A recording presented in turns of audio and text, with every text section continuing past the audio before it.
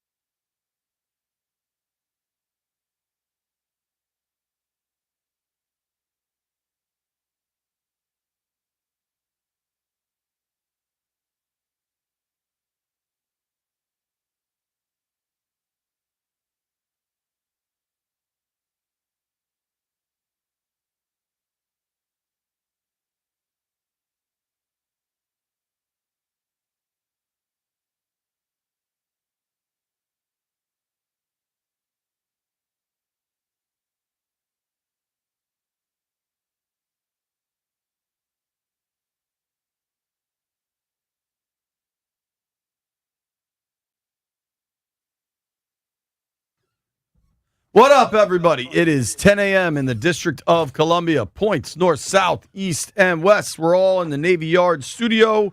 Good morning, Brian. How do you do? I'm good, brother. What's happening? Not much, man. You're listening to B. Mitchell Finley. He's an NFL legend. I'm a big-eared blogger. And bang, Landfill, system pick.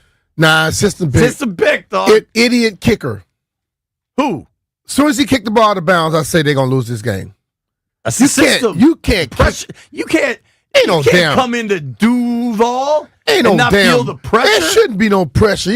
But the returner made the smartest decision because most returners would have ran up and caught that ball instead of just letting it bounce to see if it's going to go out of bounds.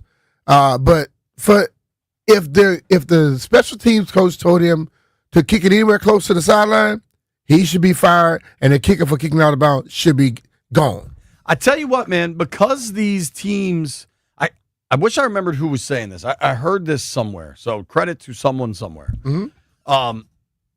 Because of the new kickoff rules, and more kickers are trying to land it in the landing zone, it does put some extra pressure on them late in games because you're trying to place it rather than just boot it. But place it down the middle of the field. Don't place it near the sideline where they can get it on the one place that they get the ball belly in the 35 is out of bounds. Sure.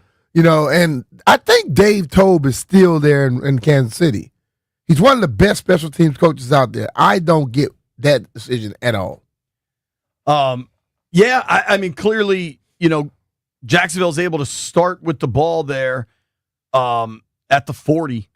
And then when he failed. How about that play? Dude, Trevor Lawrence, dude, fall on your ass. Bruh. Trevor Lawrence on that last drive made some absolute laser throws. He did. And I'll tell you this, man.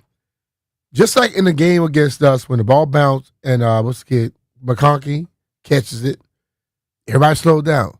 When he hit the ground, it seemed like the D lineman slowed down instead of just speed up. Because if you jump on him right there, game's over. Right?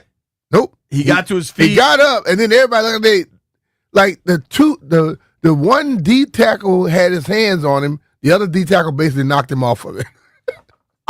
Throughout the game, I thought Mahomes was really excellent. Mahomes is excellent. That's not really saying much. But there was a play on the drive before where Kansas City took the lead, where the Jacksonville defensive tackle, I believe his name was Smith, had him. He had him. Oh, yeah. And Pat just gets out of it. Oh, yeah. Pat fools you with his athleticism because he kind of looked goofy when he running. Yeah. He's got a little bit of a dad bod and stuff. But, I mean, kind of like you. Kind of, yeah. Mahomes was the leading rusher for Kansas City last night. He was their leading rusher coming into the game. I know. That's not good. Quarterbacks on both teams were the leading rushers last night. Lawrence finished with 54 on the ground, 2 touchdowns on the ground. Mahomes finished with 60 on the ground, 1 touchdown on the ground. I want to start with Jacksonville because they went out and won that game. Yeah. If you think about, I mean, Jacksonville had red zone looks, goal line looks that they weren't able to score on. The one that they knocked out early. Yeah, and Kansas City deserves credit. Bolton's a fantastic player. You got to credit Bolton because he's a fantastic player. You let that ball go first, just attack the ball. Right, you can't lead with it like that. Yeah. But I mean, Kansas City made stops at their 1-yard line and their 3-yard line. You know, if Jacksonville is able to, I'm sorry, Kansas City made stops at their 2-yard line and their 9-yard line. But KC has a 99-yard pick 6 from the goal line also. The play by that kid, Devin Lloyd, was tremendous. Well, Devin Lloyd has, 3 or 4 interceptions already this year? I believe he leads the NFL with 4 interceptions.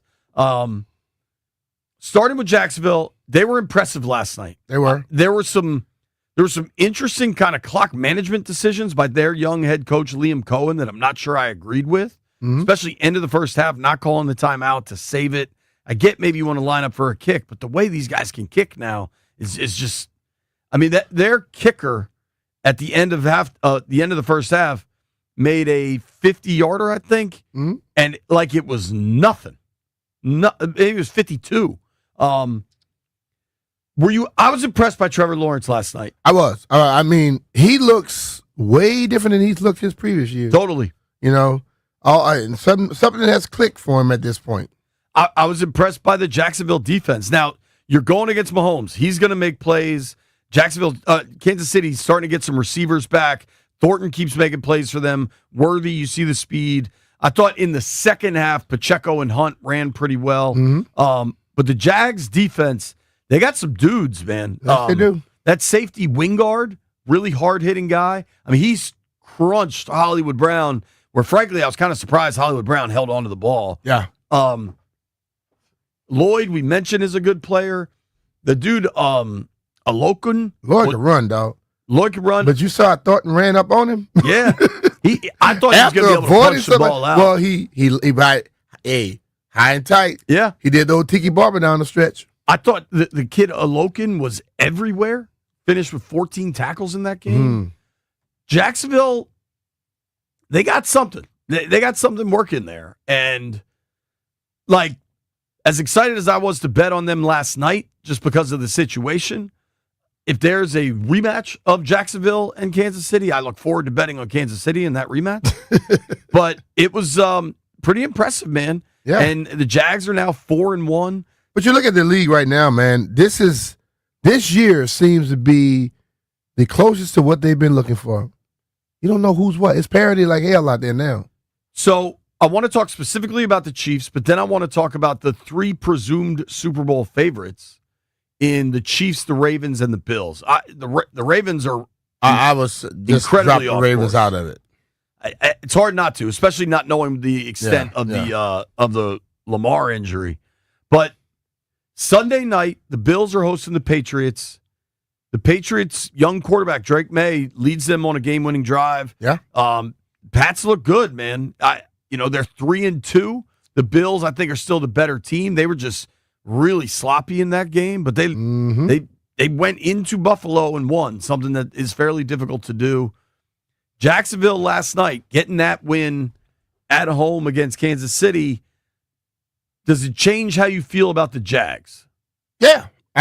They impressed me last night. Their defense is far better than I thought. And offensively, With their running back, bro, they can put some pressure on people. Etienne can play, man. Etienne was always viewed, and I think Troy said it last night. Once you get labeled with something, it's hard to run away from it. They just look at him as a speed guy. But hell, he does more than just run, like fast. He knows he has damn good vision, catch the ball at the backfield, and when he comes out the backfield, ain't too many linebackers running with him. No. So they bring a little something out there. But the whole thing is Trevor Lawrence has taken that step.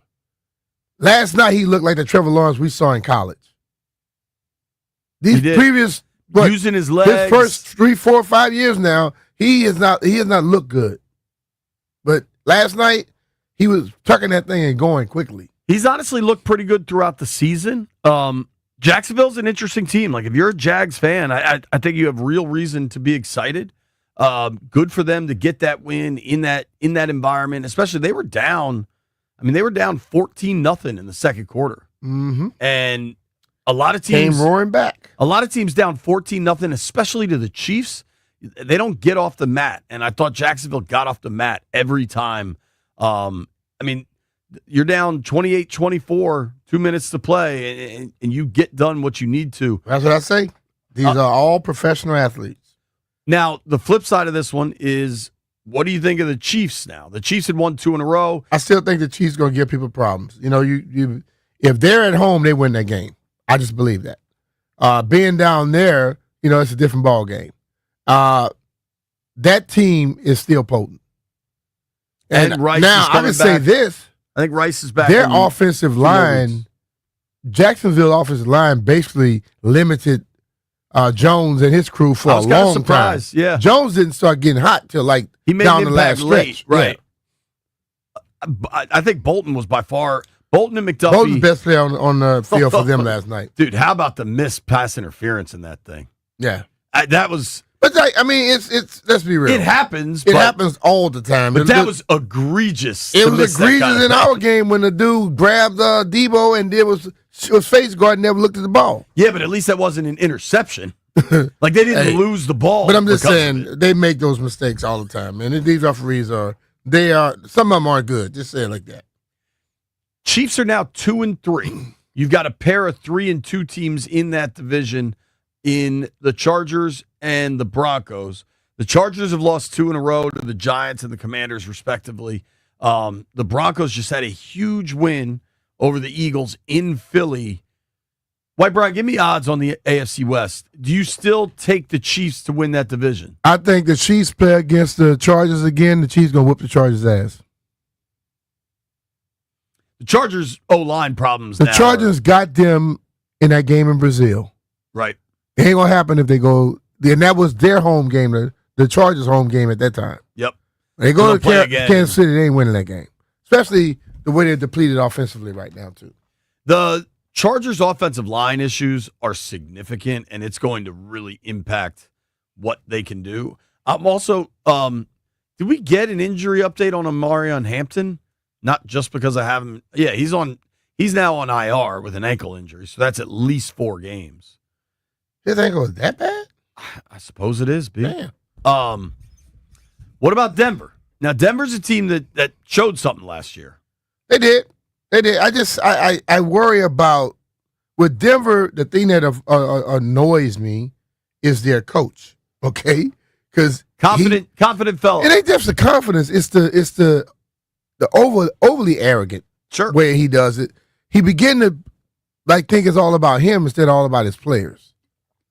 And when I see coaches like that, I think down the stretch, somebody gonna run up against him that has a little bit more clout than him and not as arrogant as he is, and gonna just school him. That's all I see.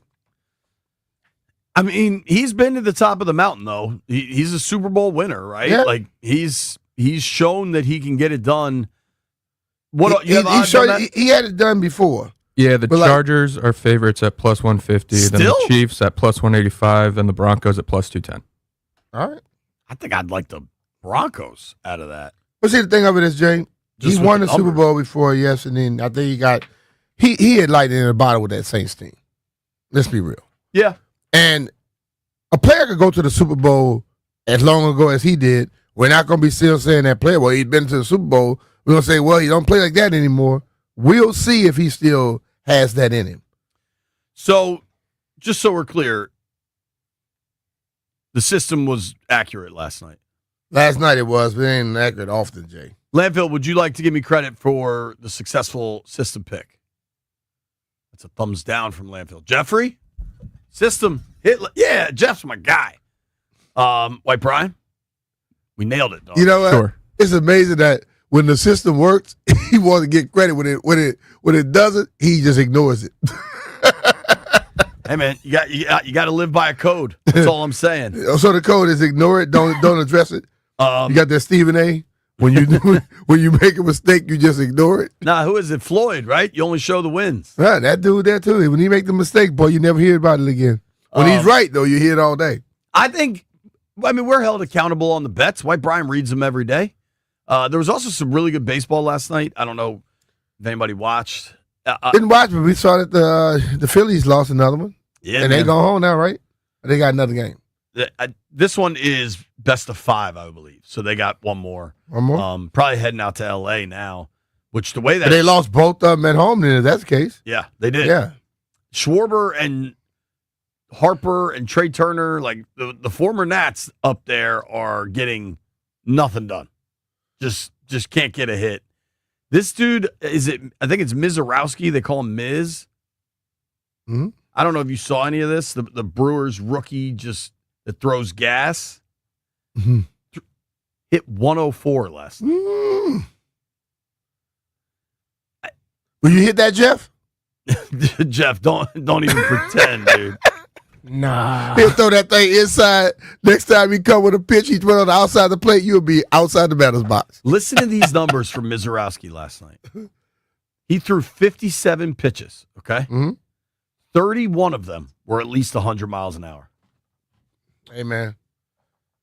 How old is he? I mean, he's a true rookie. He looks like he's 14.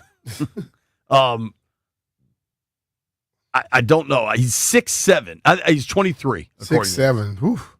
Hey, imagine that ball coming off the mound. That's like what's the other guy used to be in Arizona? Randy Johnson. Yeah, that's like, but Randy threw that thing side on. Yeah, dude. Have you jumping out the damn box. Remember when he exploded that bird? Yeah. All right, listen to these numbers. Mizorowski throws 57 pitches, 31 were at least 100. A dozen were 102 or higher. Hey, man. Some people got it. Some people don't. Speed, man. That's like when I went against the Nolan Ryan when I was down in Virginia Beach, the pitching machine. So what? It was a pitching machine that simulated what? It's 104, and you better swing soon as you see the ball drop, swing. Because if you don't, you won't hit. You won't touch it. Dude, I gotta be honest. I'm not staying in the box against 104. Well, but see that at least a pitching machine, you know think you know where it's going. So once you let a few of them hit, you see where it's going. You just standing there, you can get it. I cannot. I am the opposite of Jeff. I admit my athletic shortcomings, and I ain't touching 104. At my advanced age, I don't know that I'm touching like 75. If I got to stand in and watch it and time it, maybe I can get that. When I said that about Josiah Gray, that if he just throws straight down the middle, y'all looked at me like I was crazy. But Jeff, I'm saying off a machine. That's the thing about it, though. You can't tell a pitcher to just throw it down the middle. He has a chance to throw it inside a little bit. You know, yeah, a human pitcher. Let you feel that wind go by you, and then when you come again, you be. Yes, but I believe JP. Jeff, if you know that man is throwing down the middle, you'll at least foul tip one. But see, this is the thing about 104. If the machine is throwing it down the middle, yes, because I know it's gonna probably go the same spot every time. That pitcher don't have that much control to throw it in that same spot every time. Hold on, Jeff. You think you can touch 104 even off a machine? Give me you can touch it off a machine. Yeah. Yeah. I was killing it when I was down there. I kept hitting it because have you ever played baseball before? Pro athlete. It's different. Have you ever played baseball before? If you just see it, I'm not very good at baseball. I'm telling you. Well, of course. As soon as it did this, as soon as that ball go whoop, swing. That's all I'm telling you. From the hand to the release and watch it to the back. No. you see it come around on the machine. As soon as that ball gets dropped, start swinging because that thing was coming, bro. And when you hit it, look, it's how your hands are. I mean, it hurts. So today you got Tigers Mariners in Detroit at 4:00. That series is tied 1-1.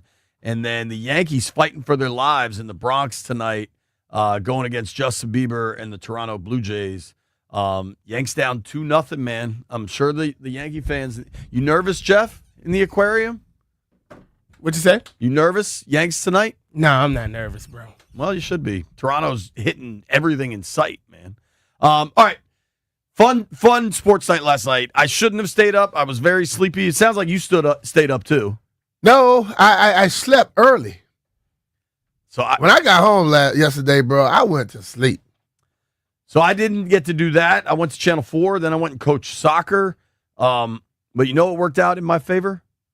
The girls wanted to watch a movie on Apple TV called Puppy Place. So you went to go to sleep? And I said, Lauren, I'll watch. I'm gonna sit here and watch this movie with these kids, and I was out. Puppy Place versus the Red Eye. Puppy Place loses. It was and that game was just really fun to watch. Flipping to some baseball and some breaks. It was crazy to see De'Ami Brown having a big role for Jacksonville, and he did make a big catch on that last drive, but he had some balls hit him in the hands and in the chest that you would have liked to see caught. I wanted to switch things back to the Commanders.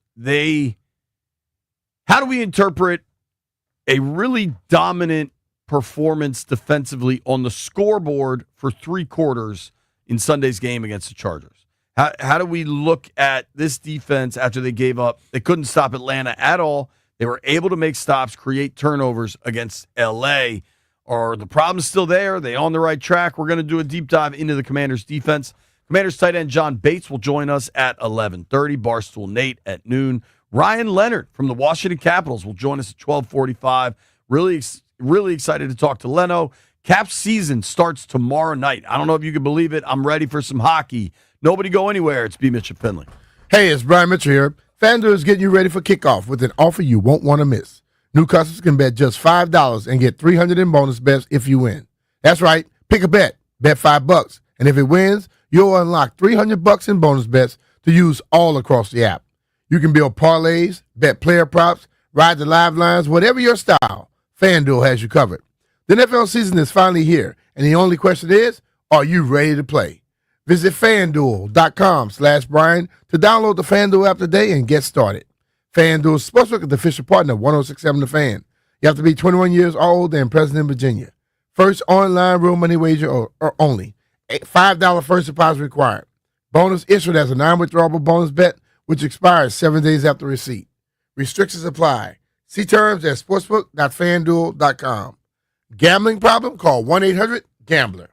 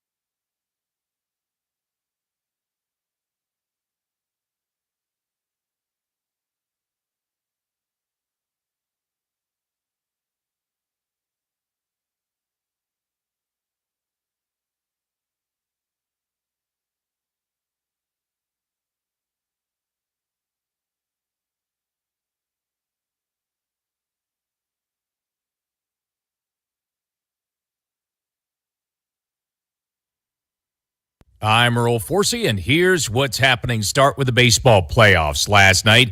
Dodgers and Brewers now 2 up in their series. Dodgers down the Phillies 4-3. They'll head home with a chance to clinch back in L.A. on Wednesday night. And the Brewers also in front 2-0 against Chicago. Milwaukee beat the Cubs last night 7-3. Yankees will try and avoid elimination tonight. They are down 2-0 against Toronto. Must win against the Blue Jays in New York. Monday Night Football, Jaguars stunned the Chiefs 31-28 in Jacksonville last night. In a crazy finish, Trevor Lawrence on a goal line play stumbled on an offensive lineman, got up, slipped again, somehow found a way to take it in for a 1-yard touchdown run, the go-ahead score with 23 seconds to go. Jags are now 4-1. Chiefs blew a 14-0 lead. They fall to 2-3. Next Monday night, the Commanders will take on Chicago, the Hail Mary rematch in Landover. They could have Terry McLaurin back. Head coach Dan Quinn said Monday they are optimistic that Scary Terry can return. You get the extra day of rest, of course, this week. McLaurin's been out 2 weeks with a quad injury. Washington right now a 4.5-point favorite. And the hockey season starts tonight. Triple header in the NHL with the defending Stanley Cup champ Florida Panthers starting things off at 5 p.m. against Chicago. The Caps season opener is tomorrow night. Capitals home against the Boston Bruins to get things underway. 7:30 p.m. for the Caps season face-off tomorrow night here on The Fan. From the Crop Metcalf 5-Star Sports Desk, I'm Earl Forsey on The Fan.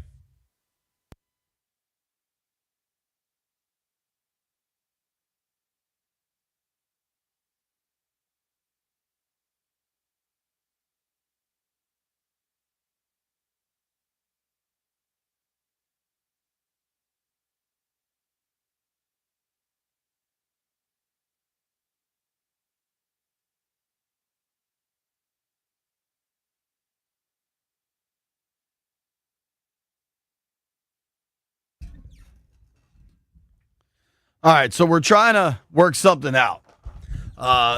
Friend of the program, Matt Swope, is the head baseball coach at the University of Maryland. Shout out to the Dirty Terps. He has said he'll get their pitching machine going. He'll start at 75 and go up from there 5 miles an hour per and see what he can do. Matt believes Jeff will be able to make some contact, but he thinks at 90 and above, he'll have no chance. I'm with that. I like content. Now, Jeff, I'm not scared to give it a try. You are always talking about it. Are you ready to be about it? I'm with it. I'm with it. We could get the cameras. Shoot, y'all could come out there. We gonna get cameras. The Comrex going. I'm not doing all that. And if I take 1 yard, coach. Yard. Off of one of his pitches. If I take 1 yard off of one of your pitches. And they throw any pitch they want. Any pitch they want. You gotta let me get How many pitches did it be? 9? I get an inning. I get 3 outs. So okay. Yeah. It won't take 9. It won't take 9. Give me your best pitcher, coach. I need one that only throws it only 90. Right, and he has a sick curve. If I take him yard, Jeff is going to be out the box all day. If I take him yard, you got to let me dress up in uniform and sit on the bench on the end. Game. On the end. I'll be on the end. But I'm cool. You can't talk. Nah. Yeah. I got to be like, rally. You can rally. You can do everything they do, but you just can't be talking about other stuff. Yeah, for sure. Yeah, I'm with that. Just let me sit there with my shades on looking cool. You know how they be leaning over the end of the bench like that? Just let me do that for 1 game. I'm cool. All right, so your ask is to sit on the bench in uniform. If you take somebody yard. Yep, if I take somebody yard. No, you're not going to take anybody yard. All right, at least if I hit like a triple. No, a yard. Leave it at that. The coach knows a guarantee while we sit on the damn bench. I bet Swope would let you. I don't know if he's going to let you sit on the bench. He's not, because he's not going to hit a yard. Maybe he'd let him hang out in the bullpen or something. I kind of want to do that. I Shoot like some the sunflower bet. seeds. I like the bet. All right. And I could throw bet in practice. No. You can't add nothing to it. Yo, you're not going to help those. Honestly, BP is probably about right for your. Yeah. You throw it to batting practice to their little cousins. All right. And they probably take a yard. I think the best day for this will be October 21st, Jeff. What day is that? It's a Tuesday. We're off. We're here. We just drive over to College Park afterward. How you know we off? We're not. We're not in Ashburn. It's the play. Okay. Tuesday is the day to get stuff done. Because I'm already thinking, hey, it's warm day. I'm playing golf. Maryland. We can play Maryland. We'll let Jeff I get played embarrassed. Maryland a lot after we got off from work here. We'll let Jeff get embarrassed in the batting cages. Then take him to the golf Then we'll course. take Jeff to get embarrassed on the golf course. He doesn't want to go to Maryland. Maybe play Swope golf. will play with us. He goes to Maryland and play golf. He's gonna be embarrassed big time. I do not get embarrassed playing golf. Jeff, I you know don't I get am embarrassed garbage. doing anything. Yeah, because I'm giving it my best try. And I That's might not take him true. yard. I That's may not- take him yard. He do get embarrassed. He suddenly told me some little things last time we played. Like, man, I got to get better. Yeah, I realize I have to get better, but I'm not He hit embarrassed. the ball so far right over at Hayes Point on the second hole. Into the river. Nah, it's Into the like parking lot? well, we played in the white course and we couldn't find it. I mean, it was so deep in the woods, man. I was practicing my hunting skills. All right, we're gonna get out there. We're gonna make that happen. I with that. All right, B. With these Commanders, Yeah. they got down 10-0 early. LA's moving the ball at will early. Then, Hold on. uh-oh. I have to read this. I have a better chance at winning a spelling bee than Jeff having hit the 90 foul ball. That's from our friend Greg that cannot spell. I also think Greg's accurate. All right, so first two drives of the game. This is in the first quarter. Washington gives up well over 100 yards of offense. Yeah. Then Quan Martin makes a play that really kind of saved that game. Dan Quinn opened his remarks yesterday by talking about, sometimes there's a play in a game that changes everything, and that was Quan for us yesterday. Okay. It's literally how he opened it. He said, sometimes I do talk about winning time moments and the importance of that. For us, I feel like defensively, the 2-minute and a half or the end of the game, the 4-minute drive. But today, I'd also like to talk really how one play can set it off. And that was Quan Martin. That's the one that's something that needed to take place. And sometimes we can expect where it's going to happen or who it's from. But often it's even better when it's the kind of perfect person to do that. Because I thought Quan really led all day with his play, with his voice, and everyone fed off that. That play changed the entire game. You can look at the stats before and after. I've been pretty vocal in what I think Quan Martin is as a player. But big picture, Brian. Yeah. So from that moment forward, LA never scored again. Now, Sanders still did have a pick at the goal line where LA was able to move the ball again. Uh-huh. Defensively, through 5 games, where do you think this group is? I think if I'm going to put it on a scale of 1 to 100%, I'm going they're only at about 65, 70% for me. Because what I saw in the second half was the best football they played all year. We saw them do some things against the Giants, and then we saw them come back against the Raiders. But the 2 games other than those, Atlanta and Green Bay, they did nothing. Okay? Then they came into that game, started off, and they were giving up yards, and then they made some adjustments, and things changed. Maybe the fact that they went into a game and they were struggling and made some assignment adjustments on things like that and started to approach it in a different manner, and they had success. Now they have a different level of confidence going into the games moving forward. So listen, I think once you show me you have that, I expect that. So now I'm expecting what I saw in that second half. I'm expecting the things I saw because in that second half, they followed up what they did against the Raiders and also the Giants. So I'm expecting it now.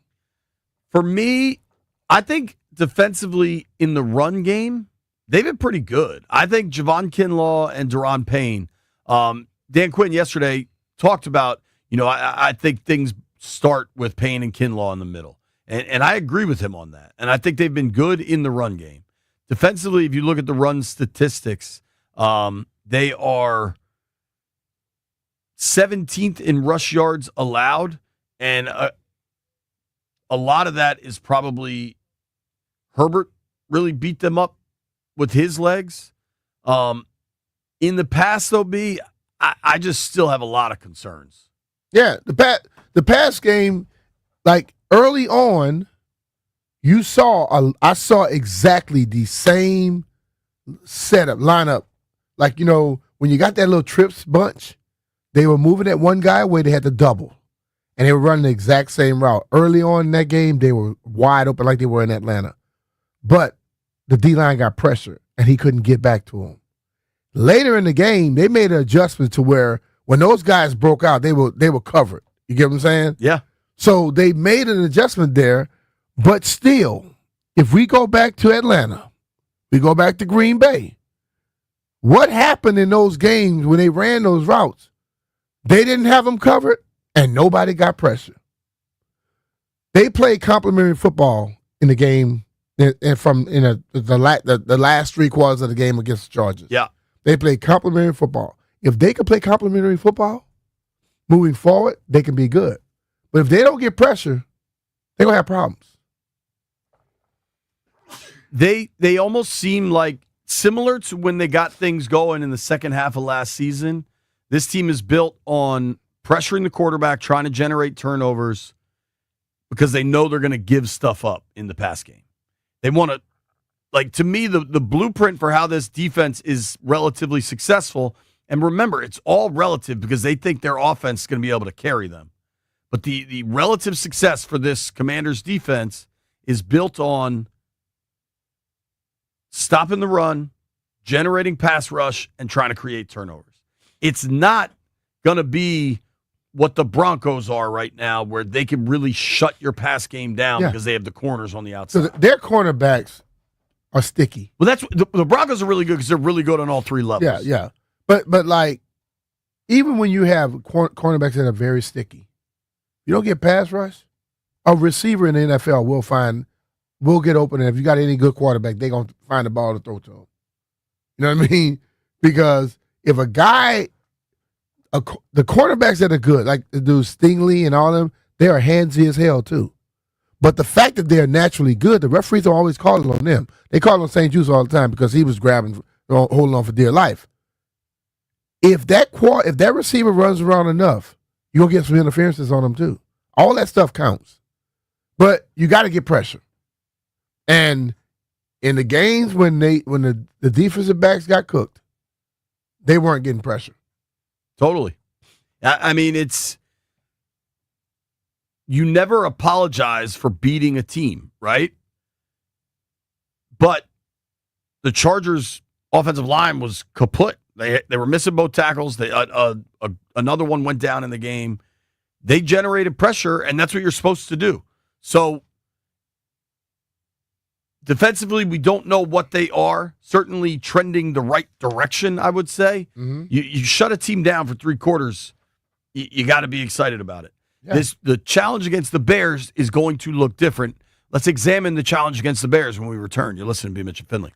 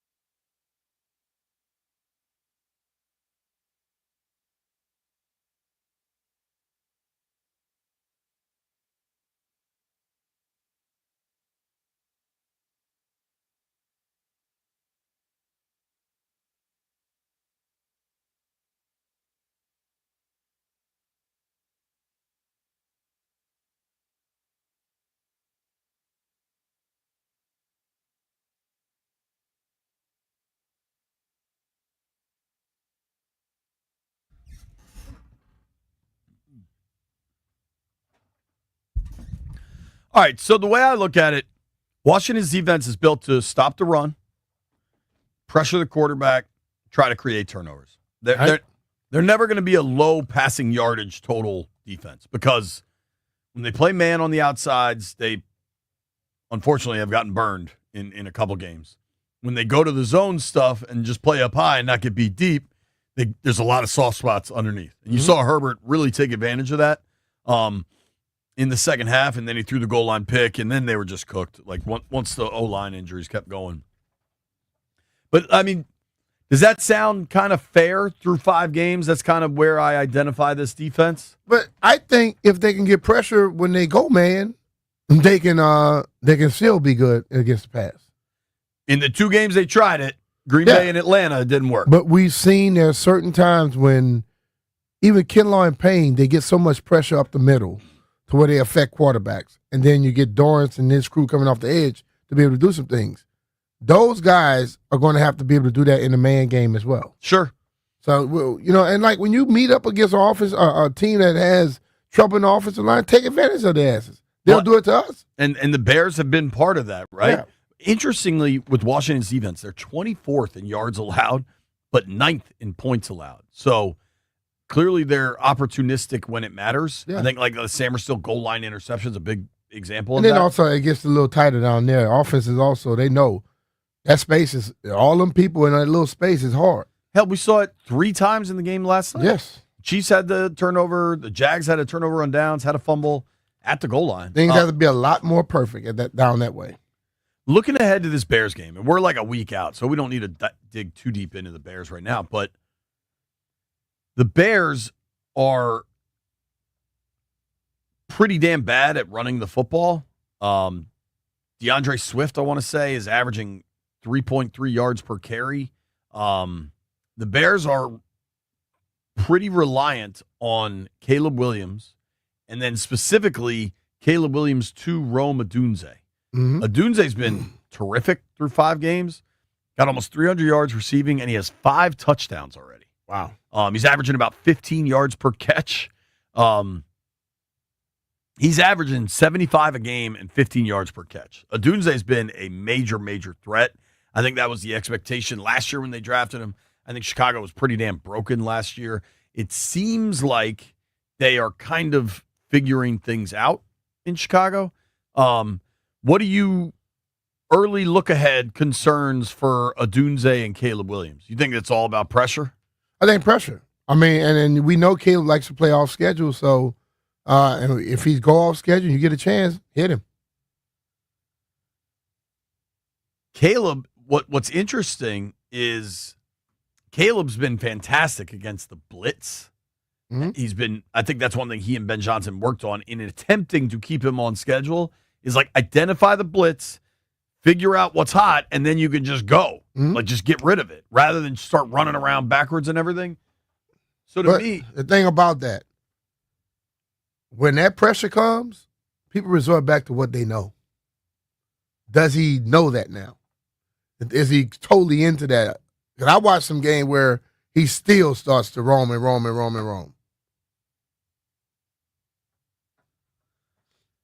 I think for me to slow down Caleb, interior pressure. Like if Kinlaw and Payne can impact the game like they did against the Giants, if Kinlaw and Payne can impact the game, and Johnny Newton too. Johnny Newton's been really good. Yeah. I honestly, in the past game, I think Eddie Goldman's been good. I think Eddie Goldman is more of a run stopper. I thought Jacob Martin was the name I meant to say. I like Jake.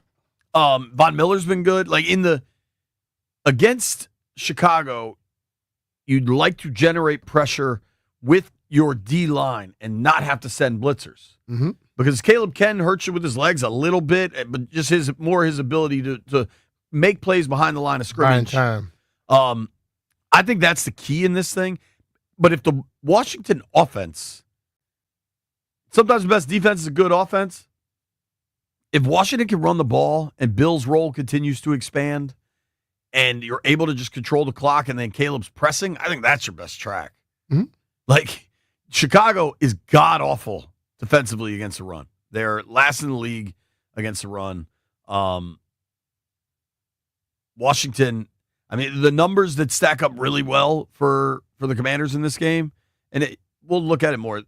The Bears, through 4 games, are 31st in the NFL in yards allowed. They give up the highest yards per carry in the NFL. They gave up over 200 yards rushing to the Raiders. Right. And everybody that ran the ball was over 4.5 yards per carry. Geno was 7.8. I think one guy was 4.5. Gentry was about 7.6 or something like that. And the other, their backup running back was damn near 13 yards a carry. Crazy. That's crazy. John Bates is going to join us at 11:30. Nobody go anywhere. We're talking about who's made the biggest addition to the Commanders' offense through 5 games next.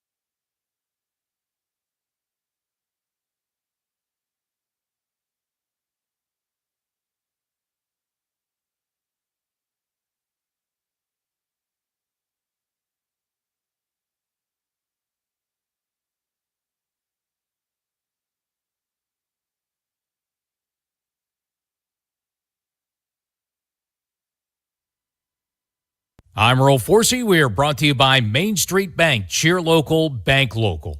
What a wild game, Monday Night Football to cap off Week 5 last night. The Jaguars stunned the Chiefs 31-28 in Jacksonville. Trevor Lawrence wins it with a 1-yard touchdown run with only 23 seconds to play. Monday Night Football coming up for the Commanders next week. Home against Chicago. Commanders 3-2 now, just a game beyond Philly in the NFC East Series. 4.5-point favorite for the Hail Mary rematch with the Bears. It's the second of 2 Monday night games next week. Kickoff 8:15 p.m. out in Landover. And Dan Quinn said Monday they are optimistic that Terry McLaurin can return after being out 2 weeks with a quad injury. Dallas Cowboys say star CeeDee Lamb could be back for them in the next couple of weeks from a high ankle sprain. That means he could play Week 7 against the Commanders in Dallas on October 19th. Baseball playoffs tonight. The Yankees trying to avoid elimination, down 0-2 against the Blue Jays. Must win for the Pinstripes tonight in New York. The hockey season starts tonight, a triple header in the NHL to get things going. The Caps season opener is tomorrow night. Capitals home against the Boston Bruins. 7:30 p.m. face-off Wednesday for the Caps here on The Fan. Main Street Bank is a business-focused community bank proudly serving the DMV since 2004. Visit mstreetbank.com to learn how to put our team in your office. Main Street Bank, member FDIC, equal housing opportunity lender. From the Crop Metcalf 5-Star Sports Desk, I'm Earl Forsey on The Fan.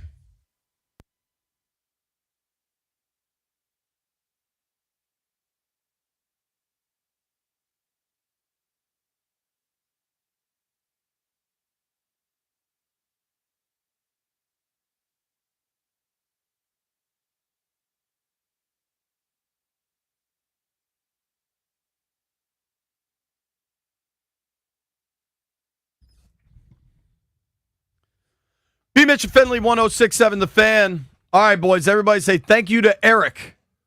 What up, Eric? Thank you. Thanks, Eric. Thank you, Eric. Thanks, Eric. Eric is my boy. I actually mentioned him yesterday. EA, I saw them out in L.A. I got a Venmo this morning from my boy EA. Said, I'm on fire with the parlays. I love the show. Let me buy lunch. All right. So EA, son. EA just bought us all a 3-piece from Popeyes, getting delivered around 11:40. Jeff, straight up 3 pieces. Woo! Good look, yeah, man. Hey, what'd you tell us to say? Give me the Ric Flair ritual. Woo! There you go. Doesn't take much to get the boys excited. Free Popeyes does from Popeyes. B, the AAA poll of the day for B. Mitch and Finley is, I think it's a good question. Which offensive addition has made the biggest impact for the Commanders? Debo, Tunsil, or Bill? The AAA poll of the day is brought to you by AAA. Level up with the new AAA Commanders MVP membership. Get all the benefits of AAA, plus exclusive experiences, discounts, and tickets. If you're already a AAA member, upgrade for free or join today at AAA.com/Commander. Hey. Debo? Debo's the offensive MVP at this point. He is. It's harder to quantify the impact an offensive lineman makes. It's harder, but when I looked at the poll just now, he was in second place. And I'm sure a lot of people are going to jump on Bill because of the last game. But overall, you know, the quarterback's having time to deliver the ball to a Debo. You know, we see Debo catching balls, catching touchdowns, scoring touchdowns, returning kicks. But when the quarterback has time, a lot of that's because of that guy protecting his blind side. So, I think it's Debo just because he's been excellent. Jeff, press that button. Let people chime in real quick. You know what we're going to do? We're going to ask this question to John Bates when we talk to him in about 25 minutes. John Bates, Commanders tight end. You should have put him in there because when he comes back, things work up. Does make a difference. I watch him in pregame, and listen, you talk about Rye. That's his coach, right? Yep. And Rye, I was watching him, how he was getting them to get their base set to block. And I love seeing stuff like that, and because I watch for it in the game. Exactly how he was practicing It's exactly how he was blocking on some plays where he got that base so low. He got it where he was low enough but not high and locked on to him and just walked them right on out the hole. So is David Rye? Yep. David Rye, he's a bad man too. I'm telling you, David Rye, my prediction, and I could be wrong, but my prediction is when Cliff gets a head coaching job this cycle, Rye will be his offensive coordinator. I don't know. I think all three have been excellent.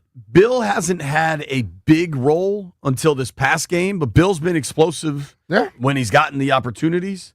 Tunsil's been very good, but especially with the injury to Terry McLaurin, they've needed Debo to have a huge role, and he has responded. Exactly. I think it's Debo. I'll let people chime in. 800-636-1067. 800-636-1067. What's been the biggest offensive addition for the Commanders? That's our AAA poll of the day question. Debo, Tunsil, or Bill?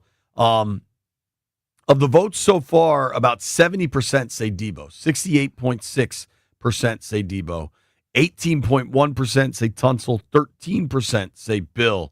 That honestly seems like kind of a... That's kind of right. and knowing that is skewed against offensive linemen. Right. Because they don't show many highlights. When the play happens and the guy ran a play, a big old hole, a quarterback sat there all day, threw a touchdown down the field, they don't show you that the offensive lineman was blocking, they show you the play or the receiver or whatever, and you never ever get a chance to really look at the lineman. But the fact that he's sitting in second is cool. Yeah. I think people recognize that Tunsil's been really good. He's also been really good in the run, and there was some level of question about it. Landville, what's your answer to this one? You asked the question. It's a good question. I think it probably is Debo. I mean, it's just remarkable how he's like the main guy on offense every week, pretty much. Yeah. Debo has given them, especially when you consider Terry's been out the last two games. And Terry kind of started, he had a kind of a slow start. Debo, through 4 games, has, the only down game for Debo was, ironically, the Raiders game when everything else kind of worked, and he had that big kick return. Through 4 games, Debo has 30 catches for 300 yards and another 46 yards on the ground to go with 4 touchdowns. Not to mention what he's done as a kick return. Yeah. He's been really good. 30 catches through 5 games is a lot. But notice now, since Terry's not here and he's getting way more work in offense, they don't even put him back there on kick return. Yeah. And they got 2 viable options back there. Right. In the last 2 games without Terry, he's gone 14 catches for 160 yards and 2 touchdowns. Yeah. Let's let some of these folks chime in. Chris is in Culpeper. Who's been the most important offensive addition, Chris? Hey, well, I believe it was Debo, you know what I mean, because of his impact on the return game. And then you have to think about it. Where would we be without Debo, without Terry McLaurin?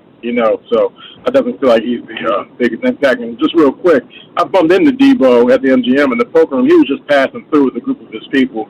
And the guys at the poker room, they were clowning me because I was kind of starstruck, And I just wanted to ask Brian, how would you feel, if somebody bothers you in public for a picture? I didn't really know if I should ask for a picture or not, but I kind of missed the opportunity. But that's all I got to say, fella. Thank you. Well, my whole mindset, my whole life has been, if you don't want to be bothered, stay home. When you go out there, if you are a public figure and you somebody that people admire, they're going to ask you questions. They're going to ask to take pictures, and you need to be willing to deal with it. I do it all the time. B-Mitch is unbelievable doing it. Thank you for the call, Chris. I think generally just kind of read the room. If somebody's having a quiet dinner. If you're having a dinner, yeah. But if you're walking through and you're like, hey, man, I'm a fan of yours, can I have a pic? No, most guys would oblige. Especially if it's one picture, just rip a selfie real quick. It doesn't take any time. I think that's totally cool. The one thing I'll never understand with people that want to ask for pictures, if 2 people are together, if it's you and your buddy, You don't each need the picture on your own phone. Just take one picture and text it to each other. Yeah. Thank you, Chris. Let's let Rusty chime in. Rusty, who's been the most important offensive addition? Hey, fellas, how you doing today? Good to hear from you. We're good, Doug. I love the attitude that Brian is giving Bill. One of my best friends was a unbelievable two-way player in Pennsylvania, high school, all-state, all over the place. Played at Penn State, but never did anything but make the practice squad. And he said what motivated him was his father never telling him that he was proud of him until he got that Penn State position. So keep telling Bill, he's got more to do, and one day he'll be that great, I think. Debo, head and shoulders above everybody else. Thank God we actually have Debo this year with the injuries and everything that we've been hit with. I think Debo is far and away, a touchdown in every game except for the Atlanta game. Coming through big time on returns. He's without a doubt the offensive player. And when Tunsil got a penalty the other day during the game, my son looked at me and he said, "Dad, we knew when we got him he was going to have a couple penalties." I said, yes, Tunsil's the runner up there, but Debo, without a doubt. Thanks for the call, Rusty. Appreciate you, man. Keep these phone lines going. Alex is in Silver Spring. What's up, Alex? Who do you think is the most important offensive addition? Yeah, what's up, guys? I tell you what, let me go, B-Mitch, I know you're going to agree. Let me go not sexy. Without the front line, I'll say Debo can't do anything. JD5 can't do anything, so I'm going to give some love to the not sexy, the ones that do all the grunt work. So I'm going to say the front line, bro. Let me start there, and then we go on and on. What you think, B-Mitch? We got to give some love to the we gave him some love, but I think the most impactful has been Debo. Thank you for the call. Yeah, I think he brings a level of confidence and what's called machismo to this team that they needed, dog. Yeah, he brings a little extra, so everybody feels a little good about themselves. For sure. Daniel from the Wharf. Daniel, who is it? Debo, Tunsil, Bill. What's the most important addition? It's Debo, but I think there's another one that not many people are thinking about, but I'm going to just start off with Debo because I like how Cliff is using him in this offense because I don't know if you've noticed, but when he was in San Francisco, they had this man running the whole offense when everybody was hurt, and now they got him on a couple set plays where he's doing a couple screens, and he's not taking those major bowling ball hits that he had. Mm-hmm. So I'm really loving the longevity that Debo is going to have for our team. I think that's going to be huge. But also, man, how about a girl Juju Watkins giving Jaden Daniels a little bit of that confidence coming to LA? I think that's a great offseason addition for the offense, giving him some confidence, approved by Mama Daniels. I don't know. It helps with the mind when you got a little baddie behind you. That's all I'm going to say. Hey, man. Jaden was good. Jaden was good before Juju showed up on the scene. And listen, it's easy to jump to conclusions. We're not going to. I hope two young people are very happy, whether they're dating or they're just friends. They be friends. You never know. I'm cool with whatever. I had a lot of friends that were athletes in college that were the female athletes. That were cute, too. But they wasn't my girl. They were just my friends. I also think I feel like we've kind of ignored all of it.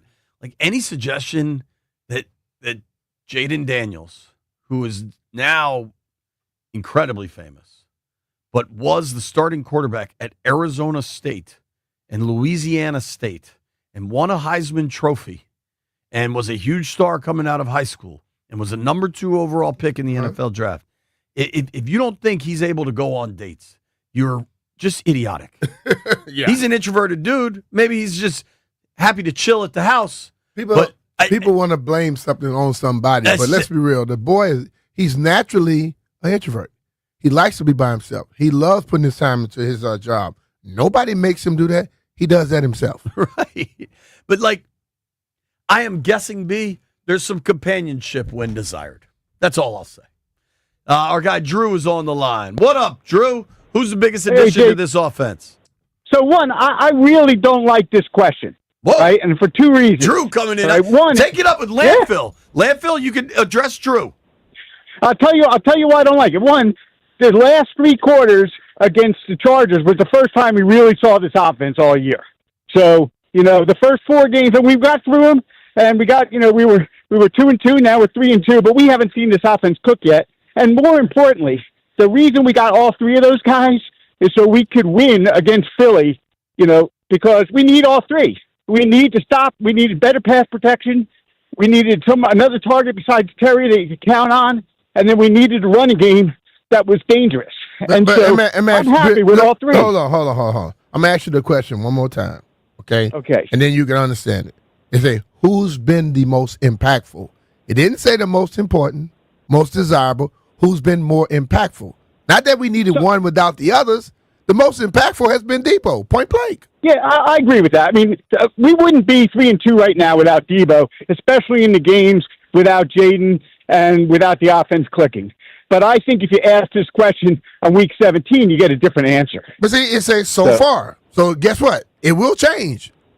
It will change up to be somebody. If Bill keep running like that, it may say Bill. If Bill keep running and then people start saying Tunsil pancaking people, maybe Tunsil. But at this moment, that question was asked. I get you, B-Mitch, but you're the one who said complimentary football, and I think that this question belies the fact that we need complimentary football. We need it on defense. True. We need it on offense. Drew. Let's relax a second here.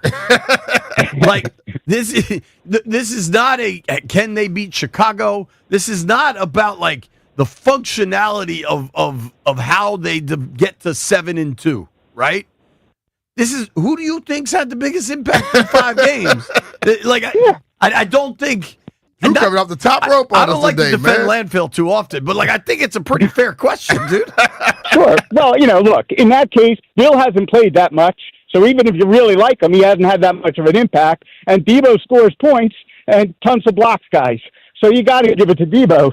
But all I'm saying is this is an early time to ask this question. 5 games, you know honestly.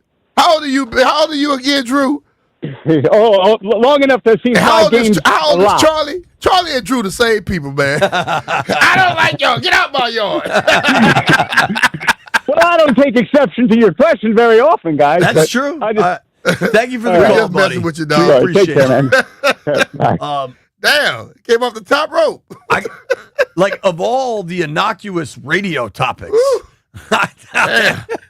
Landfill, would you like to defend yourself? No, I would like to say, though, that comparing Drew to Charlie is that's just nasty work. I mean, Drew doesn't call in and think that fumbling all the time makes you a good running back. Man, I feel, don't say that, because my man just got an ACL injury. He's out for the year. Yeah, I hate that one. I didn't realize that. AG, yeah, that's my dog. I got your point, though. Yeah, we knew who you were talking about. Jeffrey, who's your answer here? I'm guessing Debo? Jeff? Jeff is the reason. Nah, it's not me. You think it's your songs? Nah. It's Debo. This man, it's not even his play on the field, I would say, too. Of course, that's a part of it. But it's like he brings an aura to the team, like an energy that on that offense, like you can even see it, how he interact with JD and just everyone around. It just seems like everyone's buying in. Yeah. It's starting to click now. I have enjoyed getting to know all 3 of these guys. They're all, like, Tunsil and Debo move in a different weight class, right? Like, they kind of carry themselves in a different manner because of what they've accomplished in the NFL.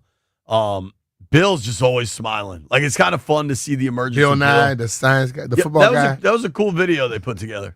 I think that used to be my show back in the day. Really? Oh, bro. I like Bill Nye. You know what's fun? Shout out to Bill Nye. It's funny they put that video out last night because I was at 4 yesterday, and one of the people had been at an event with actual Bill Nye earlier in the day. Oh, really? And they were like showing me a video, like, dude, he looks the exact same. Bill Nye doesn't age, apparently. Yeah. Probably got all that science money. Mm-hmm. That science money's good money. Hey, he got all the right things to use on his face.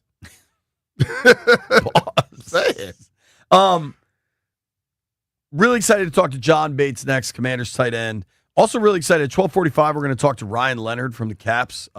Super young buck, right? high-level prospect. Yeah, came up late last season. Yeah. Remember the picture of him and Ovi having a beer in Boston? I think that's going to be really, really fun. Plus, Barstool Nate in the middle. You never know what that's going to be. Oh, my Lord. So I want to talk about Metropolitan moving and storage.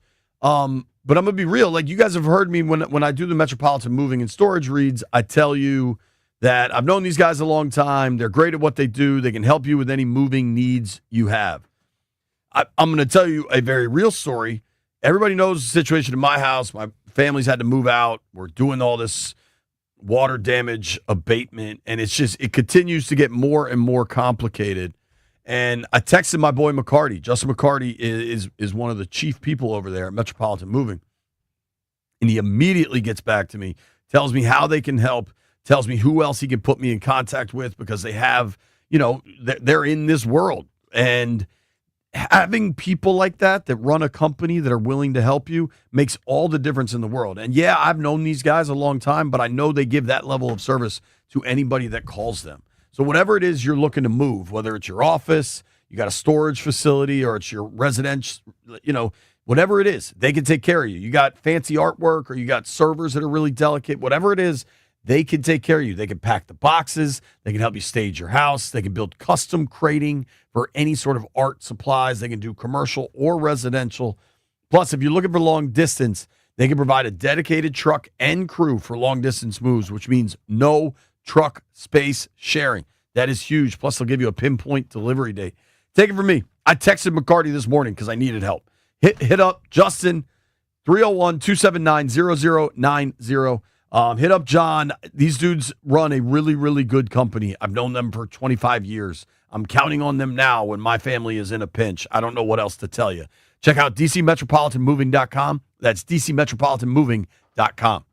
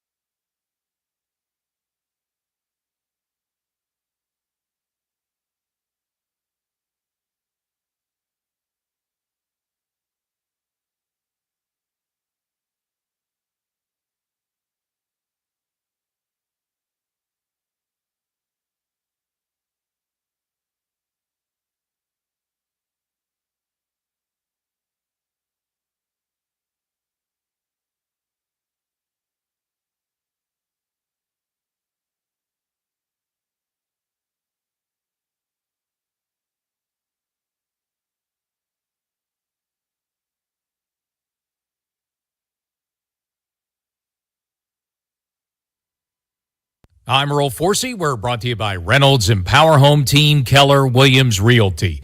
Baseball playoffs last night. The Dodgers and Brewers in command of their series. LA beat Philly 4-3 to take a 2-0 lead in their series. Milwaukee over the Cubs 7-3 for their 2-0 lead. Tonight, the Yankees trying to avoid elimination, down 2-0 against the Blue Jays. It's a must-win for the Pinstripes in New York.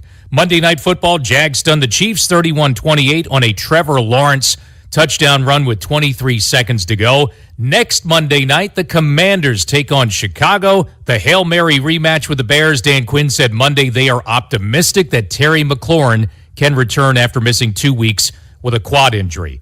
Want to hear the fastest way to know what your home would sell for? Reach out to Empower Home Team. Simply text your address to 800-763-3000. No phone call. Just text your address to 800-763-3000. That's 800-763-3000. From the Crop Metcalf 5-Star Sports Desk, I'm Earl Forsey on The Fan.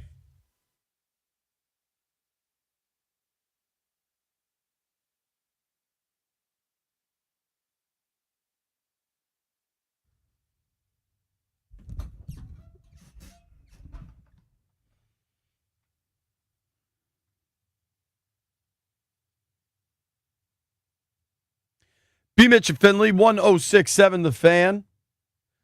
2 events occurred on Sunday. Commanders tight end John Bates returned to the field. That's a fact. And the Commanders ran the hell out of the football. That's also a fact. Yeah. I don't think they're a coincidence. What's up, John? How are you? Guys, doing good. How about yourselves? Good, man. I saw you working early, John. I told him I was watching you do y'all little get your base right and then watching the game, and you look exactly like you did in practice. Oh yeah, man. That's what our coach preaches, man. Once you get to game day, nothing should change from what you do throughout the week. It's everything you do at practice, from your base fundamentals to how you do stuff in practice, translates to the game, and he preaches the heck out of that. So we try to keep things simple and do what we do and have it translate over in the game day. Well, B was saying it seemed like you picked Coach Rye up and drove him about 15 yards down the field. Yeah, that happens sometimes when getting off the ball the right way. But no, it's all good. So, well, dude, that win in LA, knowing that you guys had started slow on the road, Dan Quinn had been honest about that. You get down 10-0 early. And then Quan's able to force that fumble, and then the offense is able to get it going from there. Where were you? When did you see it? Because I know sometimes you're talking to a coach or whatever. You might not be watching every snap. Like, what was your reaction when Quan makes the play, you guys get the ball back? Yeah, I was stoked. It was kind of funny because we got down 10-0, and I was sitting on the sideline. Might have been after we punted the ball or something. I was actually sitting next to Colson Yankoff, and I was talking to him, and I just had this feeling. I was like, dude, I got a feeling like the ball's gonna, our defense is gonna get the ball out. And it might have been a few plays before that Quan fumble. There might have been a hit on the sideline that someone hit the running back going out, and the ball came out late on the sideline, was out of bounds, and then a couple plays later, I want to say Quan scored that ball out. And so I was stoked. I don't know what it was. I just had a feeling that something was going to happen. And then obviously that was the spark that we needed for a team, was to get that turnover. And something that we've been really preaching from a defensive, perspective is forcing turnovers and getting the ball back into our offensive hands. And then obviously another spark was that, that deep pass from Jaden to Luke, making that incredible catch down the middle of the field. Really gave our offense another huge spark, and kind of went rolling from there. So, some huge plays on both sides of the ball to get things going. Hey, blocking for different running backs, it entails different things. What is it about Bill, about his running game, that makes it easy or difficult to block for? I mean, he makes it easier, I think, to block because, you could be in a great position or in a bad position, and he's shown he's going to make guys miss, and especially that first guy, he's always going to make that initial first miss. And so whether things are going good or bad from a blocking perspective, he's got that ability to make plays. I've told people he kind of reminds me of a NBA flashing point guard, just the way that he's able to be elusive and cut and accelerate, stop and start. And so he's a special player, man, and it's great guy to have on our team. What do you say about Bill, though, just locker room? He seems like he always has this big smile on his face, like he's really humble about what is happening, and it almost seems like he still kind of can't believe it, that he's an NFL running back and it's going so well. Yeah, no, Bill's super humble dude. Like, come in and worked his tail off, and there's no ego when he shows up to the door, man. Like, he just puts his head down and works, and gives it everything out there for us. And so he's come in and he's done a great job so far, and just does a great job of not getting too high or too low, which I think is really important for a young player. Is to everyone, like, when things are going good, it's easy to feel good, but he's got the right mindset for sure. How good was it, you think, John, in your mind, for the team to be able to, like, you started off slow, but then you all came roaring back and seemed to just take over that game, and how do you keep that going into the next game and games after? It was huge, man. I think it's just the team playing complementary football.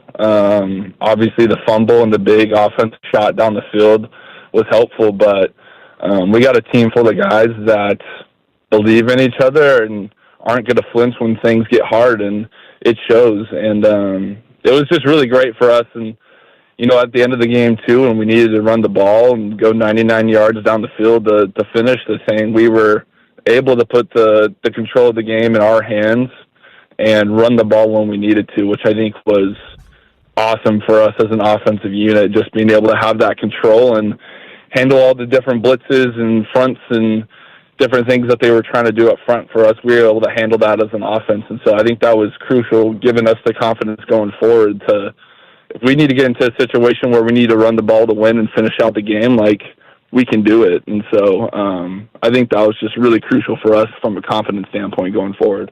Absolutely. Talking with Commanders tight end John Bates here on the Ruud Guest Hotline. Ruud makes the most reliable heating and air conditioning products in the DMV. If you want, you can give John a follow at @JJohnBates. I got to ask, your social media handles, I think both Instagram and Twitter, are @JJohnBates. Is John your middle name? John's the first name. What's up with the two J's? You know what? I used to have a different handle back in the day, and my wife was like, "You just need to make this thing way more simple than it was before."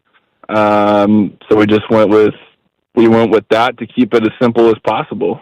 What was the old one? Now we might be trying to track down a John Bates burner out there. I know. It was pretty simple too. It was like, it might have been my name with a couple different numbers that I used in high school. It was still simple, but she figured it'd probably make it a little bit easier to find me if I just kept it pretty straightforward to my name. So one of the funniest things, I think, I'm going to ask you about a fellow tight end, John.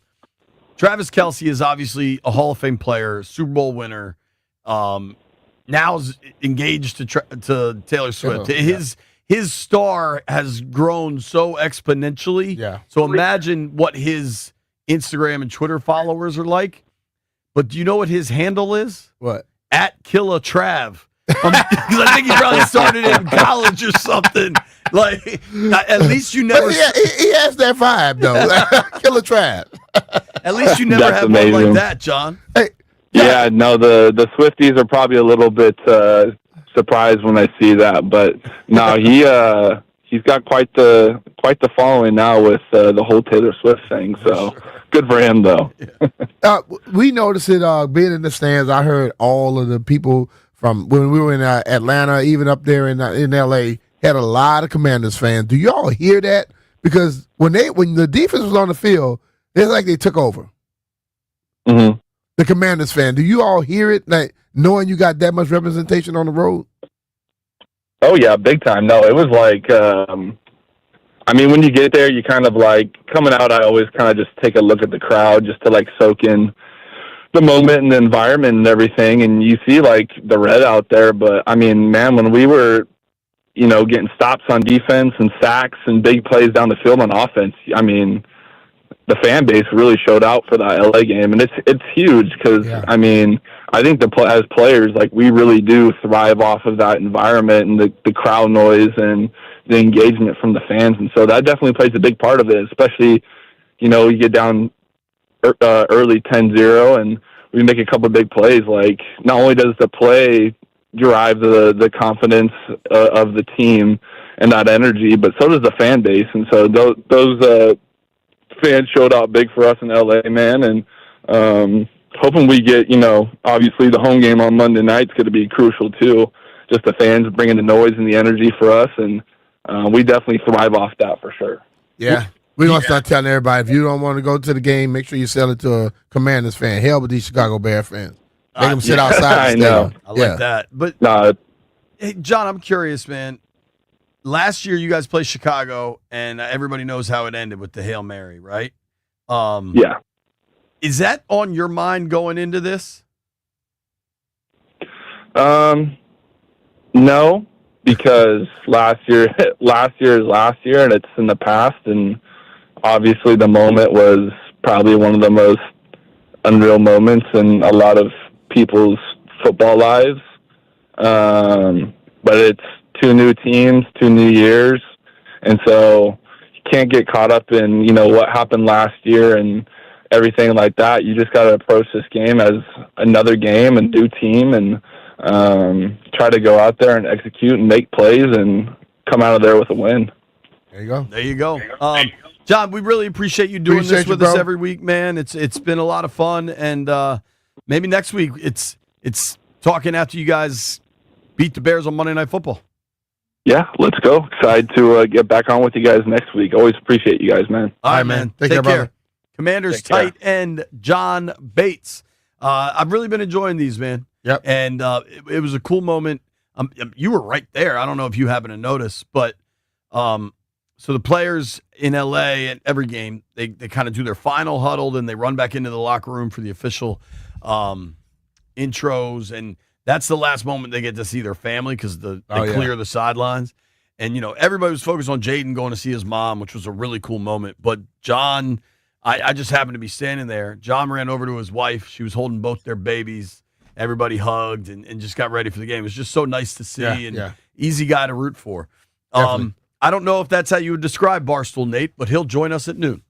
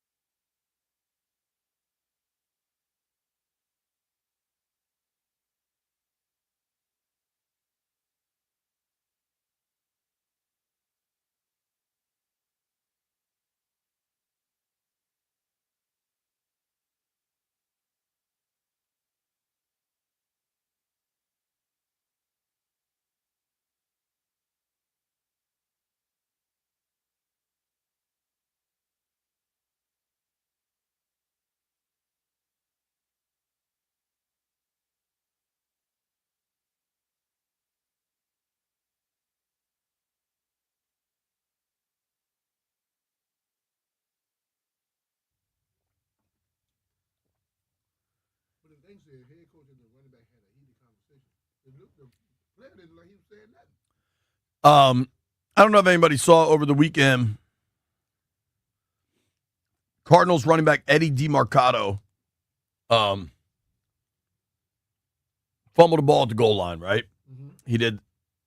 He dropped it, right? Mm-hmm. He did the really dumb thing where you drop it before you get in the end zone. And his coach, John Gannon, was furious and lit into him on the sideline and kind of got his hands on him. And Gannon came out and said that he apologized to him. I think that's the right way to handle it, right? Like, just own it. Yeah, I shouldn't have done that. I flipped out too much. Obviously, I was mad. I'm sure the player's mad, too. Yeah. See, that's the thing about it. In high school and college, that might work. At the pro level, once you're in a player's face and you touch him, that's a different ball game. Yeah. And if you saw, and I say, oh, he put his hands on him? Oh, that'd have been a different ball game. That was me. Right. Listen, bro, respect is not just something that you give to only a person in the standard. You got to earn that no matter who the hell you are. And I'm looking at the headline. That's what I hate by headline. Head coach and running back get in a heated conversation. Running back didn't look like he was saying one word. The coach was losing his damn mind, but the running back wasn't saying nothing. Yes, he made a mistake. There's not a lot he could probably say in that moment. He can't say nothing at all, but I'm just saying what the headline said. Right. But at that point, you know what? You can bench him, you can do whatever. But to try to upstage him like that, no, you don't do that. Here's what we do around here is we root for the Caps, rock the red. Tomorrow night, Caps opener. In about an hour, Ryan Leonard is going to join us, second-year player for the Caps, and a player that there's a ton of excitement about. I'm really excited to talk to Leno. And right now, we're going to give away some tickets. Caller number 10, 800-636-1067. You win a pair of tickets for the Washington Capitals Friday, October 17th against Minnesota. All fans in attendance will receive a rally towel. For tickets and complete Capital schedule, visit thefandc.com, courtesy of the Washington Capitals. That also means tomorrow night on our air, you get to hear John Walton. I love Walton, man. Yeah. He's so good on the radio. We are I've said this repeatedly and I stand by it. We are extremely lucky. The way hockey has grown since I was a kid and probably since you got to town, B, the fandom surrounding hockey in this city has grown so significantly. And I think there's a direct linear path from Alex Ovechkin to the growth of hockey in our city. But all that said, DC's still not the biggest hockey market in the world. No. We are so lucky to have Joe B and Locker on TV and Walton on radio. Those guys are so damn good, and they make it fun, and they also educate you. Yeah, dude. They let you learn more about hockey watching it. You know what I'm saying? So I can't wait for hockey season. Can't wait to listen to Walton right here on 106.7 The Fan. Caps coverage. I can't wait to watch Joe B and Locker on Monumental. We hadn't really talked about this.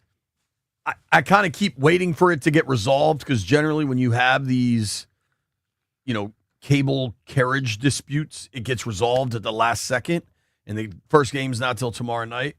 But I know some people. My boy Mike Kelly, you know Kelly. Yep. He's a YouTube TV guy, and he's like, they better figure something out. I think when the games start tomorrow night and Caps games aren't on YouTube TV, there's gonna be a whole lot of people really pissed off. Yeah, man. yeah. I'm a Xfinity guy, so I'll be all right. But Masson has been difficult. I think I might be able to find it, Jay. But you got 8,000 channels. Hey, man. Hey. I can't wait for Caps. I think there's a lot of expectations. Last year they were excellent. Ran into a buzzsaw in the playoffs, but yeah, hockey's so fun. Honestly, that Friday, October 17th, might be a good game for the Finley clan, dude. I'd like to get to a Caps game before too long. We're in town that weekend, right? No. Are we on the road? We go to Dallas the next day. Yeah. All right, well, we'll get to a Caps game before too long. If you want to win, caller number 10, you win a pair of Caps tickets for Friday, October 17th against the Minnesota Wild, I think. Wow. They're wild. Barstool Nate joins us next.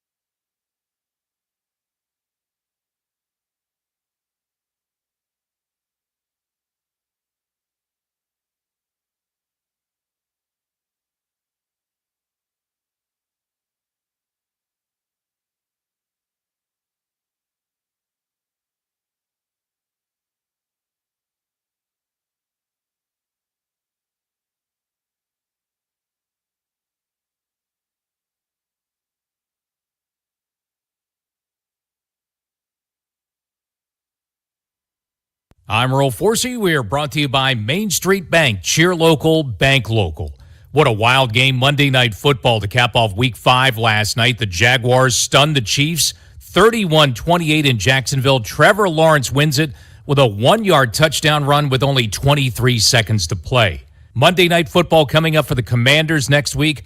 Home against Chicago. Commanders 3-2 now, just a game beyond Philly in the NFC East Series. 4.5-point favorite for the Hail Mary rematch with the Bears. It's the second of 2 Monday night games next week.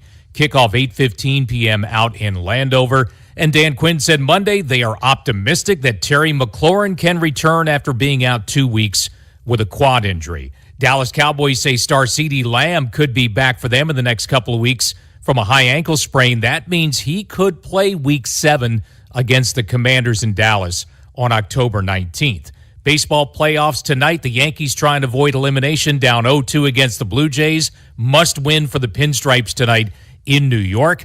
The hockey season starts tonight, a triple header in the NHL to get things going. The Caps season opener is tomorrow night. Capitals home against the Boston Bruins. 7:30 p.m. face-off Wednesday for the Caps here on The Fan.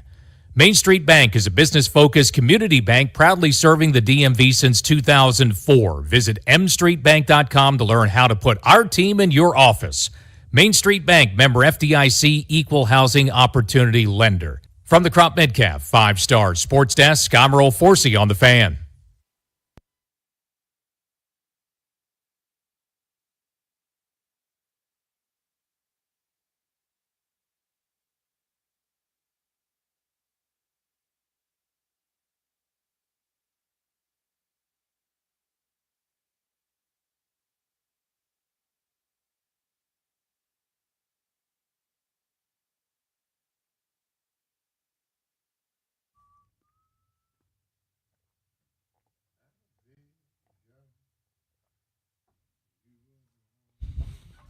B. Mitch and Finley, 106.7 The Fan. There's about a zillion things I want to ask you about. Whenever you hear OAR, it means our friend Barstool Nate is joining the program from New York. He never leaves his apartment. You can read his work at Barstool Sports. You can follow him at Barstool Nate. he's something. He's not an I want to talk Commanders. I want to talk Caps. But first, I don't know if you saw this. I saw the OAR boys are like all in on the Columbus Blue Jackets hockey team. Shouldn't they be Caps fans? No, that ain't it. First of all, good morning, guys. How are you? Happy October 7th. Happy birthday to my brother. Happy birthday. They just do some, they just play the crazy game of hockey out in Columbus. They went to Ohio State, so they have close ties to Columbus. But no, they're DC guys through and through. Don't get it twisted. All right, so they're Caps fans. All right, thank you. Yeah. Thank you for clearing that up. Of course.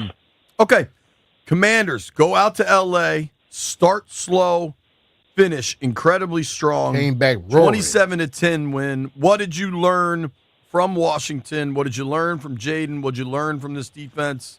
What'd you think?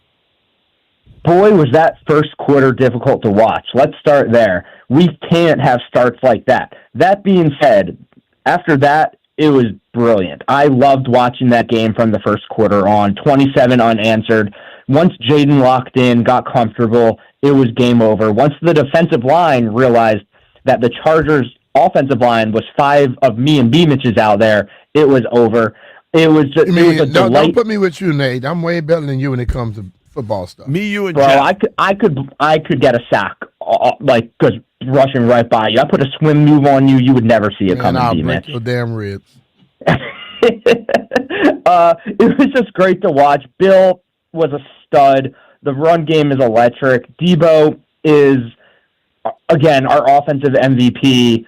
I thought the first quarter showed that the secondary is, they have work to do. It is not our strong suit, but from then on, it showed if we can just get pressure on the quarterback, and this isn't groundbreaking analysis, if this team can get pressure on the quarterback like they did for the majority of the game, it makes the secondary's lives so much easier, and they don't have to, be this all-pro secondary. You're not dependent on Mikey and Lattimore to be Darrelle Revis. They can do just enough to be adequate to win the football game, and that's what happened. So It was a very, very fun second, third, and fourth quarter to watch, and I would love them to keep that performance up. Unfortunately, not every offensive line is as bad as the Chargers, so you can't expect it, but we know what they're capable of at least. But I think when you look at this D-line, especially Kinlaw and Duran in the middle, Newton coming in, Goldman coming in, those guys have something. And I think if they can play dominant football, they help everybody out. The edges, the secondary, everything. Linebackers. Yeah. I will say, playing against a bad O-line, it'll give them that confidence. Like, once you start getting hits on the quarterback, they're going to want that feeling for the rest of the season. And so maybe, this will put a little pep in their step. And again, I can't stress enough, the Chargers O-line is probably the worst we've ever seen. And I don't say that lightly. I as a Commanders fan, was offended watching how the malpractice that the Chargers have done to Justin Herbert. Because when he got more than 1 second in the pocket, he's a lights-out, fantastic QB. He might be dead in the dirt if it keeps up like this. I felt bad for the guy. Yeah, I mean, those injuries change everything, dude. And I think turnovers change everything in the game. What's funny is, talking through all these different things that happened in that Commanders game, I think arguably the single play was Quan Martin. Yeah. Mm-hmm. But the single player might have been Jaden returning to the field. And Mariota was really good Quan when he was Martin out and then there. Luke catching that damn big pass. Sure. That was something special, too. I think the emotional lift of getting Jaden back out there for these guys and this organization, I think that can't be understated. You know what I mean? Like, there's so many individual performances worth highlighting, but just having Jaden back out there, I think, for this team gives them a very, very different belief. Yeah, it's definitely one of those things that doesn't show up on the stat sheet. And I touched on this either last week or 2 weeks ago, how the defense will definitely feed on Jaden's energy. It just feels like a different game once they start gunning into motion. Like, once the offense starts clicking and marching down the field, you can just tell that extra breather that the defense gets, like that extra, all right, we're in good hands with Jaden, that the defense gets. That being said, it wasn't the most efficient game for the offense. Yeah, we won 27-10, but still, 2 for 7 on third downs. That has to get better. And then on the opposite side of the ball, the Chargers were 9 for 16 third down efficiency. We can't have that. That'll be good enough to beat the Chargers. That won't be good enough to win all season. So there's a lot of stuff we need to tighten up. But I agree with you, JP. Jaden on the field, especially once he got comfortable, it's such a game changer that, again, won't show up on the stat sheet, but you can just feel it. It's one of those just feelings that you get, and you can tell that the players feel it too. But it also did kind of show up on the stat sheet too. Yeah, it did. But the thing of it is, of course, but there's that thing that the je ne sais quoi that does not show up. But as you look at that game, look at the Chargers. The Chargers have one of these controlled offenses where they're going to methodically go down the field, things like that. Do you think they take more chances if someone is trying to have people throwing it down the field instead of all they were throwing were hookups? You look at the amount of passes he threw and look at the amount of yards he had. Mm-hmm. It's not great, to be honest with you. But the thing of it is they run those 7 or 5 to 8 to 10 yard hooks all day, and we gave them that basically by running zone against them. Yeah, I mean, Justin Herbert was in hell all game, and he still went 22 for 29. But yeah, like you said, only 166 passing yards, and it's a testament to how well our defense played and just how bad the Chargers' offense is. I truly like Justin Herbert, and I think he's a likable quarterback. I think he's extremely talented. He should go on strike. He should be with a picket sign outside of the Chargers front office. Find me 5 guys who can block, because it was like God, what's his name on the Texans who got killed his entire rookie season. They never recovered. David Carr. Yeah, I kept saying Derek Carr. Something like that. He's on that pace. It's crazy. And I don't know what the Chargers are going to do about it, but they cannot make Justin Herbert play all season behind that line. That is a travesty for Justin Herbert. Kind of moving forward. Talking with our friend Barstool Nate here on the Rude Guest Hotline. Rude makes the most reliable heating and air conditioning products in the DMV. We're a week out, right? I mean, they don't play till next week, but yeah, Bears coming to town. A lot changed for Chicago after the Hail Mary. Their season really fell apart. Ben Johnson and Caleb Williams have seemed to find some good working relationship. Chicago's won their last 2. How are you feeling about that game coming up? It's a cool game, right? Like, it feels more rivalry than it really is, mostly because of how annoying Bears fans have been about Jaden. And I think it's cool that Caleb is kind of turning into a real quarterback. He knows how to, put together a drive now. He's throwing a couple touchdowns this season. I think he has 8 touchdown throws this season, which for him, it might as well be a million. I have not been a Caleb believer, but you're right. A lot has changed with that entire franchise. They have a real coaching staff in place. They seem to run a real offense now. So it should be a very fun game. I love that they put it on prime time. I love that it's at home. I think we should win. I obviously we should win, but it should be a very exciting game. The Bears are no slouches. Like, they're not last year's Bears. They're much improved. Their defense is last in a lot of categories, though.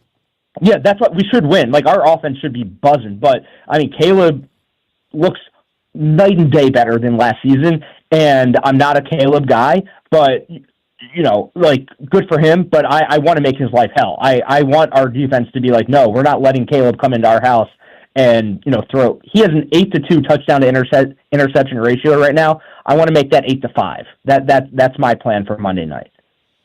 Rome Odunze has 5 touchdowns in 4 games. I mean, that's absolute crazy. Beast. Yeah, very good wide receiver. There's no denying that. No, there is not. With the Commanders, how are you feeling now? I feel like you've been uneasy at various times. They're now 3-2 through 5. Got the Bears and Dallas over these next 2. Where you at? Just kind of in general.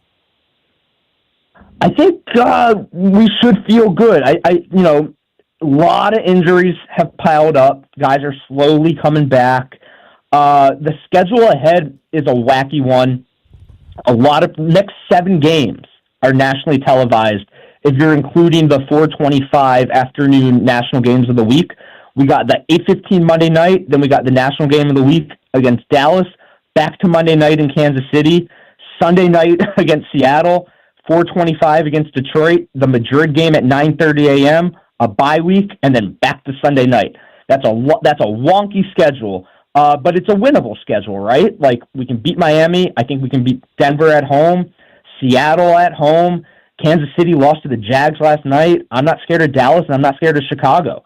So it's a wild, weird, very primetime heavy schedule. But with a healthy Jaden, I don't think there's anything we should be pessimistic about. We should have nothing but optimism for this team. Yeah, the secondary looks a little rough. Yeah, I would like to have a little bit better of a pass rush. You can nitpick anything, but overall, this team is trending upwards, and that's all you can really ask. They definitely are. I mean, I tend to agree with you, honestly. And you want finally you agree with him on something, Jay. You want to be playing your best ball in after Thanksgiving. You know what I mean? Not necessarily right now. What do you think about Bill and kind of everything he's been able to do? And can he get a bell cow role, like a true, he's the guy going forward? Because DQ talked yesterday at length, and he did not seem willing to commit to that. Why should he, though? I mean, that's fair. We keep asking this question. Why? What if Bill having a day and then not playing well? You still got 2 other guys that can get it done. I think Bill is the best running back on this team. That being said, Jeremy McNichols is a beast as well. Bill's a starter. There's no denying that. Let's not undersell how good Bill has been. How when he has the ball in his hands, he's always making a play. He's always doing something electric. He's always looking upfield. He's averaging 6.6 a carry. The offensive line is blocking like hell for him. There's not enough good things you can say about Bill. I know DQ isn't ready to make definitive statements. I will. Bill's our starter. He's eyeing up and down Offensive Rookie of the Year, if you ask me. And he's a complete game changer. And he can catch the ball out of the backfield, too, which I think is very necessary.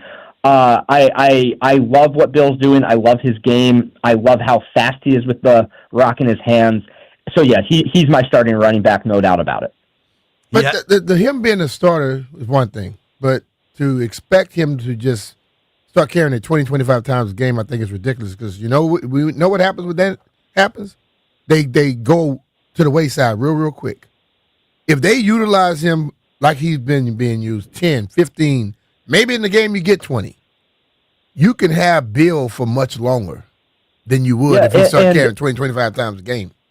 And you know what? Cliff is in his bag. I think Cliff called a very good game against the Chargers. I think Cliff has got I think he has recognized what he has in this running game, and that includes McNichols and Rodriguez and Jaden, I guess, too. But when we have a running game that's operating like it is right now, it takes so much pressure off Jaden because let's be honest, without Terry, we have Debo at wide receiver. And if you want to say Luke, fine, but Luke only caught one ball on Sunday. It was a great ball. That ball was great. Chris Moore isn't doing anything. Zach Ertz, he's dependable, but he's not really that threat downfield. Jalen Lane has not become that threat downfield. So, when the running game is operating and getting 6 yards a carry, it just makes the entire offense just go so much smoother, and it allows Jaden to make those passes to Luke, to find, the Tay Martins, it'll allow the passing game that needs Terry back huge to just be a little, it's like using a crutch. And I think that's fine. I don't think we need Jaden to put the entire offense on his back, and it's such a sigh of relief to see Bill and the boys, carry that load for the running game. All right, I want to switch it up to Caps. Obviously, the season opens tomorrow night. Coach Carberry's been pretty clear that he doesn't really think preseason matters a ton. How excited are you just for hockey to get back going? Yeah, Bruins come to town, come to Capital One tomorrow. Team should be very, very good again. It's possibly Ovi's last season. I know he wants to do anything, but he's going to get asked every city he goes, is this your last time in, insert city here? And he's going to say, I don't know. It's going to get annoying for everybody, but it looks like it's, if I had to guess, if I had to wager, I would say it's his last season, but who knows? Only he knows, and he literally might not. He might just take this season by ear. But Ovi aside, this team's great. We saw Protas last year. We saw McMichael last year. We saw Strome last year. All just improve rapidly. Guys like Dubois, who were just fantastic last season. Ryan Leonard, who might be Rookie of the Year this year. He's going to be our favorite guest on the show today. Yeah, he's joining us in about a half hour or so. Great. Tell him I say hello. So, I think this team should be as good, if not better, than last season's. I think Carberry is still the best coach in hockey, and I really have nothing bad to say. This is just who I am now. I watched basically every second of every preseason game, and the Caps, even though it's preseason, just looked so much better than everybody that we played. I'm just, as you said, I'm very excited for the season to begin. It should be fun, man. What are kind of expectations around this season? Not necessarily yours, because we know how you operate, but what is the hockey? How do I operate, JP? You're a little weird. You tend to come in thinking, I don't know. They're going to go undefeated. What are your expectations? 400 goals this year. Yeah. Yeah. You get a little over out there. You want me to be You're like a space honest. cadet sometimes. If you would like me to be honest, the Caps had 111 points last season when if you recall the season before hardly made the playoffs. To come back, have 111 points last season, and I think this team is as good, if not better, than last season's. The expectations are high. The expectations are Stanley Cup. I don't think that's a crazy thing to say. This team was extraordinarily good last year. Not just good, the best, the second best in the league in the regular season. The Jets won the President's Trophy. We had the second most points and the most in the Eastern Conference. And I don't think people are realizing quite how good this team is because of, the playoffs went a little sour. But this team has only improved. So, yeah, expectations are sky high. This could be a Stanley Cup team. When will you come down for a game? Because you never come down for Commanders games. Yeah. I got to look at the schedule. I truly Hold need on. So to get down today's there your more. brother's birthday, and I know you and your brother share your deep love of the Caps. Why don't you come down tomorrow for the opener and take your brother? Because he's weak. Jesus, Demitch. I got Hey, I'm a busy He got man. a damn thing to do. Nothing to do. I got so much going on. I got so much on my calendar. Man, but stop lying. my birthday's on Friday, by the way. Thank you for asking. Hey, please don't fall off a curb this year. Hurt yourself. No, that's not in the cards for this year. I'll let you know when I'm down there. I promise I'll let you know. All right. I'm glad you'll let us know when you're down here. We can have the Barcelonate meet and greet. Don't hold your breath. Demitch, hold your breath. He legit will come down for Caps games. He just doesn't come down. Yeah, he'll come down for a Caps game. You won't see him, but he'll say he'll see me for 10 minutes before he leaves halfway through the first period, Demitch. That actually tracks. That sounds pretty accurate, frankly. Y'all both weird. All right, Nate Dogg, thank you for the time, buddy. All right. I'll see you guys soon. All right. You heard Nate. There's a ton of excitement surrounding Caps youngster Ryan Leonard. He will join the program at 12:45. Make sure you're there. Hey, it's Brian Mitchell here. FanDuel is getting you ready for a kickoff with an offer that you don't want to miss. New customers can bet $5 and get $300 in bonus bets if you win. That's right. Pick a bet $5, and if it wins, you'll unlock $300 in bonus bets to use all across the app. You can build parlays, bet player props, ride the live lines, whatever your style. FanDuel has you covered. The NFL season is finally here, and the only question is, are you ready to play? Visit FanDuel.com/Brian to download the FanDuel app today and get started. FanDuel Sportsbook is the official partner of 106.7 The Fan. You have to be 21 years old and present in Virginia. First online real money wager only. $5 first deposit required. Bonus issued as a non-withdrawable bonus bet, which expires 7 days after receipt. Restrictions apply. See terms at sportsbook.fanduel.com. Gambling problem? Call 1-800-GAMBLER.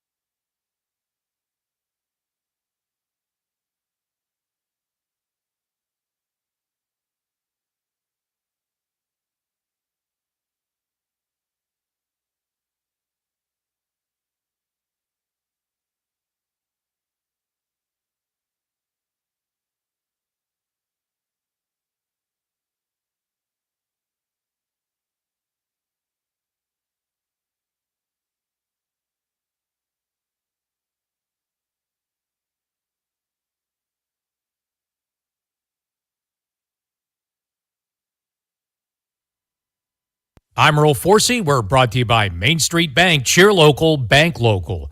An extra day of rest for the Commanders coming off the big win in L.A. against the Chargers.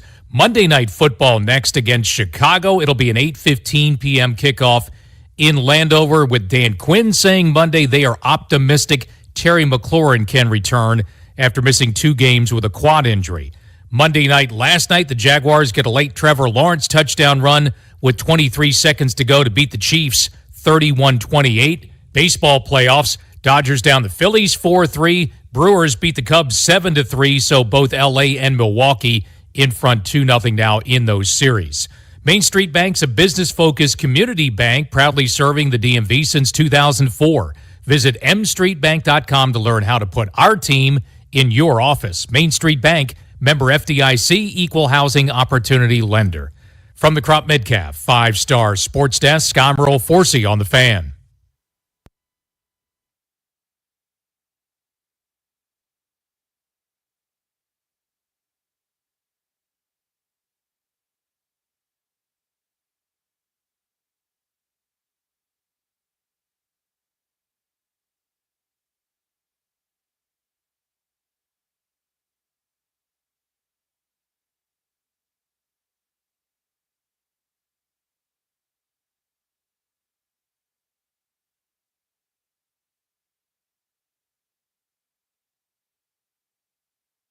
I kind of like that song. Who is that, Landville?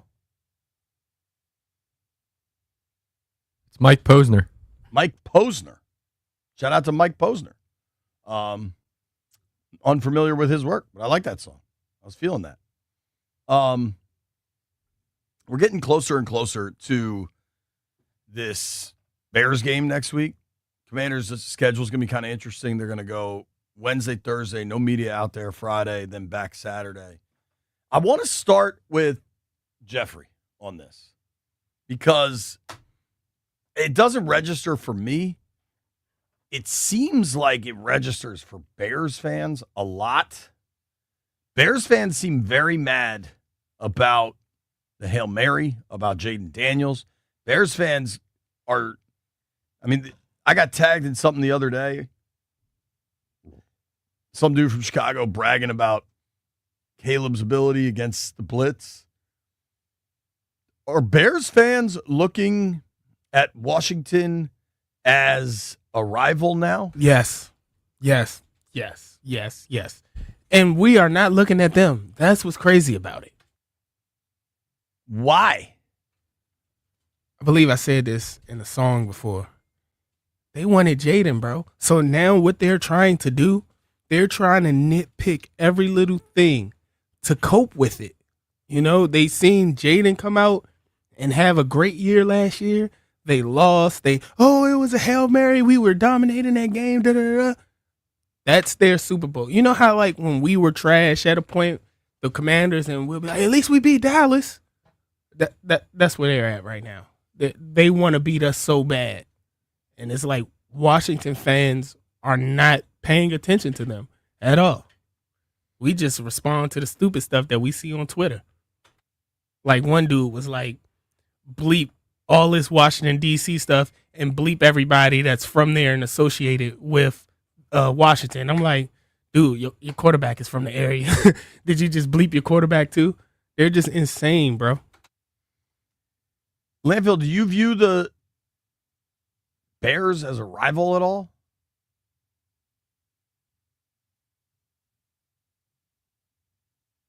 I don't like the Bears, and I hope they lose. I don't know that they necessarily are at the point of a rival, but we have been playing them fairly frequently. It seems kind of like every year we play the Bears, and I'm tired of their fans bitching and whining. They're clearly upset that Jaden Daniels is so much better than Caleb Williams, and I want to see him lose. I want to see him suffer. Yeah, I do think a lot of this is Jaden Caleb driven.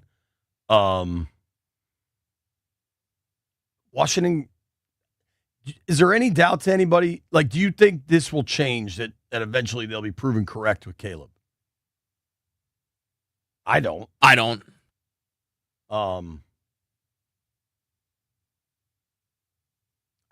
also I like Caleb as a player. Like, I don't think he's bad. You know what I mean? I think some people get caught up in I think he had a bad year. I think that was a bad team last year. But I'm not convinced that Caleb can't play. I think Caleb can play. It is bizarre how they are so mad about Washington all the time. Like, it just doesn't track for me. But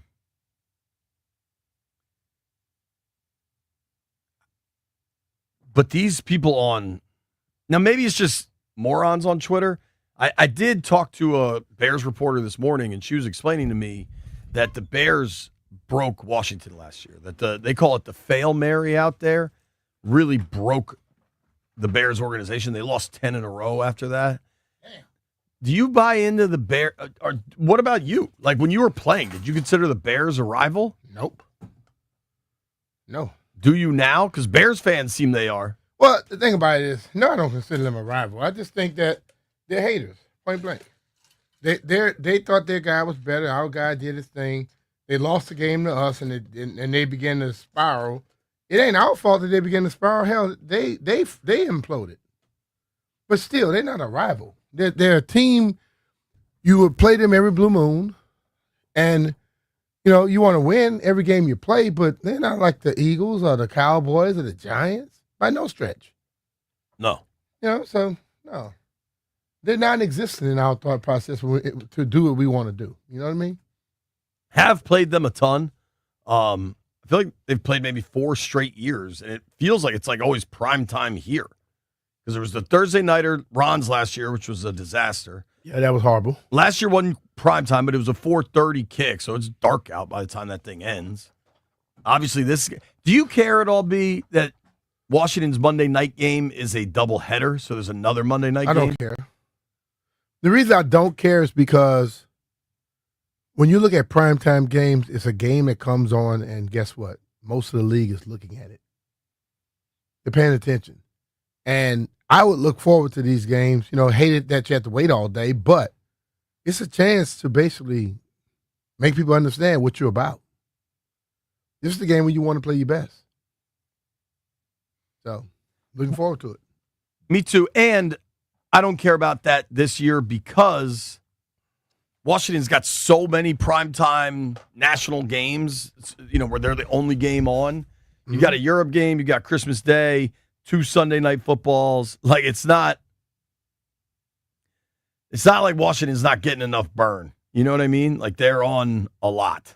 Mm-hmm. So that's why I'm not. Jeff, do you care that it's a primetime game? I feel like that could bother you. No.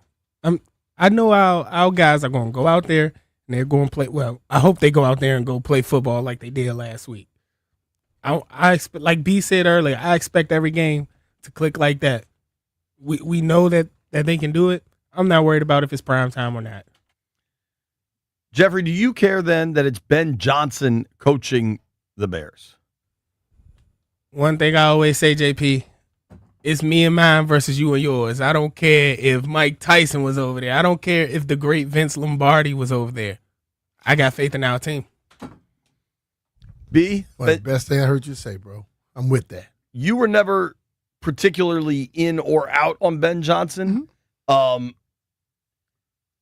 But he did tell this organization thanks, but no thanks. Whether he would have gotten the job, we don't know. But he did decide, I'm good, man. I don't need to interview with you guys.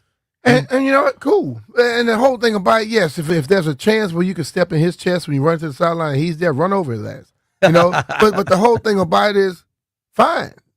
You're gone. We didn't want you. And guess what? We saw you. And you made the dumbest move of all. You stopped running Gibbs. So not that smart to me. So, but since he's on the other team, the team we're playing against, I want to beat him as much as I want to beat him as much as I want to beat the other team. He comes along. He is a Chicago Bear. He's the enemy this weekend. After this weekend, though, who cares? We see him again, then he'll be the enemy again. When it comes down to that moment, if he's on the team is he affiliated with the team that we're playing against, he's the damn enemy. And we want to whip his ass. Point blank. I think that's probably the healthiest way to look at it, is not to waste your time on what was Man, listen, bro. I don't know, 16 months ago Based now? off of him not coming and what we had last year, believe me, Ben Johnson deciding not to interview, did it affect the joy you had last year, the experience you had last year? I don't. Not me. So, to hell with Ben. Because I'm going to tell you like this, as a fan and as a guy covering this team, I had one of the best years, probably the best year of my life, doing this last year. So he gave me something that I thank you, bro. I'm not even mad at the man. Thank you for going somewhere else. Kenny Powell in the chat said, Commanders make a statement. They called it lucky and they beat the Bears. Now they're going to drop 50 on the Bears. Ben Johnson called us a basketball team and basically said Washington wasn't worth the time. Sam Eiler says, yeah, bleep Ben Johnson. Stephen A., bleep Ben Johnson. So folks on the chat are keeping receipts. We've also had a request here to hear from Fred Smoot. Smoot, are the Bears a rival with the Commanders? Let me tell you something, JP. Yeah. Smoot choked up. Smoot got Popeye stuck in his mouth? We got to take a break. We get back. We'll get Smoot on the next one when he's not swallowing his spit. I got to tell you about my friends from Door Pro America. We're all hoping the burgundy and gold has way more ups than downs, but if your garage door is struggling to go up and down, that's where Door Pro America comes in. Whether it's a busted spring, loud noise, or it just won't move, go with the pros at Door Pro America. At our house, we recently upgraded our garage door with Door Pro America, and it's one of the best in home improvement projects we've ever done, especially with all the contractors I got coming and going from my house right now. It is so awesome to have that MyQ app, be able to let people in through the garage, close the door, know when it's open, know when it's closed. Got a little camera on there, which can come in very handy, especially when you got people coming and going. You know what they are doing in your home. But even if you just need maintenance, repairs, whatever, Door Pro America can get it done. If you call now, you should ask on a Door Pro Advantage membership, which includes annual maintenance to keep everything on track. Plus, if you do call right now, you get $60 off any repair or a full tune-up for just $89. Do what I did. Go with the pros at Door Pro America. Call 877-DOOR-PRO. That's 877-DOOR-PRO, or visit doorproamerica.com. They've been great for me. They'll be great for you. Tell them JP Finley sent you.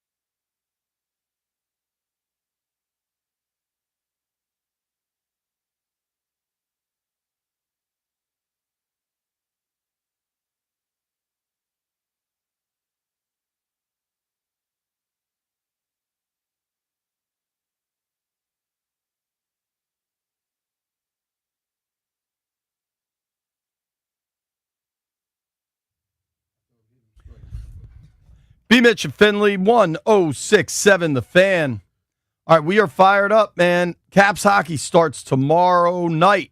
B. Mitch will be there wearing his B. Mitch jersey. I'll be out on the red carpet, excited to talk to players. And it's always fun once you get Caps hockey kicking off in D.C. and helping us get ready for the season. Ryan Leonard joins us now, young player with a ton of excitement. Ryan, what's up, dude? How are you? Hey, how's it going? Doing well, man. How you feeling? Good, excited. I bet, man. So, last year you get called up towards the end of the season. Obviously, you get to play in the playoffs. How different does everything feel now that you've had like a full off season? You're not playing in college and then in the pros like 2 weeks later. Like you're just a pro hockey player now. How does that feel? Yeah, it's great. It's definitely a lot different than at the end of the year last year, and it's really nice to get here for day one when everyone got here at the same time. And obviously it was great to be thrown in at the end, but it was a little bit different than the rest of the team being there for the whole season. But training camp was really fun. All the preseason games were a blast, and we're all just really excited to get going. How do you feel as a whole right now with this being here all the time, season starting tomorrow? How comfortable are you? Good. Extremely confident with the team and with my own game too. So, like I said, just really excited to get going tomorrow and put everything together. As you get closer and closer, is it kind of crazy for you or interesting to like, okay, I'm in this locker room, I belong here, I can do this, or did you already deal with those feelings like last year and now it's just kind of normal? Yeah, I think last year was kind of more of like you're kind of shocked in a way to just kind of be here with the whole chase that was going on at the end when Ovi scored, and then being in the playoffs. You kind of have to pinch yourself a little bit and kind of get yourself back to it. But no, it's a completely different feeling this year, and it's a lot better. So you brought up the chase. Obviously, when you got called up, brought to the Caps late last season, there was like kind of the viral moment of you and Ovi at the bar across the street from BC. And then you had the moment where Wayne freaking Gretzky was looking for you in the dressing room after the game when you got that goal in the game where Ovi tied the record. I mean, was your head just spinning when Gretzky was like, hey, where's the kid that scored? Yeah, like I said, it was last year was any given day you just kind of had to pinch yourself and just kind of get back to it. Just all the texts and all the people calling me after, like, holy crap, that was Wayne Gretzky talking to you, and he knew who you were. And it still doesn't really set in. But yeah, like I said, it's one of those moments you don't really realize how cool it is until you kind of look back on it. But no, it was very special, and I was extremely lucky. For sure. Talking with Caps right winger Ryan Leonard here on the Ruud Guest Hotline. Ruud makes the most reliable heating and air conditioning products in the DMV. So getting into this season, like, do you set individual goals, team goals? What do you want to show to this team that you can be? Yeah, I just kind of want to be reliable and be with the team the whole year.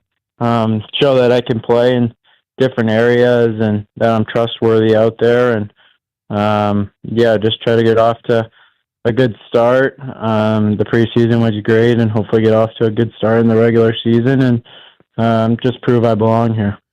Ryan, when I got to the NFL, I basically thought that guys just show up, practice 2 hours, and go home. Okay, I didn't know what the pros did. I had all these different thoughts. What was the one thing you thought about this level when you got here you found out it was totally wrong? I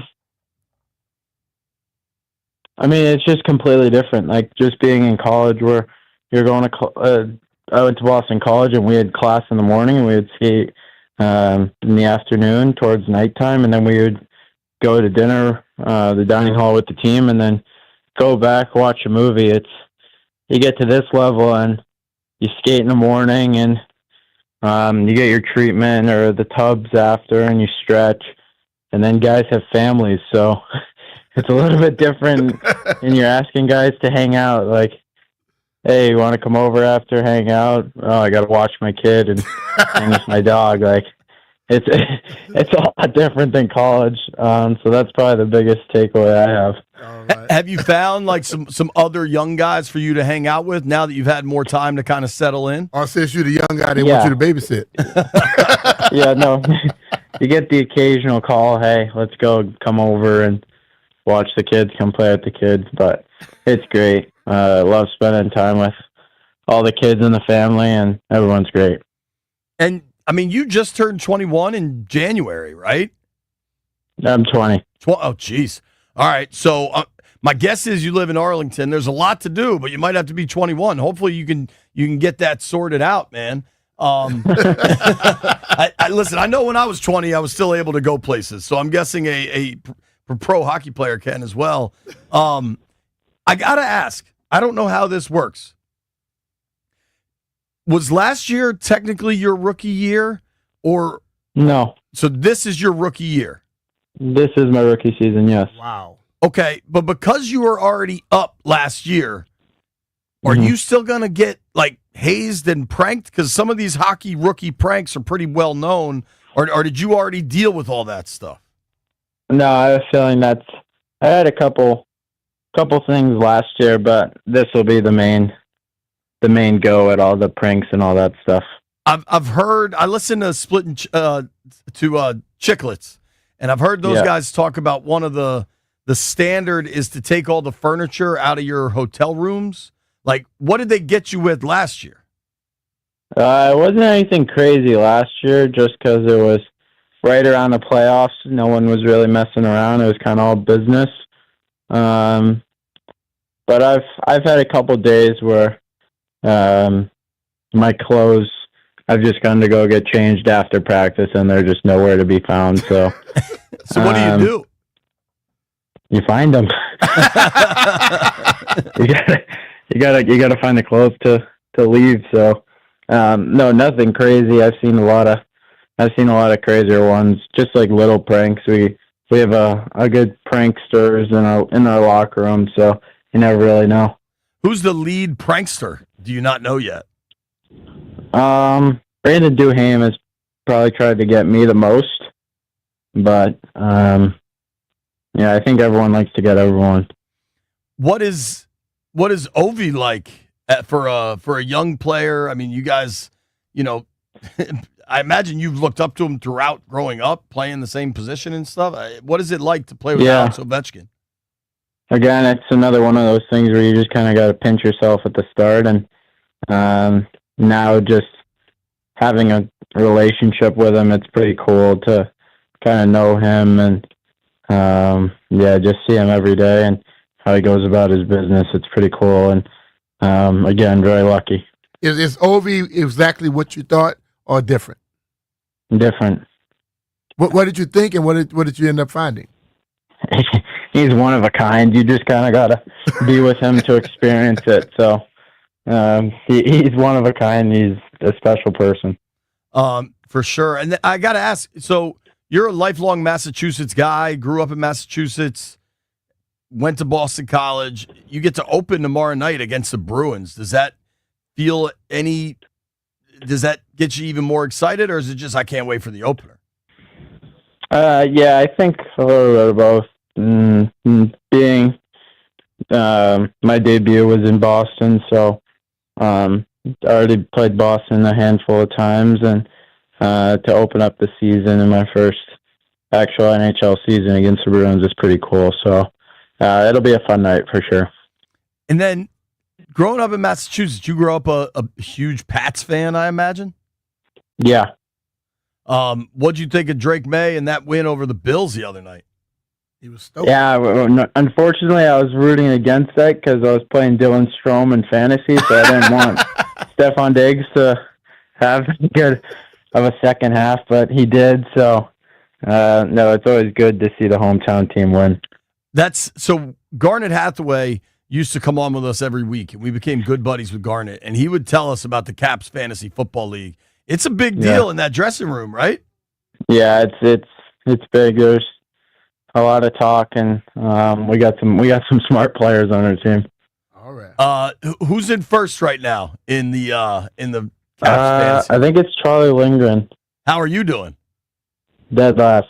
Oh, dude. Dead last. Come on, man. Who'd you draft? Who's killing you? Derrick Henry's kind of killing me right now. Well, I think the Ravens are killing a lot of people. Yeah, that's true. Yeah. But hopefully you can switch it around and get me some points. Try to salvage it for you. On Wikipedia, it says your pop was a basketball player. Is that Wikipedia is not always accurate? So let me ask that. That's accurate. So did you grow up just a huge UMass fan, or were you too little? I wasn't alive yet when my dad was actually coaching there. All right, well, but Wikipedia's wrong on that, but yeah. Wikipedia is wrong a lot. That's the one social media thing that is not correct all the time. Believe that. No. But if your pop was a hooper like that, what's your basketball game like? It's good. I'm pretty good. Me and my brother played basketball growing up, but then took the hockey route, and both of our sisters played basketball in college. So oh wow, we got a good basketball squad at home. You got quite an athletic family, man. What were like backyard games like? I mean, it had to be pretty rough because I know your brother's in the NHL, right, John? Yeah, he's with Detroit. The backyard games they're shenanigans and they get a little hectic. So you always want to be on the winning side for sure. Have you or your brother ever like actually injured each other, like a broken bone or like have to go to the doctor? No, the worst injury is probably I ran into my mom in a backyard wiffle ball game and I gave her a black eye and broke her glasses. And what happened to you after that? Felt terrible. How old were you? I was probably 8 or 9. All right, you're a little kid. You're a little kid. But wiffle ball's not supposed to be full contact, dude. You know that, right? I was safe.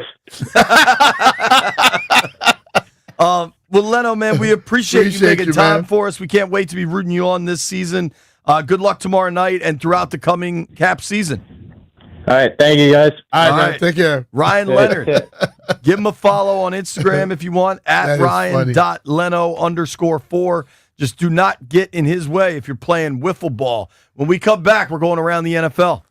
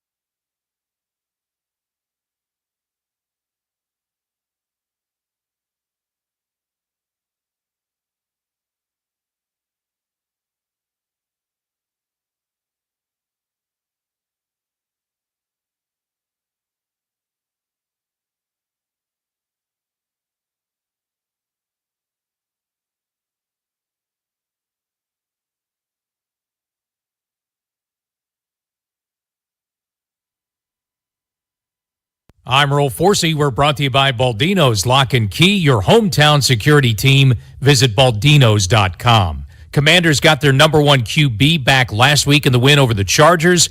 They may have his top target returned for Monday Night Football. As Dan Quinn said yesterday, they are optimistic Terry McLaurin can be back after missing 2 weeks with a quad injury as the Commanders get set for Monday Night Football coming up, the Hail Mary rematch against the Bears. Washington is a 4.5-point favorite. It'll be the second of 2 Monday night games next week.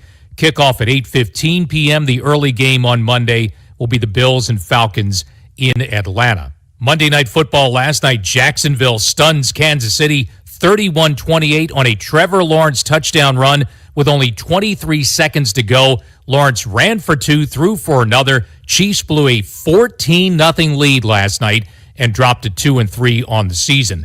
Hockey starts tonight. Triple header in the NHL, highlighted by the defending Stanley Cup champion Florida Panthers, starting things off at 5 p.m., hosting Chicago. The Capitals season opener is tomorrow night. Caps home against the Boston Bruins to get the season started. 7:30 p.m. face-off Wednesday night here on The Fan. Baldino's Lock and Key is your hometown security team for auto keys and fobs. They make car key problems look obsolete. With 9 area locations throughout Virginia and Maryland, stop by one near you today, or for more info, visit baldinos.com. From the Crop Metcalf 5-Star Sports Desk, I'm Earl Forsey on The Fan.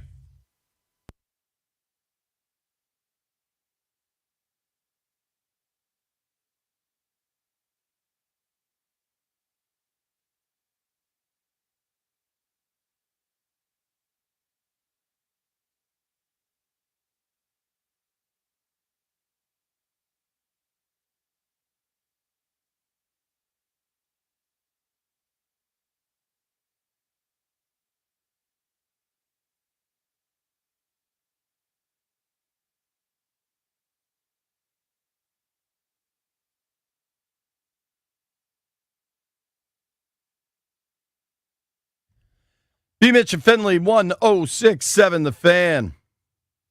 Looking around the NFL, man. If you missed any of our interview with Ryan Leonard, that was a lot of fun. Check it out on the Odyssey app, the iHeart app, wherever you get your podcasts, Spotify, whatever. Leonard was great. 2 players today, John Bates and Ryan Leonard. That's cool. Yeah. Also, I know the Grant and Danny are going to have Bill on later this afternoon, rookie running back Jacory. You're not a science guy? Nope. Jacory Krosky Merritt, a.k.a. Bill, will be on Grant and Danny. Is that at 5, I think, Landfill? 5 o'clock. So make sure you check that out. Right now, we've started playing this little game that I find pretty interesting. All right, B. I'm going to give you the 4-1 teams. You tell me who's the best. Bills, Colts, Jags, Eagles, Lions, Bucks, Niners. You can give me an AFC and an NFC. I'm going to go AFC. I'm going with the Bills. NFC, I'm still going with the Eagles. Still going with the Eagles. Mm-hmm. I'm with you, AFC, Bills. I mean, the competition there is Bills, Colts, Jags. The Jags showed us something last night. That's a great win in primetime against the Chiefs, who have really been the standard bearer in the AFC. The Steelers are 3-1. They just had a bye week already. Mm-hmm. The NFC, I'm not as convinced, man. I think the Lions are really good. I think it took them a minute. Like that week 1 loss, the Packers were on fire. They lost a cornerback the other day, though. Yeah, but Schefter just tweeted out that the initial reports might have been too severe, and Arnold might be able to come back a lot sooner than some expected. The Bucks are also really good, man. The Bucks' only loss was to the Eagles, and it was kind of crazy. They got a couple kicks blocked. Do you have any concern about Philly offensively?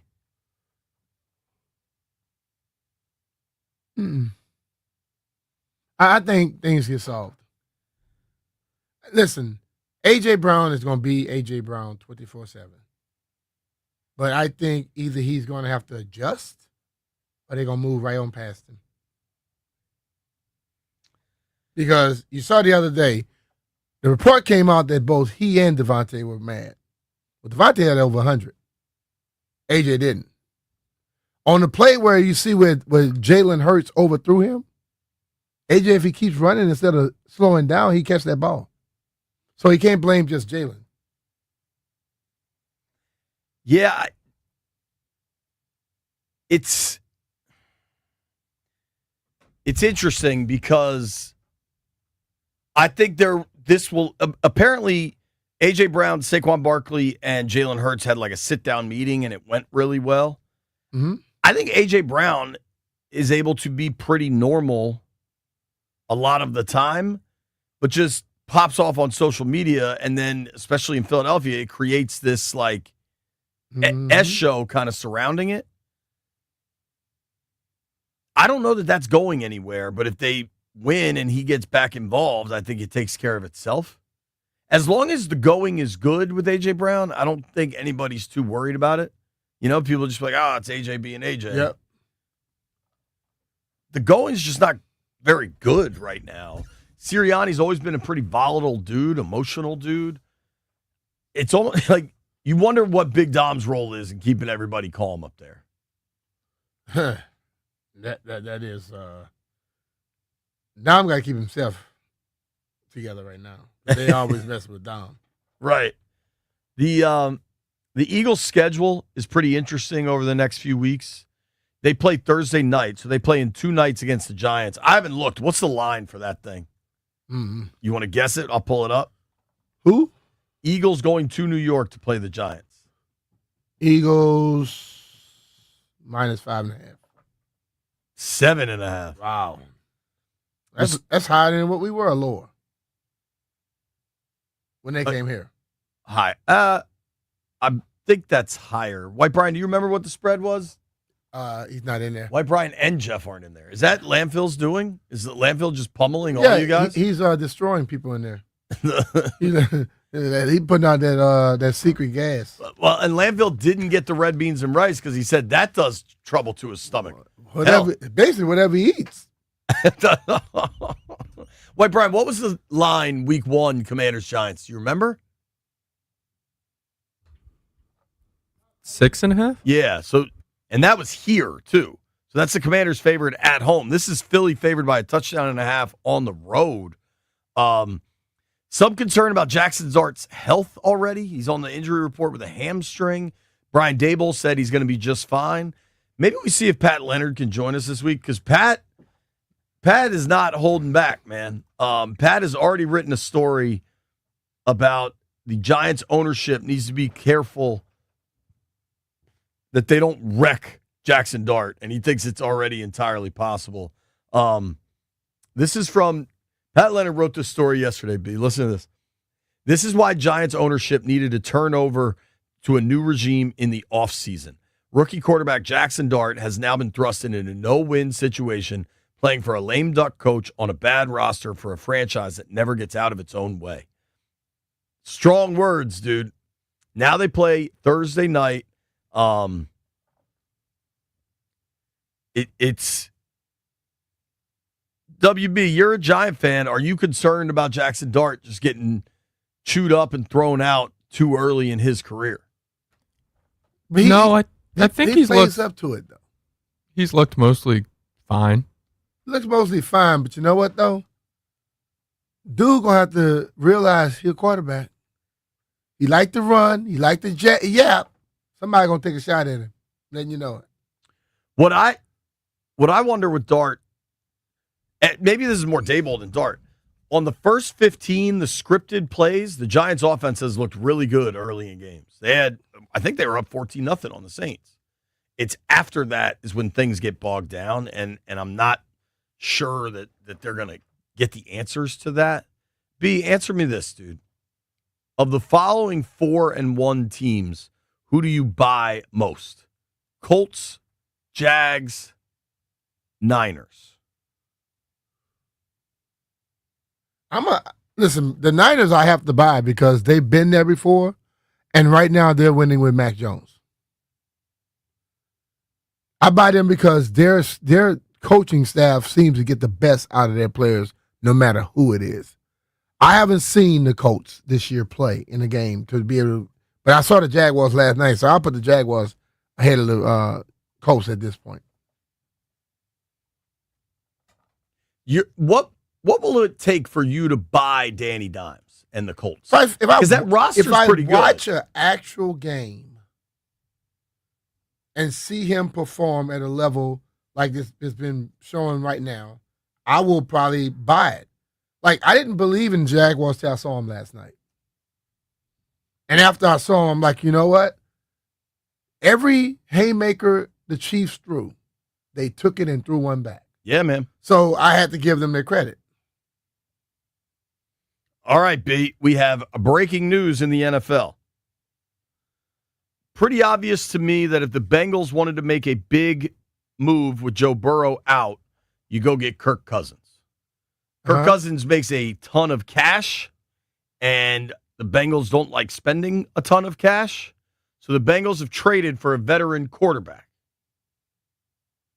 Who? Joe Flacco. Okay. That's not going to help much because his arm is not Joe Burrow's. They got the same first name in it, but like that offense is high powered. I don't know if Joe can, at this point in his career, consistently get the ball down the field for them.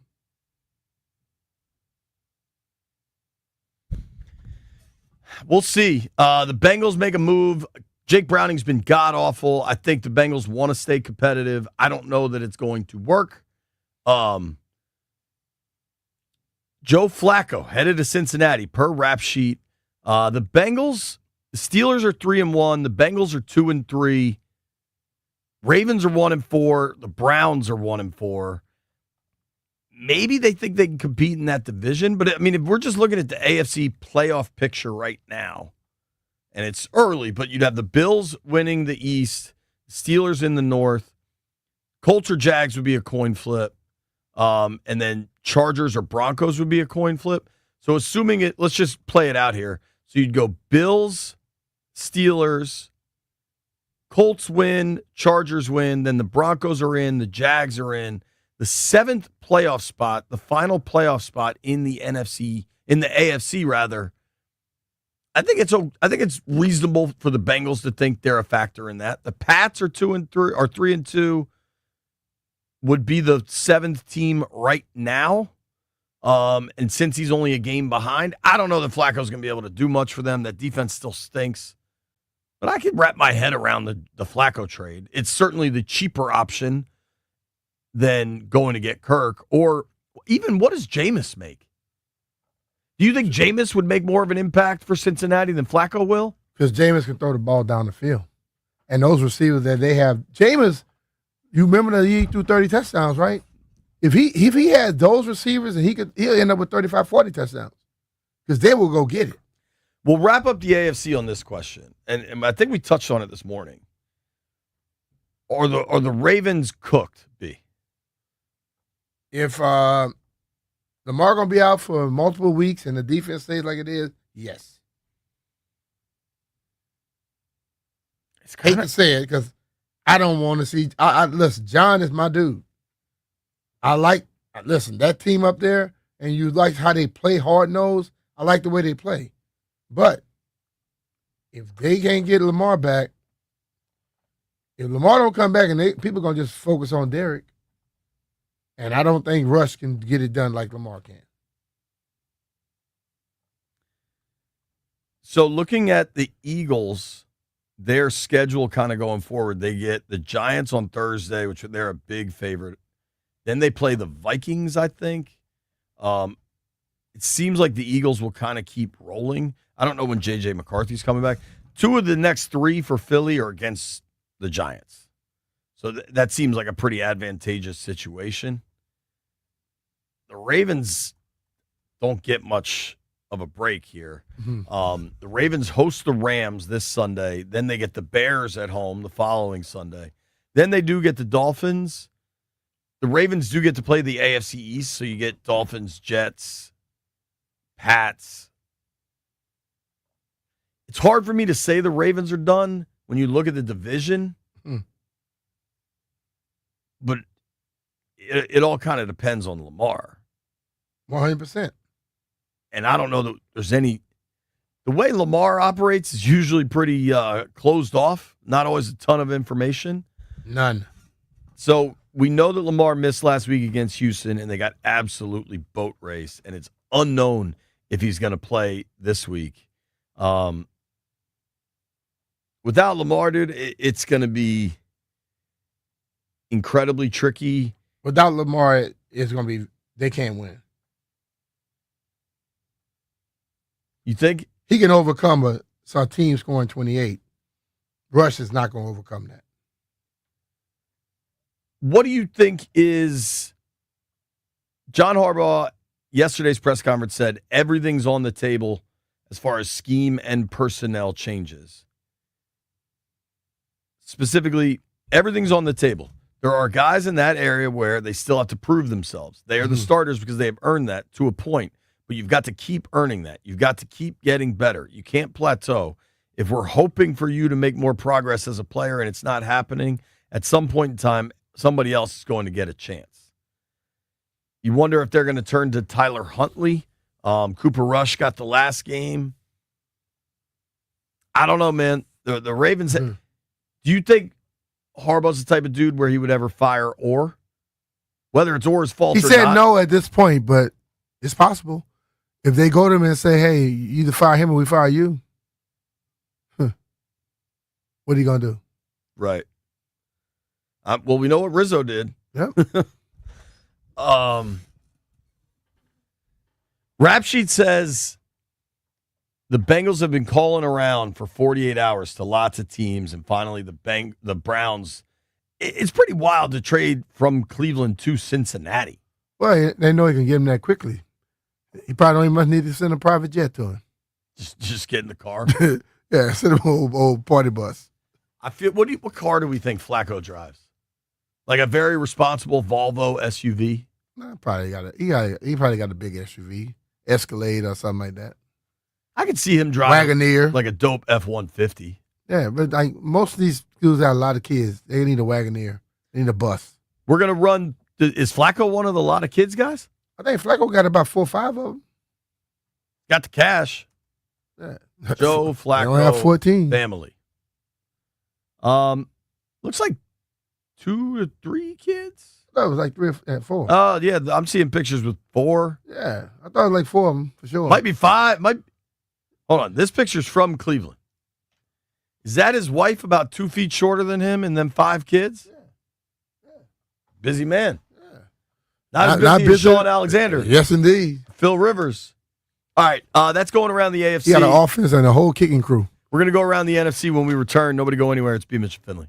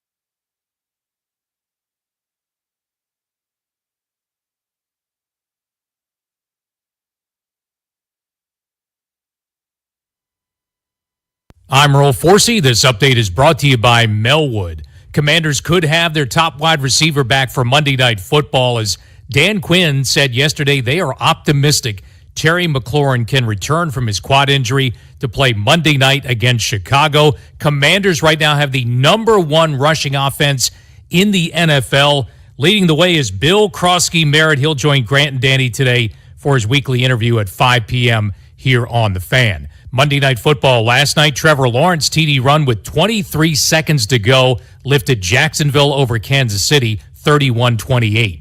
Baseball playoffs, Dodgers and Brewers now up 2-0 in their series after wins last night. Yankees trying to avoid elimination in their series tonight, down 2-0 against the Blue Jays. Must win for the Pinstripes in New York. Support people with disabilities in your community by donating your unwanted vehicle to Melwood. Donating is fast, free, and easy. Visit melwood.org or call 1-877-MELWOOD for more information. From the Crop Metcalf 5-Star Sports Desk, I'm Earl Forsey on The Fan.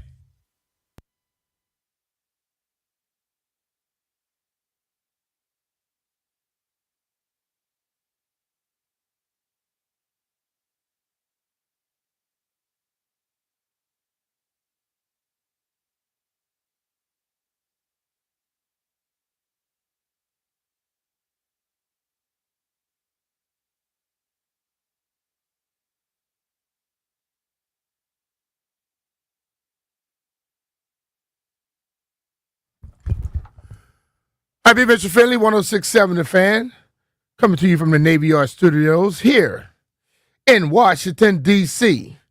Commanders coming off a big victory, playing on Monday night against the Chicago Bears. So for some reason, Chicago Bears fans think that we are a rival. We're not their rivals, but they want to be, so we'll give them what they want. As long as we keep beating them, they can continue to hate us as much as they want, as they do. They can hate on Jaden, they can hate on anything they want. But ultimately, we're only concerned about this team getting better, and they could get a lot better if people start to get healthy. Okay, we know we still are missing Terry McLaurin and also Noah Brown. We'll begin to find out more information about them to see who's going to be coming back. Don't know for sure if either one of those guys may play this week, but that one extra day could give them a little chance. JP normally has all the inside scoop of the injuries. Noah Brown, Terry McLaurin, you expect any play Monday night? I will not say inside scoop on this one. I feel good about Terry. Okay. I asked Dan Quinn about it yesterday, and DQ's gotten very good at not saying anything. That's a great coach. Yeah, I mean, that's the role. What's that song, Talking Loud, ain't saying that? I asked him if he was optimistic about Terry, and I asked him specifically about Terry because in my head, I knew he was going to tell me about Noah and Sam also. Mm-hmm.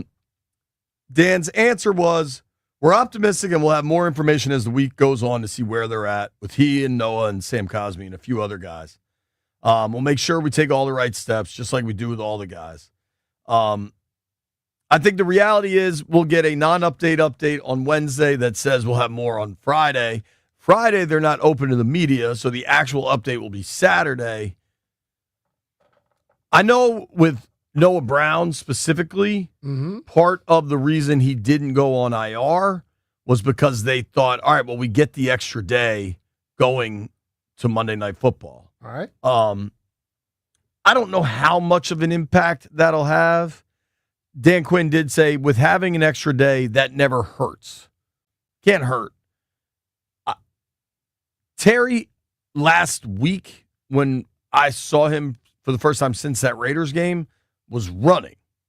And so to me, that's a really good sign. Yeah. We know he kind of looked around for other opinions. Right? Like he went to other doctors. But they went to the doctor because to make sure he didn't have to have surgery. Right. And if he didn't have to have surgery, then I would think that if it was a tear or something, it wasn't as serious as first thought. So I think when you combine those factors, I think there's real reason for optimism with Terry. I just don't know with Noah because I don't even definitively know when Noah got hurt. Is this the injury from way back? In practice. And then it was agitated? Probably was. I mean, that's the only... We saw him get hit that day. You saw him walk off the field. You saw how he reacted. And there's been nothing since then. Nothing. The Noah Brown thing, I think, is trickier than Terry. So if he misses another one, if Noah Brown can't go this week, then you do wonder why they didn't put him on IR. But you can't let that be part of your decision-making process either. Like, this will be his fourth straight game if he misses it. I don't think that should be a factor in their decision-making. Mm-hmm. And I don't think it will. I think it'll just be they thought he could make some progress and he couldn't. I feel better about Terry. I think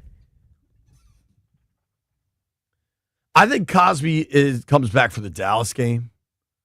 I don't know that, but when was that Detroit game when he got hurt? Late January? Yeah. Mid-January? Right.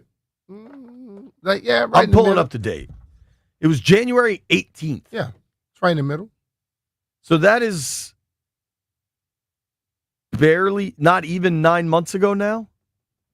Mm-hmm. It's October 8th, I guess. I mean, he had a full knee operation. Yeah. He's going to have it. He has done the work, done the rehab, is back in shape. This is 9 months now. I think there's some acclimation to football shape True, required too. But he's been doing more work than we see him doing. And remember, he's a lineman. He's not a running back or receiver, guy who have to change direction and do all kind of stuff. He has to be strong just to come off the line. It reacts, and then they naturally, most of them wear knee braces anyway to help protect them. It's a little different for the lineman than it is for the receivers and all. We'll find out. Cosby to me feels like the Cowboy game. I think you get Terry back this week, but that's just kind of my gut from what I've seen and spoken. Mm-hmm. I don't have a feel on the Noah Brown thing. I don't. I have a feel because I never really knew exactly what he was dealing with. I just knew it looked like a lower body to me. That was a hockey injury. Lower body. Yeah. That's all it seemed like to me. I wanted to run through some of the NFC side of things, though, B. Rank these 4-1 teams in order of who you think is the best. Eagles, Lions, Bucks, Niners. Just like they just named it. Eagles, Lions, Bucks, Niners. Mm-hmm. All right, that's who you think is the best right now. Mm-hmm.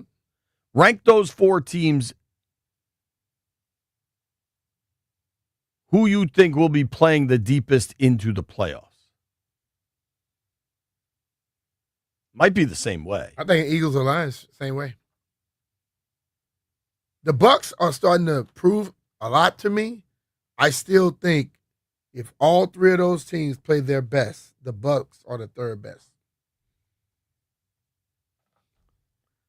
Now, with the guy, Njoku, dude from Ohio State, the receiver. Ibuka, he balls. He can ball. And they're dealing with injuries down there, too.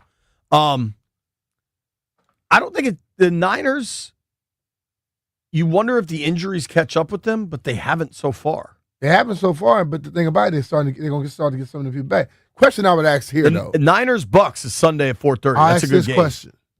Mac Jones keep playing as well as he playing. You automatically go back to Purdy? Dude, I couldn't tell. You just gave Purdy a lot of damn money. I couldn't tell if they were joking or not, but watching last Thursday night, Rams-Niners, they kept talking about quarterback controversy. And maybe that was just like a weird Al Michaels joke, but it's a serious question, though. They didn't really want to pay Purdy like they did, but they had to because he had been a starter. Now you got another guy here who's doing as well, but you would have to have somebody interested in him to make a move. You're not going to just make that move and just say, take all that guarantee and you can go. It's not going to happen. Who's the best 3-2 team in the NFC? You got the Rams, the Seahawks, Commanders. The Vikings and the Commanders.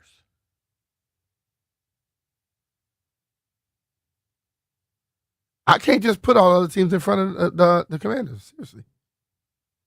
Yeah? I can't. Even the Rams? Even the Rams. Because, like, the Rams are something up with them. They give up games in certain situations. They have the receiver. Puka. They have 2 receivers. But still, I'm not overly hyped about the Rams. Have not been. He must be throwing napalm in that raffle. Landfill doing work. Guys just keep fleeing the aquarium, dude. That's disrespectful, Landfill. Very disrespectful. Landfill, show some respect. I mean, it really is. It's very rude. It ain't rude. It ain't right. Yeah. Jeff just coming here smiling. I'm like, damn. Hey, we're going to start charging for fresh air. Yeah, dude. We're going to start a fresh air tax. Do you buy the Vikings? Not with Carson Wentz. They've been winning. They beat the Browns in London. Browns, dog. Come on. Who's the worst team in the NFC? Giants and the Saints have the worst record. Saints. I mean, they just beat the Giants.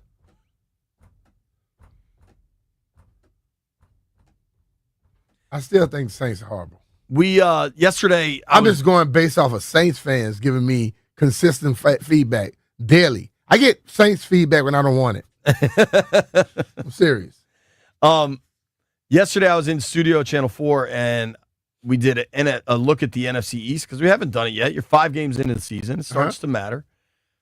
And I decided the Giants are cooked. You don't have to worry about the Giants. Do you agree with that? I think organizationally, it's a train wreck. Yes. I really believe that team plays for that young man. Although I think that young man's going to get a rude awakening here soon, but they play for him. JD, Jackson Dart. At 2-2-1, are you closing the door on the Cowboys? No.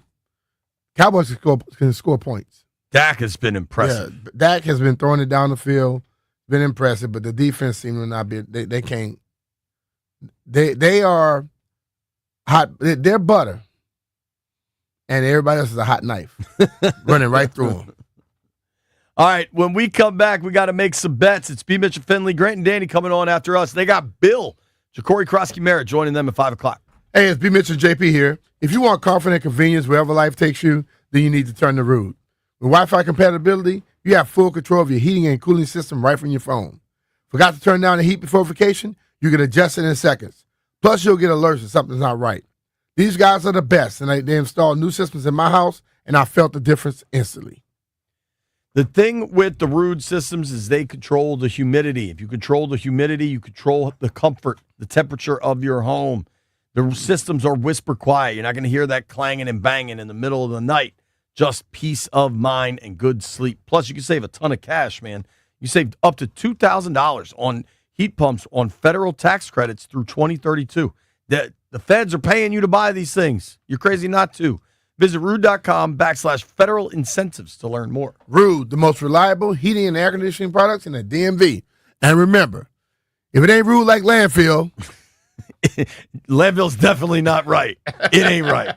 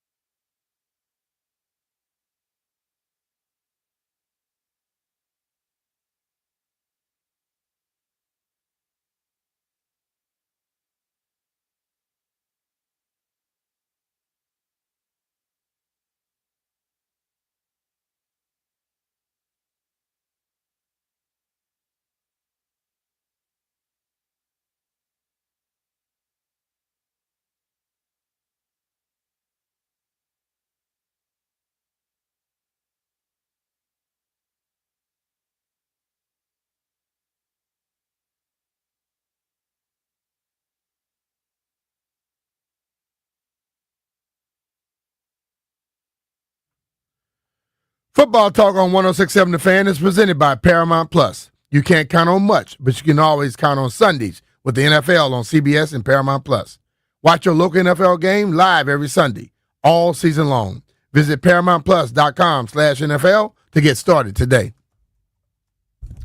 Bang. Something hysterical just happened. Shout out to Jeff. Jeff, take a victory lap. Jeff was able to prank. Hold on, B. Jeff was trying to set up this prank.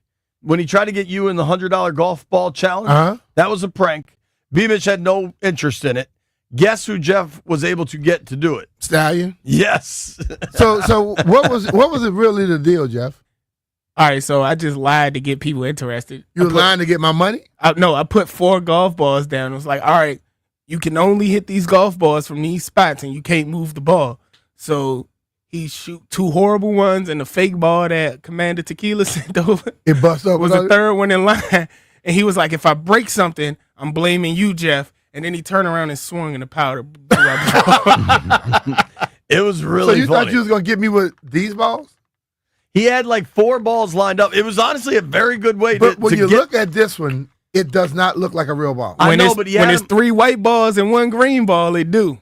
He had them all lined up, and it just looked like a bunch of different weird balls. Look. If you see that on your golf ball? Yeah, but B...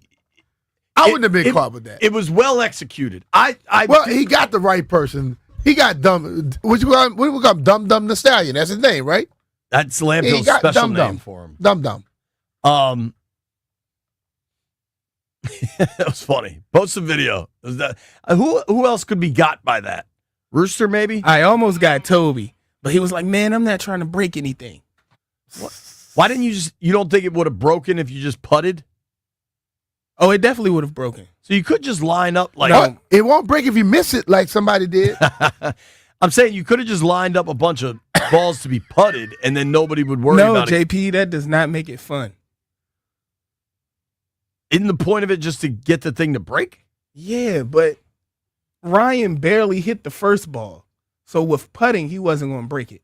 And I put a little recycling bin in front of the glass door, so nothing wouldn't have happened. Yeah. Jeff's security measures were very, very detailed. Whatever. You got Stallion. It was funny. My hat's off to you, Jeff. Let's make some bets, boys.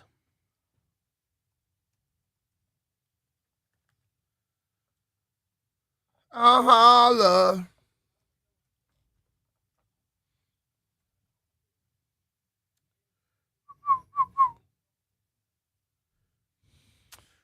I believe only one of us won a bet last night.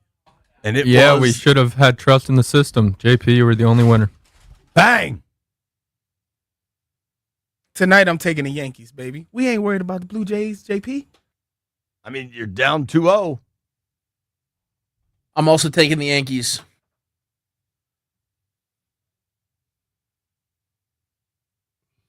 You need to take a laxative. Hey, if you do that, you really don't want to be around it. Yeah, I think you might. I think going you might home need to now. slow it down there, not speed it up, man. Hell yeah. Pepto. Woo! Popeye's getting at the boys today. Real quick, information. Everybody but me. According to Connor Hughes, SNY New York, the Bengals did not call about Jameis Winston or Russell Wilson. That's stupid. Who the hell they call about then if they've been working the phones? Flacco. Just they call about who they got. Just the cheapest possible option. So it's 2 Yankees bets in there, boys? What about you, Dub B? You're not betting on the Yankees. Give me plus 1.5. I'm taking the Blue Jays. Plus Connor Bedard to score. Connor Bedard to score. Is that the Blackhawks guy? Yep. Hockey starts tonight? Yeah, man. Yeah, triple header. Where you at, son? You knew hockey started tonight? Yeah, I knew that started tonight. Tell me, there's 6 teams playing. I don't know who's playing, but I heard it on the radio this morning driving in. I keep my ears open, dog. You need to keep those big ass ears open. Yo, the security guard downstairs. I walked in this morning. He's like, ears. I like that show. I was like, oh, thanks, buddy. Give me the Aces tonight also. Ooh. Plus 3.5. Is that the WNBA finals? No, that's tomorrow. I don't need them. That's tomorrow. Hockey's back, baby. I thought hockey started. As far as I know, hockey starts tomorrow with the Capitals. Baseball, taking the Mariners. Mariners. You heard me? Seattle Mariners to win in Detroit. F a Flaherty. Thank you to everybody that listened to the show today. Thank you to John Bates for joining us. Thank you to Barstool Nate for joining us. Thank you to Ryan Leonard of the Washington Capitals for joining us. Really fun day. Grant and Danny coming your way next. They got Bill on this afternoon, 5 o'clock. Make sure you're listening. You made it this far. Landfill owes you something.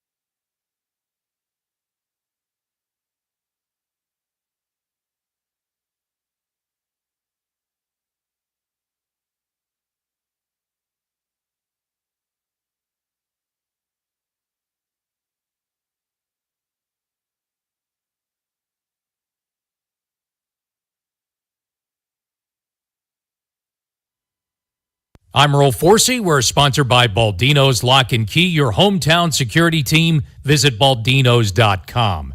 Commanders with an extra day of prep as they get set for Monday Night Football.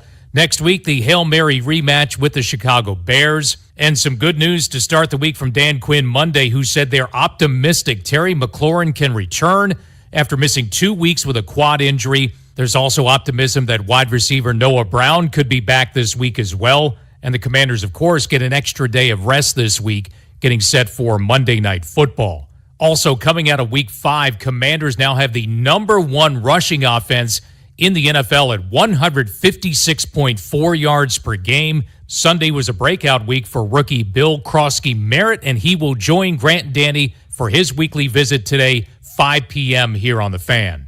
Also, an NFL trade made in the last few minutes with Joe Burrow out. Cincinnati Bengals need some quarterback help. They have traded for veteran Joe Flacco.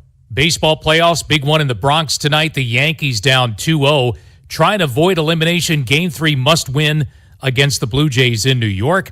Hockey season starts tonight. Defending champ Florida highlighting an NHL tripleheader to get things underway. The Caps season opener is tomorrow night, home against the Bruins, 7:30 face-off here on The Fan.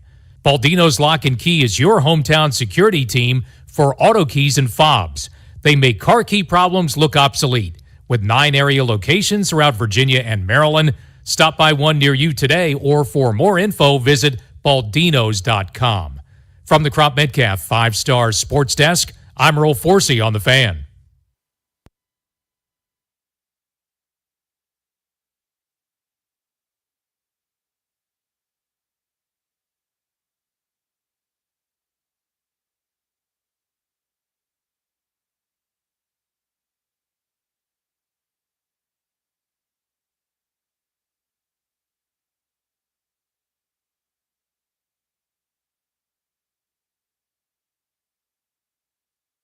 Tuesday. What's up? Welcome in. Grant and Danny on The Fan. October 7th, 2025. You are listening live. We'll take you up to 6:30 today. Live and local on The Fan. We got a lot on the show. Caps open tomorrow. You'll hear from Anthony Beauvillier, who had a great postseason for them in our Beltway Blitz today at 4 o'clock. By the way, at 4 ahead of the Blitz.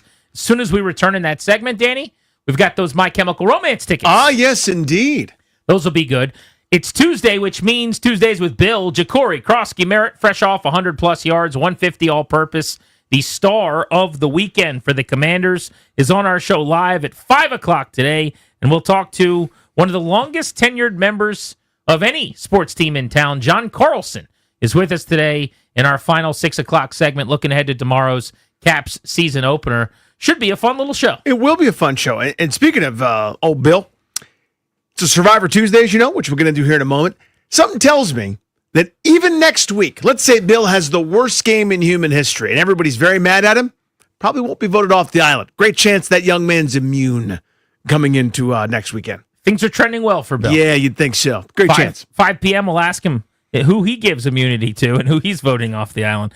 Without further ado, let's get to it. On a Tuesday, it's a Survivor Day on Grant and Danny.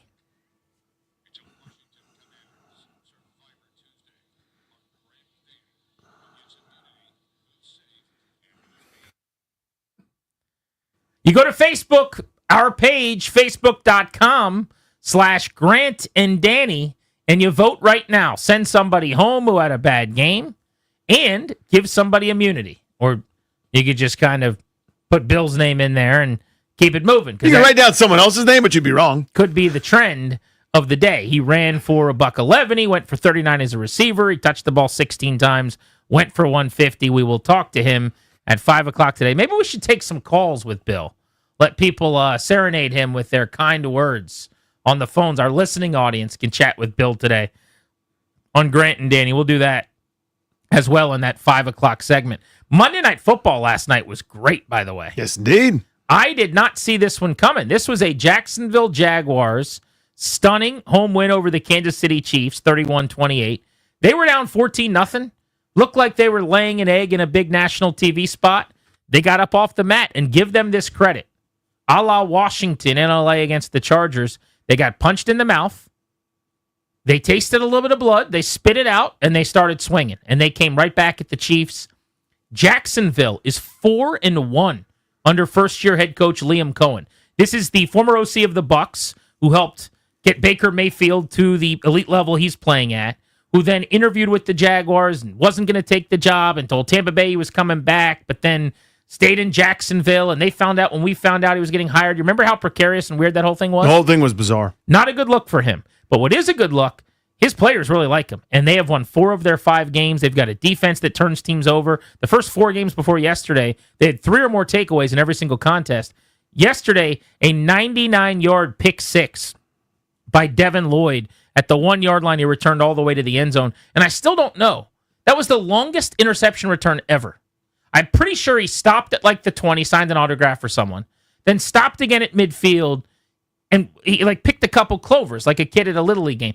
Where were the Chiefs? How did no one tackle that guy on that return? Bizarre. Yeah, I mean, in terms of like the longest distance traveled, it wasn't, but it's still, in terms of the amount of time it took. I remember that was like a 9-second return. Remember Rock Cartwright had a kick return for a touchdown like 30 years ago? You're just like, I can't believe he's still going. This is taking a long time because his top end speed isn't the same as the other guys. But yeah, that was not a great play for Kansas City there. Obviously, that was a transformative moment. What a win for Jacksonville, where it's you're 3-1. That's adorable. It's a new day in town. Oh, I'm sure. Now listen, it's not your older brothers, Kansas City Chiefs, but that win still means a lot to that group.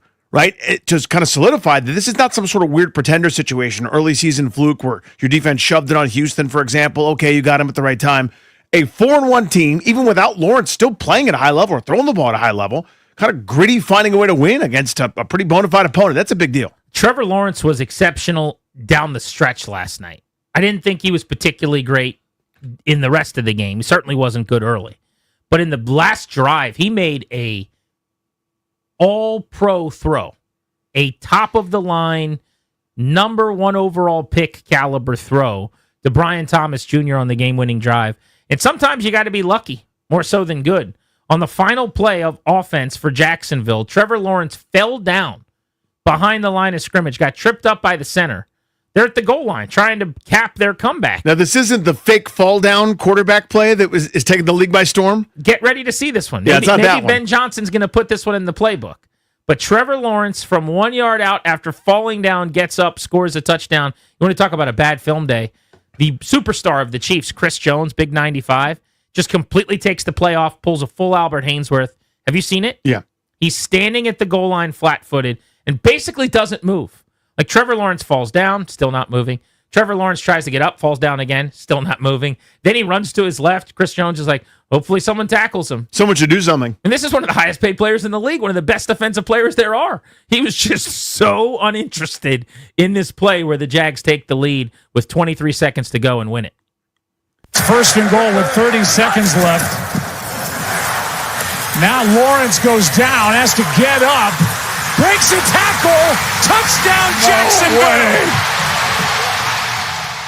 That was a really good call. That was my reaction too, by the way. Troy I said no way. Aikman's voice cracking, just yelling no way. It was one of those plays you don't believe while you're watching it. The quarterback fell down, sort of rolled. Twice, I would say, by the way. Yeah. Because he fell down and then tried to get up and stumbles. He was like in such a rush, so desperate. We've all been there before. You can't get up fast enough that you actually fall again. Yeah. It's kind of 2 of those. And then still stands up and you're like, oh, he's going to get hit. And then he breaks a tackle. He's like a baby deer on ice going down a couple times. And all of a sudden now runs like he's Earl Campbell. I mean, I don't know.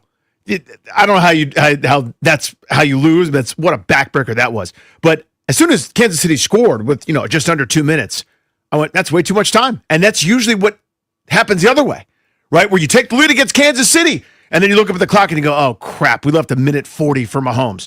Well, it went the other way this time. And Jacksonville, to their credit, despite multiple sacks on the possession, or at least, tackles for a loss from behind the line, still finds a way. And it really, again, that moment, that throw down the sideline to Thomas, just sublime. I think it was either Etienne or somebody was on a shallow cross where I think he could have got it to him in space, first down, maybe get out of bounds, stop the clock. But he saw the look that he wanted, one-on-one. Safety was going to be late to get over there. And he took a shot, and it was perfect. It took a perfect throw. I thought the same thing watching the game in real time. I was thinking, you got 10 free yards? Yeah. Accept the free yards, please. Nope, I'm going to make the throw of my career right here and right now and try to win the football game. The AFC South is nothing like we thought it was going to be, but it is actually ultra competitive. Now, the Titans are terrible, 1-4, which I think most people thought they would be. The Colts are 4-1, and the Jags are 4-1. Indianapolis is the truth. They are going to be a handful all year. They're plus 74 right now in point differential.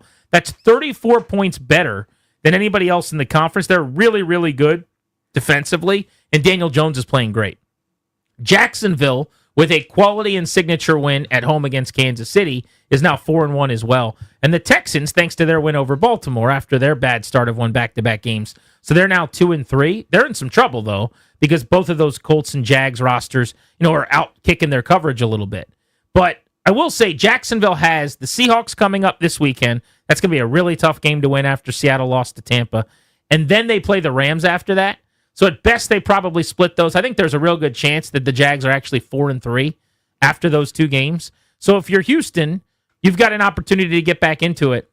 But the Jags, they're going to be a fun team. I think Lawrence will keep playing better. It's a new offense. His relationship with his new head coach and play caller is going to keep growing. They're very good at running the ball. We've seen Liam Cohen do this in Tampa, where he gets a run game going, and their opportunistic defense keeps making plays. That looks like a playoff team. We've got a developing situation on the other side, though, with the Chiefs. I'm not ready to stick a fork in them and tell you it's over, okay? But here is what I will say. Travis Kelce is a shell of what he used to be. Harrison Butker, who's been one of the better kickers in the league, is a problem for them right now. Every single week he has missed a kick until last night. And last night, after they took a lead with 1:45 to play, he kicked the ball out of bounds. I mean, looked like he was trying to land it there. So that was brutal. Harry Butts has just not been anything like what he normally is. These are core members of this window, this era. Mahomes has not played nearly at the level until the last couple of weeks that he normally does. They can't run the ball. They got that going last night with Pacheco averaging 5 a pop, and Hunt ripped off a 33-yarder. So the two of those guys combined for like 14 carries and basically 80-some yards. It was the first time they've run it like that. So it seems like their offense is snapping out of it. They've been better. But this is the second time where their defense has had a game like this. I just don't know how good the Chiefs are. We keep thinking, they're the Chiefs. They'll get this right. How sure are we? I mean, that's what's happened in the past. Their wins are over a beleaguered, beat-up, atrocious Ravens team right now that we need to change our how quality that win looks. It's like when you beat, not picking on anybody, when you beat Clemson week 1, you go, wow, that's a big win. And then Clemson proceeds to lose to everybody. You go, maybe it wasn't that big of a win. Same right there. And then you beat the Giants, who were terrible, and bench Russell Wilson after that game. And by the way, that game was still within striking distance. Like the Giants were down a possession with 6 minutes to go or whatever. It doesn't get a ton easier. Detroit this weekend. Raiders very winnable. Washington, but their schedule is arduous. Talking about Kansas City's. So they're 2-3, and they host the Lions. They could be 2-4. The best thing they have going for them, and I swear they got a horseshoe up their butt, is that the Chargers have completely fallen apart. Yep. LA was 3-0. Herbert's on his way to MVP consideration. And if you wear a Chargers uniform and you play the offensive line, you're hurt right now. Or you're bad. If you're bad, then you get to stay healthy. But if you're good, then you have to be hurt. That's kind of what's happening with the Chargers. So we have seen them up close and personal here as Commanders fans. But the last 2 weeks, they get beat by the Giants, who are bad, who just lost to the Saints, oh, by the way, a week later, and by Washington. So now they're back to 3-2. They now lose Amarion Hampton. Their running back's on injured reserve. So it's completely coming apart at the seams for the Chargers. The Broncos are coming off of a very, very good win against Philly. But whatever we thought about them coming into the year, I would say so far, they are not at that level. The Broncos won double-digit games. Bo Nix played like a Pro Bowler. In fact, I think he made the Pro Bowl as a rookie last year. And we thought that was kind of the first step toward whatever is coming. To me, they have taken a small step back. They're rounding into form. But I guess my point is, if the Chiefs were in the AFC South, where you have a Colts and Jaguars teams that are upstart, any other division, basically, they'd be worse off because the Chargers seem too hurt to actually win games right now, because the Broncos have not taken advantage of this opportunity.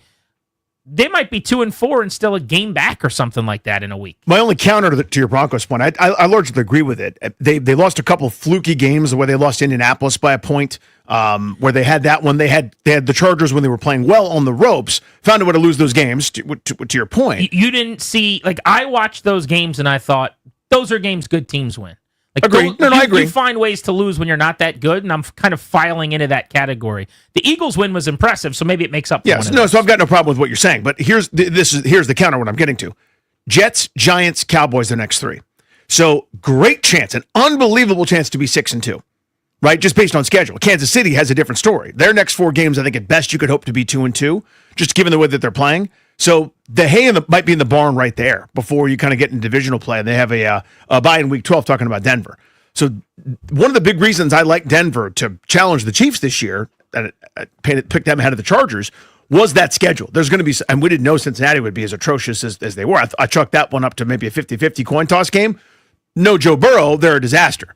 So, I mean, they're starting to play good football. That road win against Philadelphia, I think, was pretty special, just in terms of maybe getting their feet underneath them. But I think their best football's ahead of them. But to this point, I agree with you. They haven't been the juggernaut team that we kind of thought would go eye to eye with the Chiefs, and it turns out the Chiefs are taking a step back more. They're 3-2 right now, Broncos. Yeah.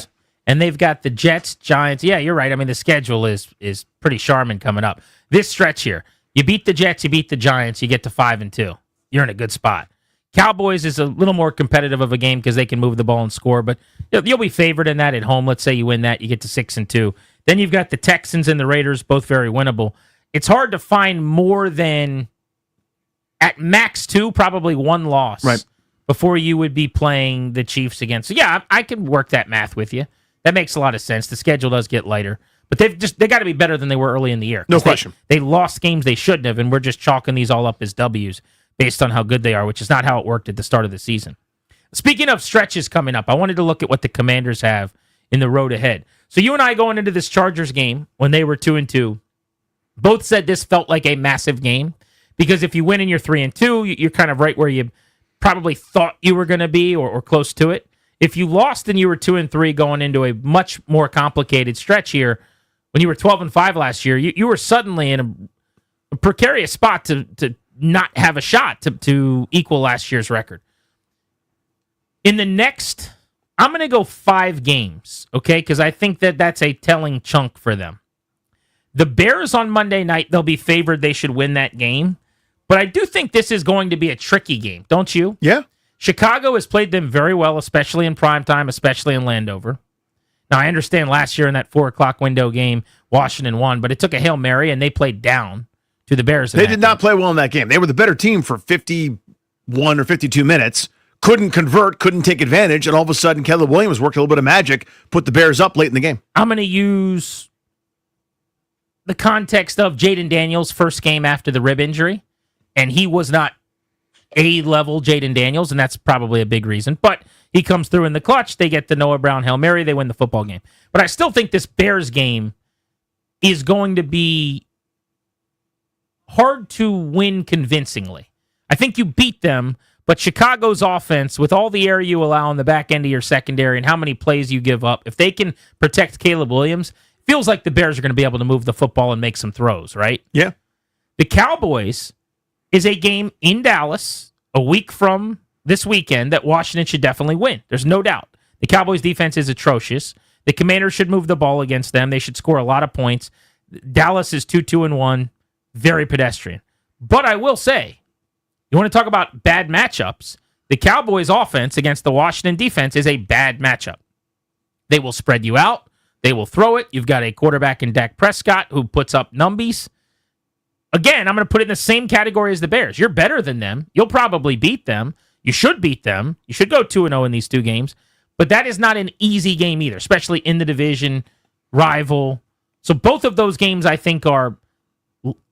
We always do the categories of like auto win, leans Washington, toss up, leans opponent. I think those are leans Washington, not auto win games. Someone might say, oh, you ought to beat the Bears. You ought to beat the Cowboys. I think those are more leans Washington games. Like a 55 to 65% chance to win, not higher than that. You with me on that? Yeah, I think that's fair. I mean, I'm going to pick them to beat the Bears. I mean, unless something weird happens this week in terms of injuries or weird setbacks. But looking at the matchup, I would say they beat the Bears more often than not. You play 10 times, you win 6 of them, something like that, or you win 5.5 if you want to break it down statistically. Looking at the Cowboys game 2 weeks from now, again, assuming health of all the key players, they didn't play well twice against the Cowboys last year. Now, the second game was asterisk. It was everything had clinched, and it sort of didn't matter. But even still, They had the first team offense out there. Jaden Daniels was out there and didn't play very well before they took him out and said, that's enough. Let Marcus Mariota finish it. And then they kind of came back and it was fun. But that first Cowboys game was one of their worst performances as a team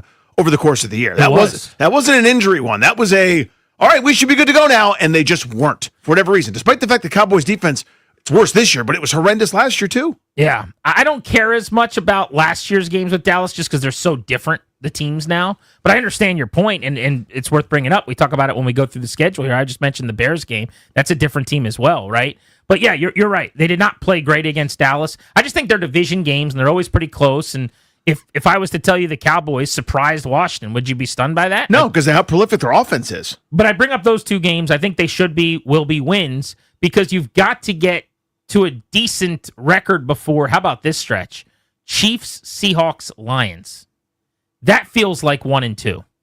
Now, if you're really good and you're a playoff team and you're the 11-win-plus team of a year ago, okay, maybe you win 2 of those. You win all 3 of those. Now we're farting through silk and we're talking about them as an unequivocal 10-plus win team and a playoff team. If they get through that stretch and they, on Monday night, beat the Chiefs, on a primetime game at home on Sunday night, beat Seattle, and then at home again, they welcome the Lions in, and they have no problem handling one of the best offenses in the league with their defense. And then we're going to be talking about, wow, this is another Super Bowl caliber team. But that's your next 5. Bears and Cowboys, who you'll be favored over, and then 3 toss-up or worse games between the Chiefs, the Seahawks, and the Lions. Here's your season that's going to tell you, I think, what this team is. If you're like me right now, you don't really know. I came into the year saying 10-7, wild card. I still think that. But how good are they? I have no idea. They look terrible against the Packers. They look terrible against the Falcons on defense. They played a quarter where they looked like a 4-win team against the Chargers, got some bounces and responded. They've been incredible. They were a 12-win team against the Giants. They were a 13-win team against the Raiders. So it feels middling to me. But when I get through Bears, Cowboys, Chiefs, Seahawks, Lions, by November 10th, I will know exactly what this team is. I offer you 3-2 right now. Sight unseen. Do you take it? 1,000%. Do you take 2-3 if one of those wins is over Dallas? No, I can't. You don't? 2-3 means I beat Dallas. That means I'm only getting one more win against Chicago, Kansas City, Seattle, Detroit. No, because I'm banking on a Chicago win. Now you're telling me I lost all 3 of the other ones. Like they did last year. They had that 3-game losing streak. Right. Went from 7-2 to 7-5. No, because I think you could beat any of those teams. I just watched the Chiefs play like crap on Monday Night Football. Why couldn't they do that in a few weeks when we're at Arrowhead? They definitely could. I think I would take 3-2, but that is also the floor. I can't sign up for a losing record for 5 games because now, if that's the case, Danny, then you're 5-5 through 10. 5-5 through 10 with 7 to play. Still playing Philly 2 times. Playing Denver, still having to deal with Minnesota. Who knows what they are at that time? That's a road game. So no, I'm not doing that. I think they go 3-2 in this stretch, but they need to. That's kind of my point. Yeah, it's the old Eddie Jordan. Harvest your nuts. This is the time. He's Danny. I'm Grant. This is The Fan. This Mark Sanchez story is absolutely wild.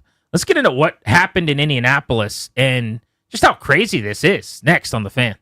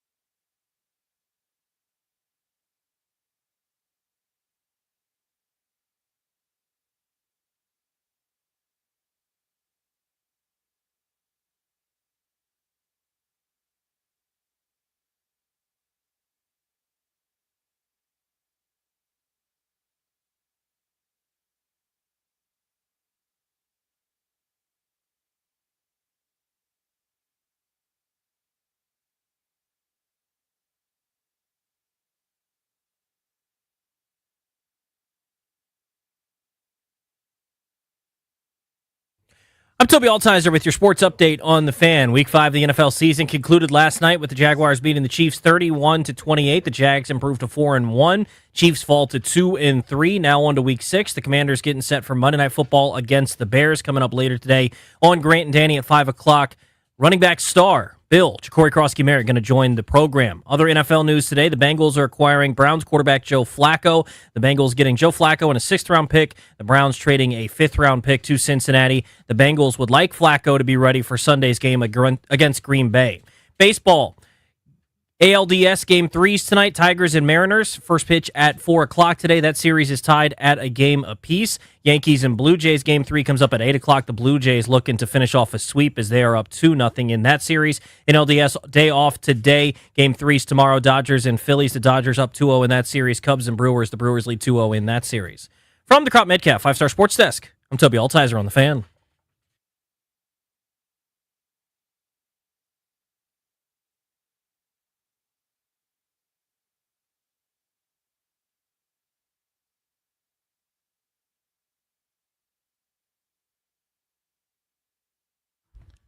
We've got tickets to see My Chemical Romance at Nats Park at 4 o'clock in 90 minutes. Ja'Cory Krosky-Merritt, Bills on the show at 5, and John Carlson of the Capitals on the eve of their season opener stops by the program at 6 o'clock right here on The Fan. We're taking you up to 6:30 on the Grant and Danny radio program. We're brought to you by the law firm Condorian Murad. We love those guys. Let them help you. As the exclusive sponsor of our show, the law firm of Condorian Murad can help you draft your last will and testament, set up a living trust, or put together a medical power of attorney. Schedule a free consultation with their attorneys today by visiting kmlawyers.com and be sure to let them know that we sent you. That's kmlawyers.com. This Mark Sanchez story is crazy. So Sanchez, of course, former first-round pick, who played quarterback for the Jets, actually in his first and second years in the NFL, got to AFC Championship games with that Rex Ryan team. Craziest thing ever, by the way. It was wild because he wasn't particularly good, but they just got to the AFC title game a couple of times, including going 11-5 in his sophomore season. But he ended up being in New York for 4 years. Then he bounced around Philly, Dallas. His final NFL game, people sleep, was actually here in Washington in 2018. And he has become an analyst on Fox, called a ton of Commanders games over the years. Does a pretty good job in the booth for Fox. And he was in Indianapolis this weekend to call the Raiders and the Colts. Now, why he was already there on Friday, I guess you get there, you go to practice on Friday, you're there Friday night, you do some meetings into Saturday, and then you call the game on Sunday. But on Friday night, and the details are still murky here, nobody really knows exactly what happened, so we're wading through some of what we've read online. But here's kind of the timeline of what transpired. So Saturday afternoon, it comes out that Mark Sanchez got stabbed overnight in Indianapolis and is in the hospital. That was how the story was initially reported. Yeah. I don't know about you, but here was how I responded to that. Oh, no. Mark Sanchez got robbed or jumped or something happened. Like something horrible. He got stabbed and he's in the hospital. When that happens, presumably, the first thought is somebody attacked him, right? After a little while, we find out authorities are actually talking to Mark Sanchez about his involvement in a fight. That was the next thing we heard. Okay. So he's in a fight and he gets stabbed. Maybe you picked the wrong guy to fight. Well, let's see what happened here. Now, as more information has trickled out, here's what it sounds like happened. Allegedly, Sanchez on Friday night is seen on video downtown in Indianapolis, like sprinting around. Mind you, he's in a polo shirt and jeans. He's not like dressed up to go for a run. This is also after midnight, it sounds like, Danny. Yeah. But he's seen 12:35 a.m. Sprinting on camera. Weird. Not like going for a run, but just sprinting around. Okay, fine. Then apparently, a 69-year-old guy who is a truck driver whose job it is to go to, it sounds like, restaurants and establishments to pick up oil that they use to fry things, I'm guessing, or to drop off oil, is working and shows up at this hotel where maybe Sanchez is staying or maybe he's just standing. I'm not even sure. And basically, somehow, some way, a fight escalates where Sanchez is allegedly mad that this guy's in a parking spot that he doesn't think he should be in and attacks him. That's the allegation, that Sanchez, 38, goes after this 69-year-old guy And that Sanchez, 6'2", 240 pounds. Big dude, yeah. Beats him to a pulp. And that this guy is so badly beaten that at some point in this fracas, he decides he's got to stab Mark Sanchez to save his own life. And so Sanchez is seen on video again after whatever happened. I haven't seen any video. I don't know if one's out there of the actual fight. But Sanchez is seen like shuffling through the streets again, and his entire shirt is drenched in blood. I mean, he really got stabbed. There's pictures that have come out now of this 69-year-old man after the fact. This guy is completely pummeled. He is bloodied. He is battered. He is bruised. His face is completely knocked apart. He's got a gigantic cut in his own. I don't know what was used to cut him, but kind of like from almost his ear down to his mouth, where apparently, like, I don't want to be overly graphic, but I mean, you could basically see into his mouth if you want to. Like, it's a really scary looking beatdown that he took. And the allegation is Sanchez was the aggressor, jumps him, is mad at the guy saves his life by stabbing Mark Sanchez. This is according to Fox 59 News in Indianapolis. According to the probable cause affidavit, Sanchez allegedly opened the driver's door of the truck and climbed inside despite being told to leave. The man told detectives Sanchez appeared intoxicated, smelled of alcohol, claimed to have spoken to the hotel manager who said the truck was not supposed to be there. When the worker tried to call a supervisor, Sanchez allegedly blocked him. Video shows the men circling the truck before a struggle broke out near a large dumpster. Detectives say Sanchez threw the victim toward the dumpster, and the two fought between the truck and the wall. The 69-year-old told police he used pepper spray to defend himself, but when Sanchez continued advancing, he thought, quote, "This guy is trying to kill me," end quote, and pulled out a knife and stabbed Sanchez several times in self-defense. What? Wow. What? So, again, details will still trickle out. Precisely. Don't know what's what, allegations, whatever else we have to say. This is insane. The first thing I thought was he has to be on some type of drugs, right? I mean, I guess alcohol would suffice, but this to me seems you're running sprints. Now you're in this fight with this guy. Why do you care where he's parking? This is not your house. This is not your driveway. There has to be more to this. My first assumption when I heard all this was he was out of his mind on something, and it led him to act this way, which is not an excuse. Guess what? You should be arrested. You should be charged. You should go to jail, whatever has to happen. By the way, he is now facing felony charges. Initially, it was some misdemeanor stuff over this fight.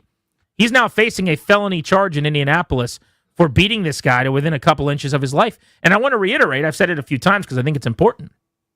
Sanchez is not even 40. We're talking about almost a 70-year-old man that he's whooping up on. Yeah, and again, Sanchez looks like a regular dude on television when he's in the booth calling games. It's a huge person. That is a former world-class athlete. You make fun as much as you want, butt fumble and beyond, but still, 6'2", 230-some pounds, probably in better shape than most. I would say someone quite literally twice his age, that would probably suffice. A former pro athlete in that kind of state, that's terrifying. So I get that this is speculation, and I'm admitting that. Do you agree with me that it sounds like there's some kind of him being impaired, like he's on something? Who does this? I don't know. This is a wild story. This is reminder number 1 trillion and change. We should wait for all the information. People initially see Mark Sanchez stabbed. They have a narrative. They'd like to tell everybody about it. Here come the weigh-ins, this, that, and the other. And then, of course, now we have more information, and there's still more that's going to come out. Everybody be patient. Let's just wait for all the information to come out. This is very serious. It should be taken seriously. It should be treated seriously. I can't imagine someone just had a couple of sips of the adult sodas, and now it's like, my next step is to enforce parking rules for this hotel. What a weird thing. And go inside the truck and start beating up the guy and throwing him against the dumpster, et cetera, and so on. He made fun of him for the butt fumble, and that was one word too many? I mean, and this guy, by the way, this 69-year-old man who's involved in this, filed a lawsuit against Sanchez and Fox in Marion County on Monday. So help me with this, too. I didn't understand this. I get suing Sanchez. Why Fox? Is it because he's there on a business trip? So you're able to then sue them because they have him there as an employee, so now you can go after them too? How does that work? I'm not entirely sure, to be honest with you. The only way that it would have made sense to me, and again, I'm speaking directly out of my tuchus on this one, is if there was incorrect reporting where this guy's character was impugned initially, where you would say, hey, you're was actually your employee that was in the wrong, not me, and you initially said I was the aggressor and I stabbed him or something like that, that's how it would make sense to me, which I don't know that was the case or otherwise. But yeah, I don't quite understand that. Maybe it's because he was in town on assignment for, as you said, for on behalf of Fox as a representative of them. I don't know. Nick Sanchez, the brother of Mark Sanchez, issued a statement yesterday on behalf of the family. This has been a deeply distressing time for everyone involved. Mark and our family are incredibly grateful for the concern, love, and support we've received over the past few days, the statement read. Mark remains under medical care for the serious injuries he sustained and is focused on his recovery as the legal process continues. We would like to extend our heartfelt thanks to the first responders and medical staff, end quote. No mention of the victim of the attack or kind of what happened, but I guess in the days ahead, we're going to get more information. One thing I did hear was when the press conference happened yesterday with the guy that's bringing charges and involved in the Indianapolis Police Department side of things. He referenced that there are a lot of cameras in that area. Yep. And that they had a lot of surveillance. And I'm assuming inevitably that TMZ or someone will get some footage of this interaction, but that really helped them go from what everyone originally assumed was, oh man, Mark Sanchez got attacked, to pretty quickly saying, nah, bro, we got to get him out of the hospital to get over to the police station because we got to book him. Exactly right. There's surveillance footage there, according to the stories that I've read. And also the thing I can't wait to see at some point is they were doing the thing that everybody does now, which is recording each other. Their two cell phones pointed at each other, according to the really? affidavit. Yeah. So there's going to be some video of that at some point. This was how Fox handled it when they went on the air on a show that Sanchez normally guests on in the afternoon ahead of Sunday Kicks with Carissa Thompson. All right, Friday night in Indianapolis, one of our team members, Mark Sanchez, was involved in an incident that we are still trying to wrap our heads around. And at this time, our thoughts and prayers are with Mark, his family, and all of those involved. Not really sure what you can or should do there. There's no good, nothing will be adequate. Yes, there's nothing you can do that appeases everybody. And also, they're still in information gathering mode, fact-finding mode as a network as well, I'd imagine. But we hadn't really talked about it since it happened over the weekend, and it's just a story that is worth attention. But I would say it's going to be a while, to say the least, before you see Mark Sanchez back on an NFL call, if you do again. Next on Grant and Danny, Ja'Cory Krosky-Merritt is leading the NFL in rushing yards per attempt. That's not the only thing he's leading the league in. We'll discuss that about Bill, who joins us today at 5 right here on The Fan in moments.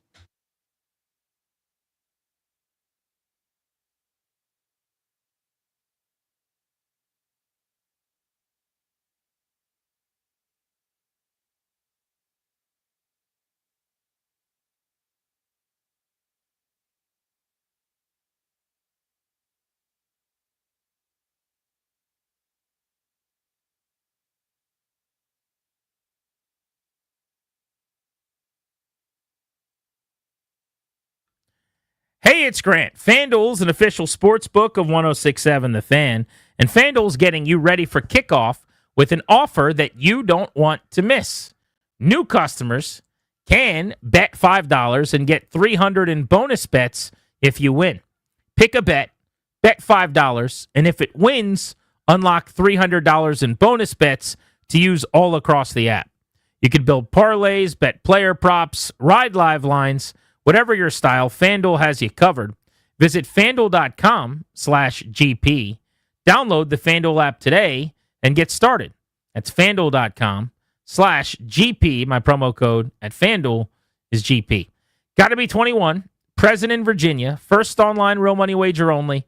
$5 first deposit required. Bonus issued as non-withdrawable bonus bet, which expires 7 days after receipt. Restrictions apply. See terms at sportsbook.fanduel.com. Gambling problem? Call 1-800-GAMBLER.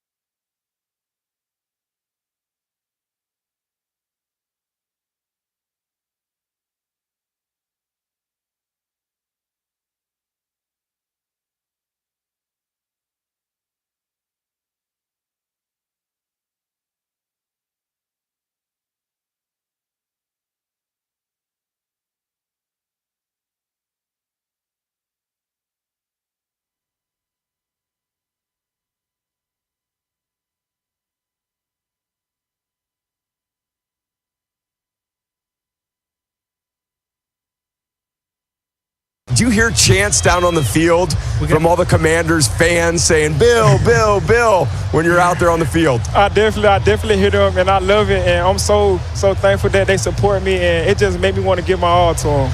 Yeah, you're doing that, my man. Keep up the great work. You're off to such a great start this year. Keep it going. Congratulations on the win.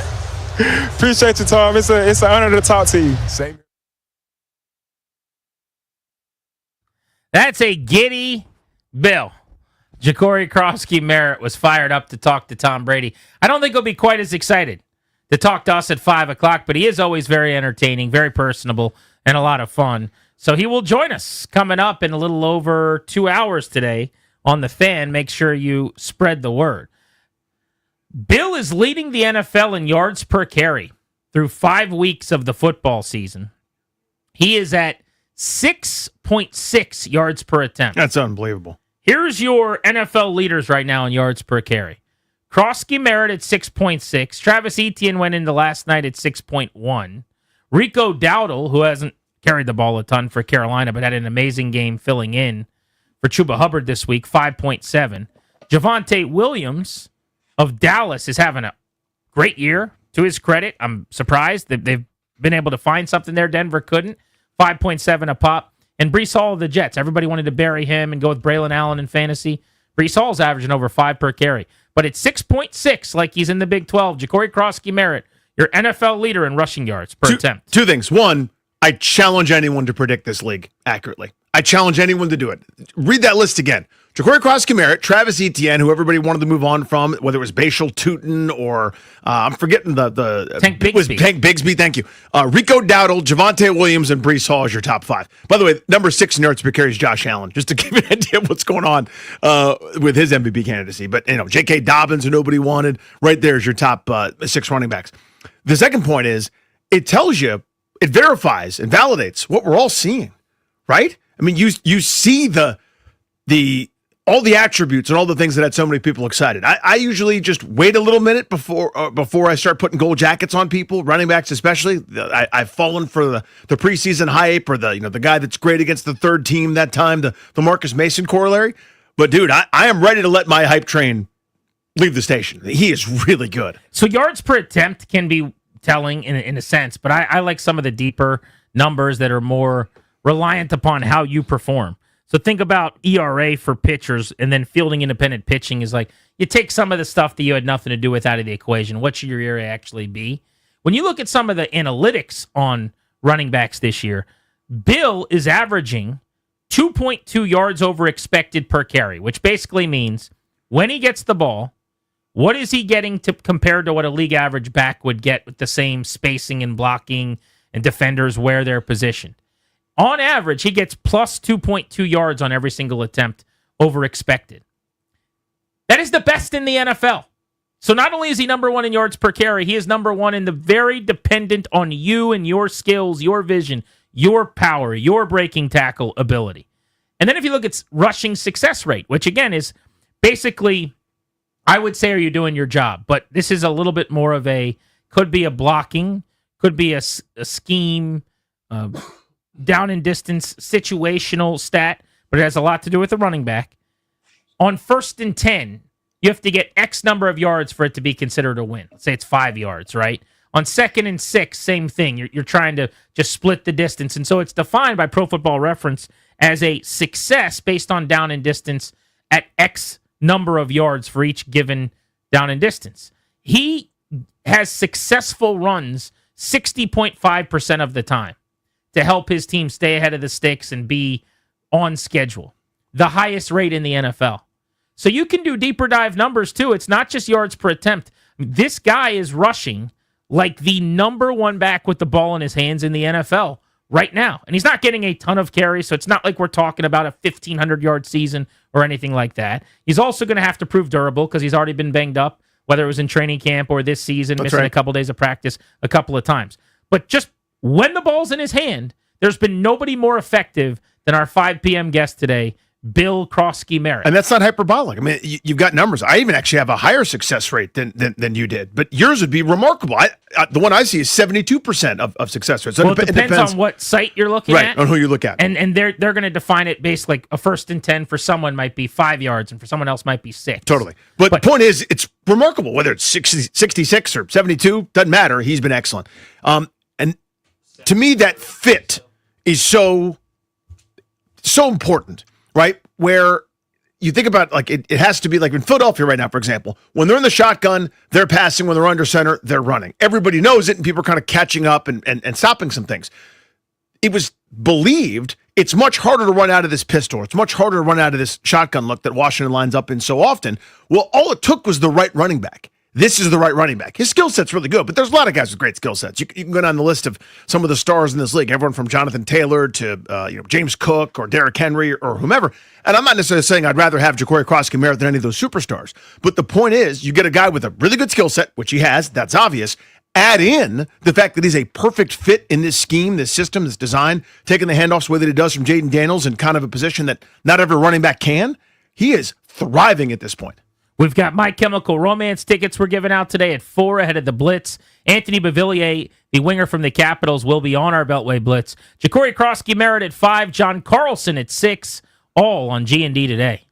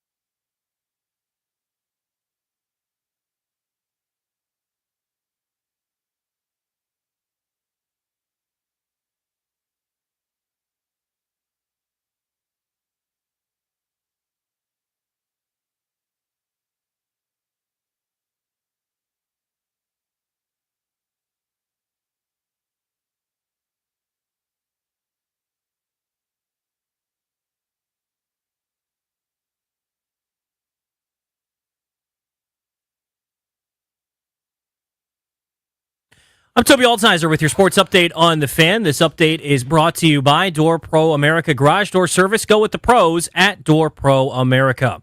In the NFL, last night, Week 5 of the NFL season concluded with the Jaguars beating the Chiefs 31-28. Now on to Week 6, where the Commanders will meet the Bears at Northwest Stadium for Monday Night Football. A little bit later in the program, coming up at 5 o'clock, Ja'Cory Krosky-Merritt, Bill, set to join Grant and Danny. Other news around the league today, the Bengals are acquiring Browns quarterback Joe Flacco in a trade for a flipping 5th and 6th round picks. The Bengals want Flacco to be ready for Sunday's game against Green Bay if possible. Free agent safety C.J. Gardner-Johnson is signing with the Ravens practice squad, and the Colts are signing kicker Michael Badgley after losing Spencer Schrader for the season. Hockey tomorrow, the Capitals season openers. They'll take on the Bruins at home. Puck drop at 7:30. You can hear the Caps all season long right here on 106.7 The Fan. Major League Baseball playoffs, ALDS Game 3s tonight. Tigers and Mariners at 4:08. That series is tied at a game apiece. Blue Jays and Yankees at 8 o'clock. The Blue Jays lead that series 2-0. Go with the pros at Door Pro America. From spring repair or replacement or a brand new garage door to boost your home's curb appeal, call 877-DOOR-PRO today and ask how you can save $60 on a repair or $150 on a new garage door. Visit DoorProAmerica.com. From the Crop Metcalf 5-Star Sports Desk, I'm Toby Altizer on The Fan.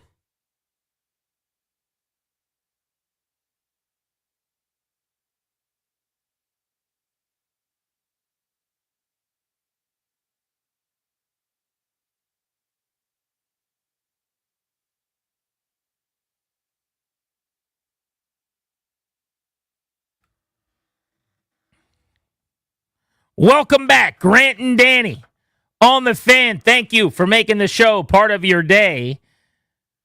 Bill, Ja'Cory Krosky-Merritt joins us for his weekly Tuesday 5 p.m. appointment, coming off of his first 100-yard game, the NFL's leader in yards per attempt. And John Carlson of the Caps on the show today in our 6 o'clock segment ahead of their season debut. We've actually got a monster few days coming up on the show. Tomorrow, the Caps open. We're out and about in D.C. at City Tap House. Shadows of Capital One Arena.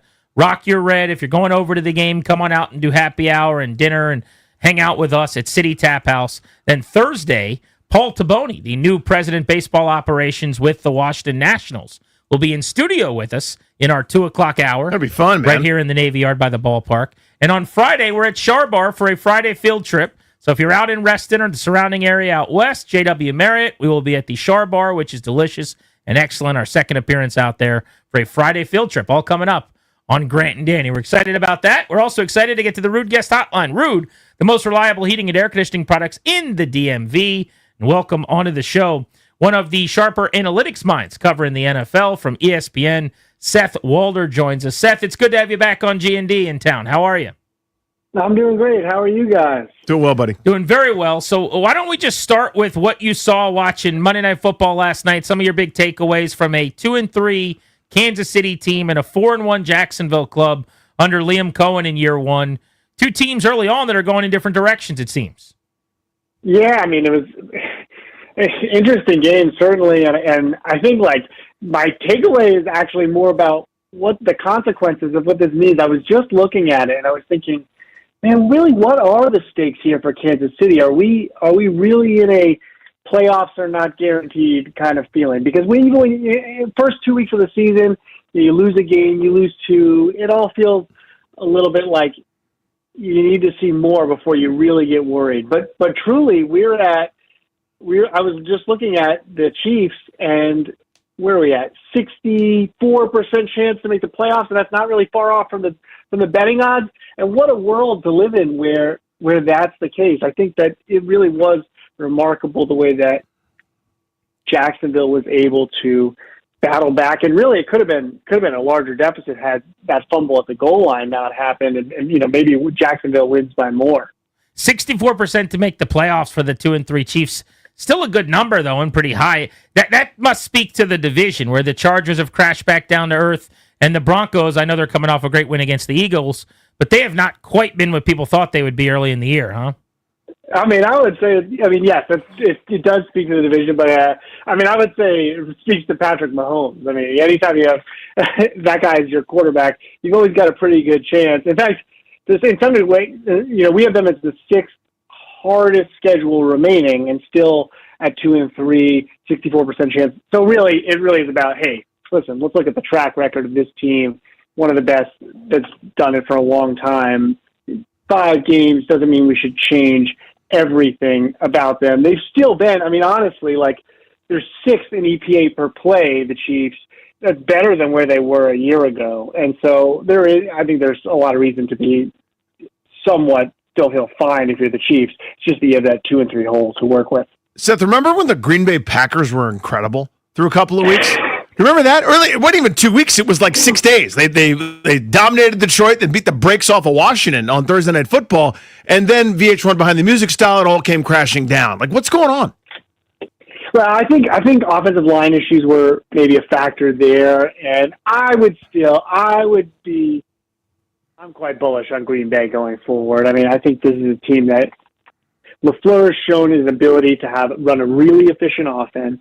They've been able to be a really efficient offense if you look at the course of the season, and they do it with a really run-heavy approach, which to me says, like, there's a lot left to grow. You can rely, if you can feel confident in your pass protection, you can rely more on a passing game that can get you there. I think the part that's maybe surprising is, like, hey, why has the defense not been quite as good?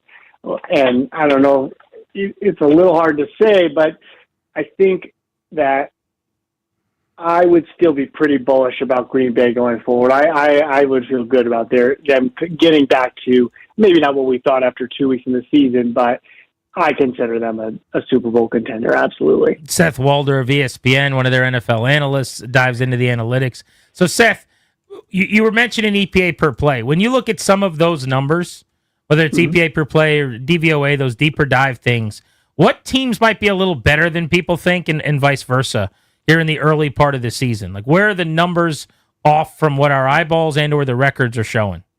Yeah, sure. No, that's a good question. So I think, well, Green Bay is maybe like you just mentioned them. So I'm just looking at it right now. I think that is a fair one, right? But like Houston ranks 2nd in defensive EPA per play. Now they're middle of the pack in terms of offensive EPA per play, but that's something that stands out a little bit to me. And I think when we look at FPI as sort of our forward-looking metric, which is incorporating both prior, so what do we think of the preseason, and then how are you performing on offense, defense, special teams thus far. And, like, I think this would be a lot more shocking if I told you this a week ago than if I told you it today. But we have the Eagles at 5th, and we had them at 5th, I think, a week ago, too. And so I think that showed maybe, despite the fact that they had a perfect record, now they still just have one loss, perhaps an imperfect team.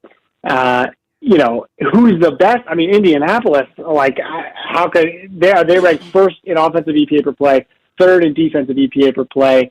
The question is whether that continues, but, like, who has been the best? Yeah, they've been the most efficient team in football, period. A few years ago, Minnesota, I think they went 13-4 with a negative point differential. Yeah. I still can't believe that happened, and, that is what it is. Tampa Bay is only +3, despite being 4-1. They deserve credit. I mean, they found a way to steal these games, and the Cardiac Kids, their first 3 walk-off style wins. But I just don't buy them totally as for real. But at the same time, they just kind of keep this machine rolling. And Ibuka's awesome, and Baker Mayfield's in this 2.0 version of his career, having a renaissance. I don't know what to make of them. What do you? What happened to that Minnesota team? Yeah, got dismantled by the Giants in the playoffs, right? I mean, I think. Dismantled is strong. Lost in the playoffs. I too share your skepticism. I actually do think Baker Mayfield is playing maybe some pretty great ball, and that is like better than last year. I think a lot of people talked about his breakout last year, and I felt like it was solid. But I do think he actually is playing better. I share your skepticism about Tampa Bay in general. It's not like the idea of, they just keep winning these games so they know how to win. I think if we're thinking predictively, I think that really what we want is to see a true talent level that's higher than what they show. 24th in EPA per play on defense, that concerns me. I think their pass protection will get better now that Tristan Wirfs is back, but that has been injuries have cost them there. So I worry about and their secondary. Their pass defense is a problem, but they have been really good at stopping the run. I do buy that, and I would not like, to me, if you said, you brought up Green Bay, bring up Tampa Bay, who do I think is more likely to be playing in the Super Bowl this year? To me, it would be Green Bay, hands down. What does a number crunching session on Washington reveal about the Commanders through 5 games? I think Washington's really interesting. So on one hand, I was pretty down on Washington going into the season. So a couple of things have gone maybe better, I think, than expected. I would say the pass rush has been better than I thought it was going to be. The defense overall has been better than I think it thought it would be, sort of passable. And the fact that they were able to survive missing Daniels for a couple of games, that's good. Here's some numbers that I think do worry me just a little bit. Jaden Daniels, I can't remember if we talked about this in the preseason, but something I noticed last year was that Jaden Daniels, if you looked at his efficiency numbers on early downs in his rookie season, it was not that good. It was very mediocre, and he was where all the leverage was on 3rd and 4th down when he was exceptional, and that's good, and that's why his QBR was so great and all his advanced metrics were so great. If you look this year, man, he's way down, right? 23rd in QBR. Maybe that would be a bit of a surprise. But if you look this year, his performance on early downs has stayed pretty much exactly the same, but the variance on the on late downs has flipped. So now, and this is the number that almost boggles my mind, his off-target rate on 3rd downs is 36%. His off-target rate overall is up, but it's really just because of that late down. Now, that's a small sample. It's not something that I would be super worried about. But what I think what does concern me is, what if his early down performance was the true level of ability? And that's, I think, just the thing to watch, because if that's the case, then Daniels isn't quite the savior that was promised. I'm not saying that's the case. I want to be clear. I just want to say, like, that is something that I was keeping an eye on this year, and I'm still keeping an eye on, because that late down performance has not been the same. I do also share some skepticism about perhaps the defense. Like, I don't know that they're going to be able to keep it up. I mean, Bobby Wagner is allowing 1.5 yards per coverage snap. That's really high. I don't think that Lattimore is, the same player that he was. So the age factor was something that I know a lot of people talked about with Washington going into the season, myself included. And I do think that could still be a concern down the stretch. One other thing I will say, the running game has obviously been a real positive for them. And I think the running backs have been a big reason why. Maybe that sounds obvious, but normally I would say the offensive line has so much to do with it. But the running backs, I mean, your guest later this afternoon, Ja'Cory Crosby-Merritt, has 93 rush yards over expectations this year, and that is 5th best in the NFL, and he's done it on only 43 carries. All the guys above him have had more work than him.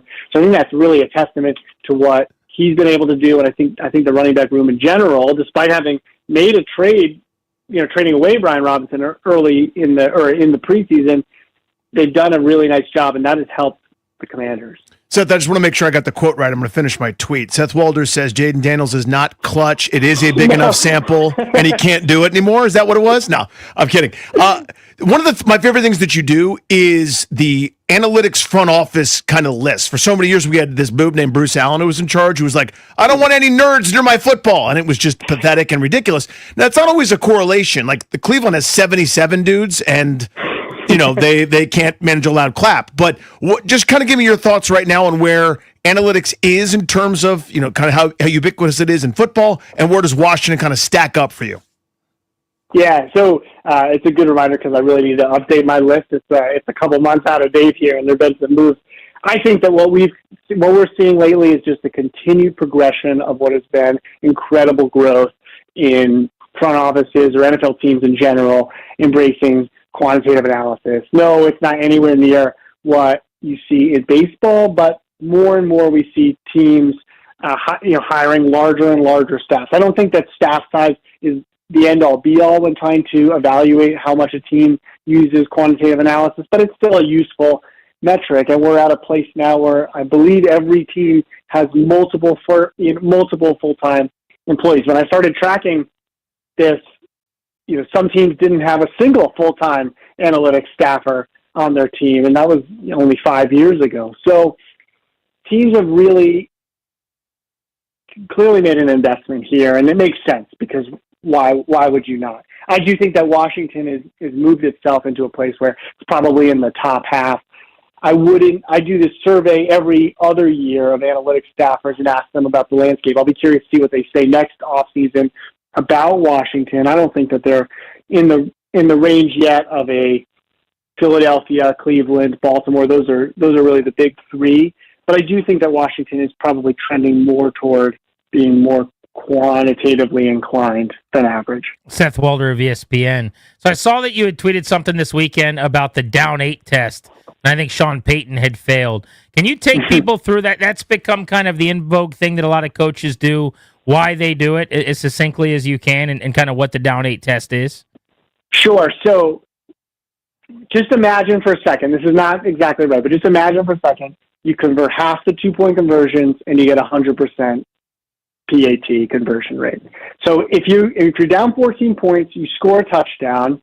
The traditional idea would be you kick a PAT, hopefully you score a touchdown again, you kick a PAT, you go to overtime, right? And let's just play that out. So assume that was going to happen. You're going to score again, then you're going to go to overtime and you're going to win half the time.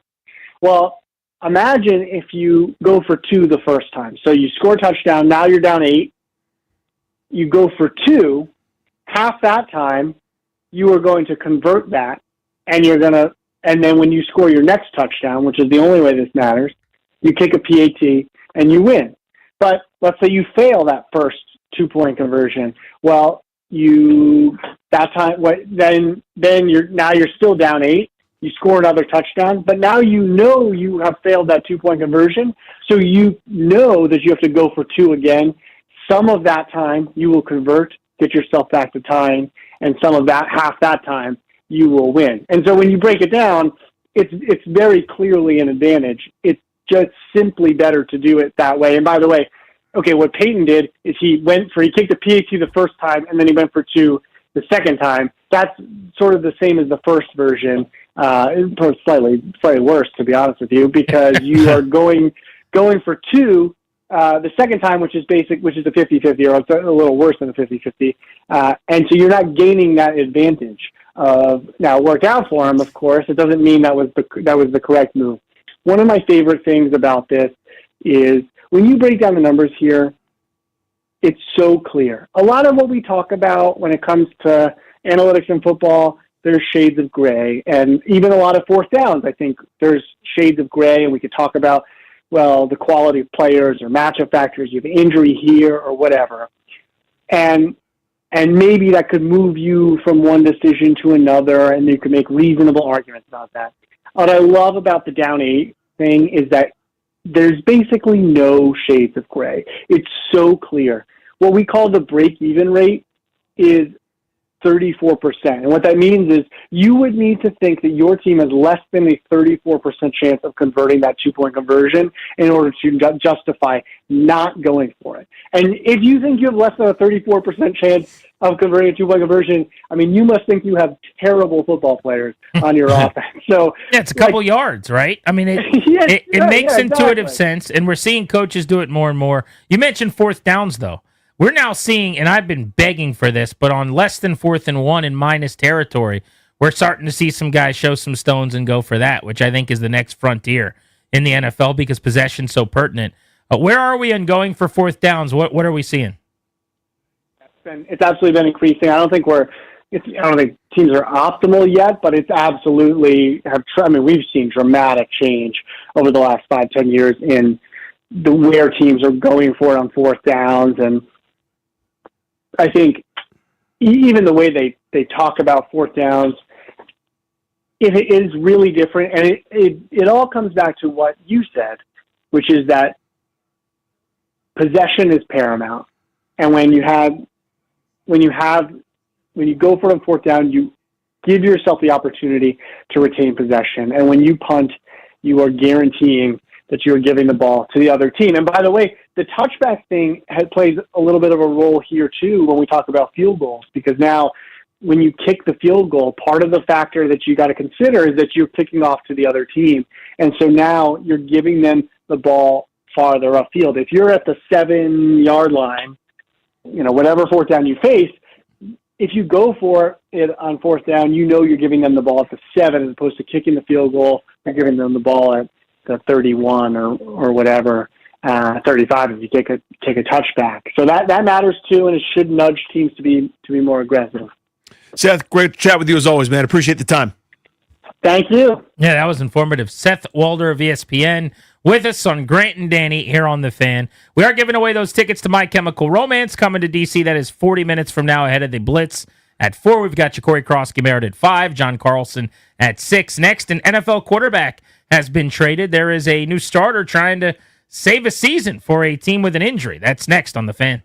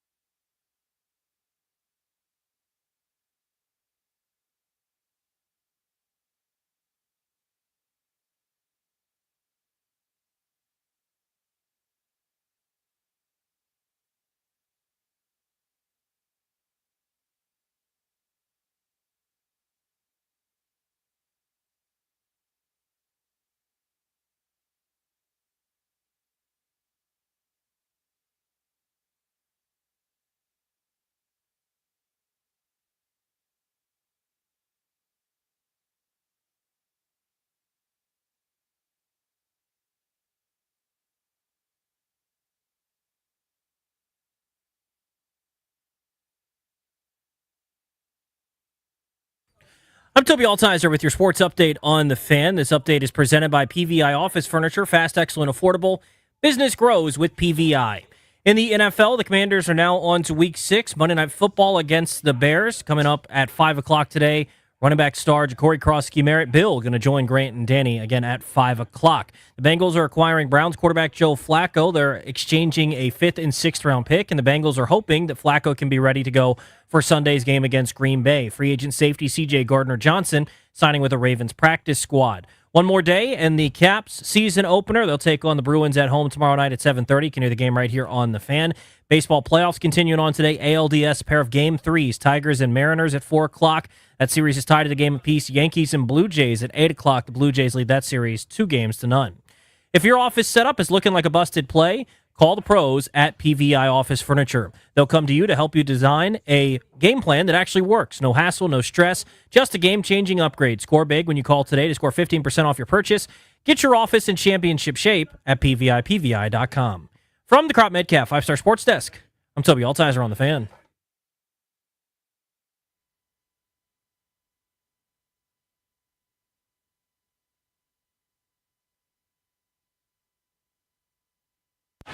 They got one shot at it.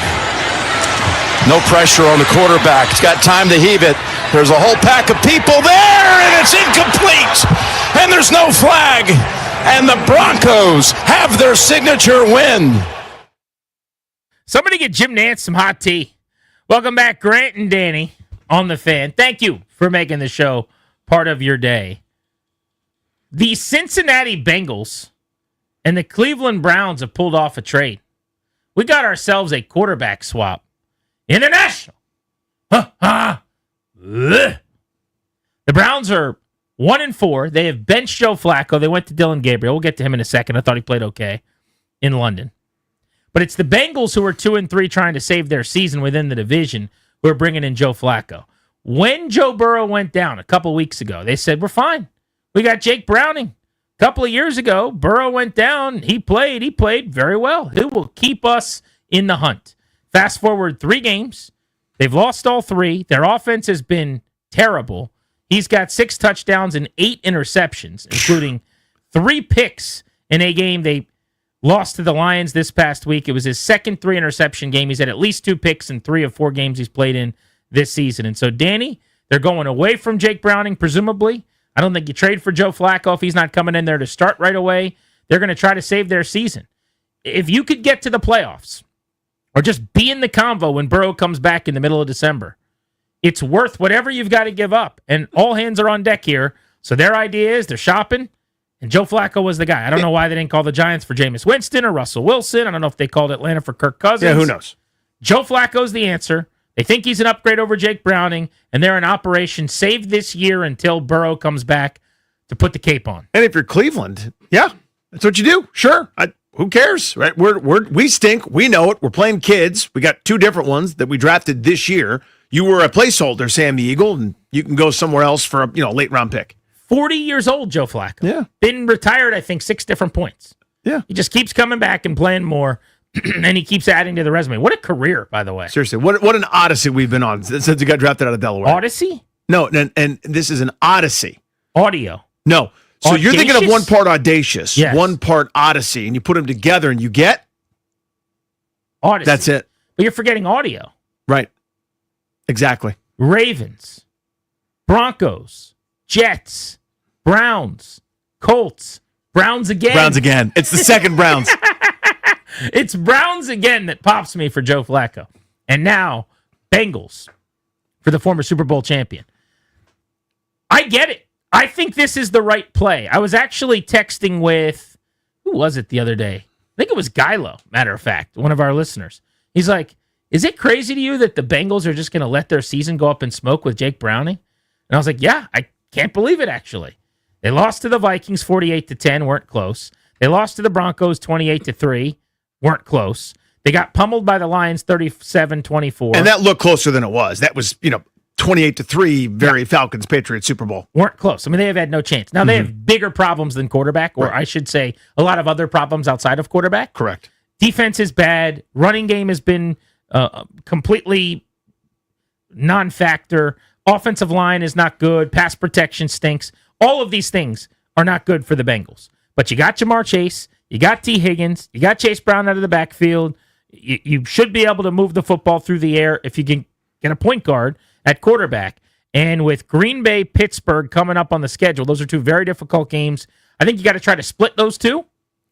Beat the Jets, beat the Bears, go into your bye, and if you could be 3-1 in your next 4, now you're 5-4 going into the second half of your season, and you got a year. So let's have a season at that point. I generally just shy away from this sort of thing, but I understand the point here, and that is, as you said, it's an AFC that's kind of shallow. The top teams are teams like the Colts and Jacksonville at 4-1. How sustainable are those things if you're a team like Cincinnati? Your own division is kind of part of like the Red Sea. The Ravens are terrible. I don't think you do this if the Ravens were beating the hell out of people and we're going to win 14 games again.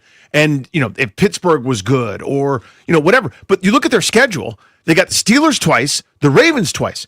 Both of those teams now look, the Ravens especially, look terrible at this stage. Now, who knows what it's going to be like in 2 months, but here's kind of the point. If you can tread water, and I don't know that Flacco's the best option. They certainly think he is, or maybe the price was too high for one of those other Jags that was readily available just to be a caretaker until your star comes back. But if you're in the hunt 2 or 3 games back at the end of the season, if and when Joe Burrow can return, it's worth a late-round pick. Giving up something high would have been blasphemy to me, but it's not. It costs nothing. So, it's not something I'm excited about. It's not like I can't wait to see old Joe Flacco throw it to T. Higgins, but I get the move. Yeah, for the Browns, it's the biggest no-brainer ever. Of course. 100%. Because Dylan Gabriel started for you, already made his debut. You're not going back to Joe Flacco, barring an injury. And if something were to happen to Dylan Gabriel at this point, then you could just turn the reins over to Shedeur Sanders, because you've got 2 guys you drafted who are young for this lost season where you're a bad football team. You can kick the tires on those 2 guys. Gabriel, so far, has played in 3 games, 3 touchdowns, no picks. First start against Minnesota. He sailed a few balls. Here is my assessment on Gabriel, having not seen a lot of him. So I'm readily admitting I don't really have enough file to go hard in the paint with any takes on Dylan Gabriel yet. My guess is, based on his height at 5'11", he's going to sail a lot of passes. This is like a geometry angles thing, where he's got to throw it over the line of scrimmage. If you're not Drew Brees and you're not really, really good at getting into throwing lanes and finding these pockets between big linemen, you're throwing uphill to kind of get where you need to in the middle of the field. And oftentimes guys like that, you think Sam Howell, some of these undersized 5'10", 5'11", 6-foot quarterbacks, they end up sailing a lot of passes, it feels like. So I'll bet you that's going to be a thing. When he missed, that's how he was missing. And in the middle of the field, that could be dangerous for interceptions to safeties. But by and large, I thought he was in command of the offense. I thought he looked athletic and mobile and moved and did some good things in the pocket.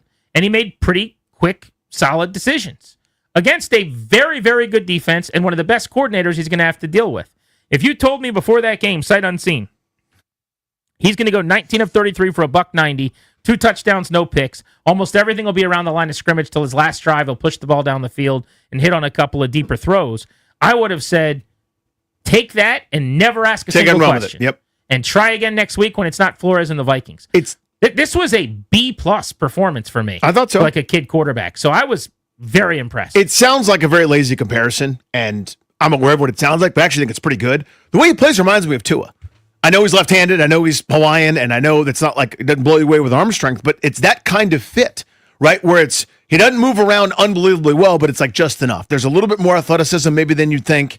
He is not going to be a frontline starter, I think, ever at any point, in my opinion. Now, that could be shoved on and he turns into the Renaissance player for Cleveland or something like that. I'm not betting on it, but there's a little bit of Drew Brees to it as well. And I think that's once in a millennium type player, a guy who got better when his arm got worse. Once he left San Diego at that point and his shoulder was a problem and nobody else wanted him besides Miami and Sean Payton in New Orleans, and that match was made in heaven. I don't think we'll see something like that again for at least for the time being. But there was an intelligence to what they did there to combat Brian Flores and company and all the blitzing and all the different coverages and mixing and matching. They made it easy. Now, a defensive coordinator knows that you're going to want to make it easy, but they still found a way to do that, kind of that live chess match. I give them a lot of credit for setting him up for at least some success to start off a really difficult matchup out of the country against Minnesota. Kevin Stefanski's not a former coach of the year for no reason. I mean, he can coach offense. I've talked to Kirk Cousins about him in the past. It's been a couple of years, it's been a while, but I know he always thought from his time with him in Minnesota that he was one of the better coaches in terms of putting quarterbacks in a good spot, getting you a good plan, making sure that you're comfortable with everything. And by the way, he has, been a 2-time coach of the year, 2020 and 2023. So this is a guy with chops. And you and I have talked about his job security and what that's like now because they made the big Deshaun Watson transaction. I don't think that has anything to do with him. If not for that, I think his resume in Cleveland would actually look okay. But it happened. That has ruined that organization in the short term. And now we'll see how he can develop and groom these young kids, namely Gabriel and then also Shedeur Sanders, if and when he gets a shot. But I just think the Browns getting a 5th. So the terms were Joe Flacco and a 6th-round pick to Cincinnati, 5th-round pick coming back to Cleveland. If I was a Browns fan, I would be thrilled about that. 100%. Flacco was about to play 14 games as a very, very jaggy, 19th to 21st best quarterback in the league. And you're moving him in a late rounder for a 5th-round pick. And you get to watch the kids that are more athletic. Sign me up. Let's do that every single time. The Bengals, though, does he give you a better chance than Browning? I think he will play better than Browning has played over these 3 weeks. I have to imagine Browning would have played better than Browning had played in these 3 weeks. He was so god-awful. But they must have seen enough to go, we just can't go This is not here. competitive. They're 31st in offense. They are 31st in running the ball. They're 27th in throwing the ball. Is Jake Browning the reason they can't run it? I mean, they're averaging 3.1 yards per carry, second to worst in the NFL. Jake Browning has something to do with their sack rate, but Joe Burrow was also getting crushed, hence him not being available right now. I mean, they're bottom 8 in the league in sacks per pass attempt right now. And then we haven't even talked about the defense, which is 27th out of 32 teams and 29th against the pass. So if they think Joe Flacco is going to solve everything, they're wrong. But if he gives you a better chance to win, then it's worth doing.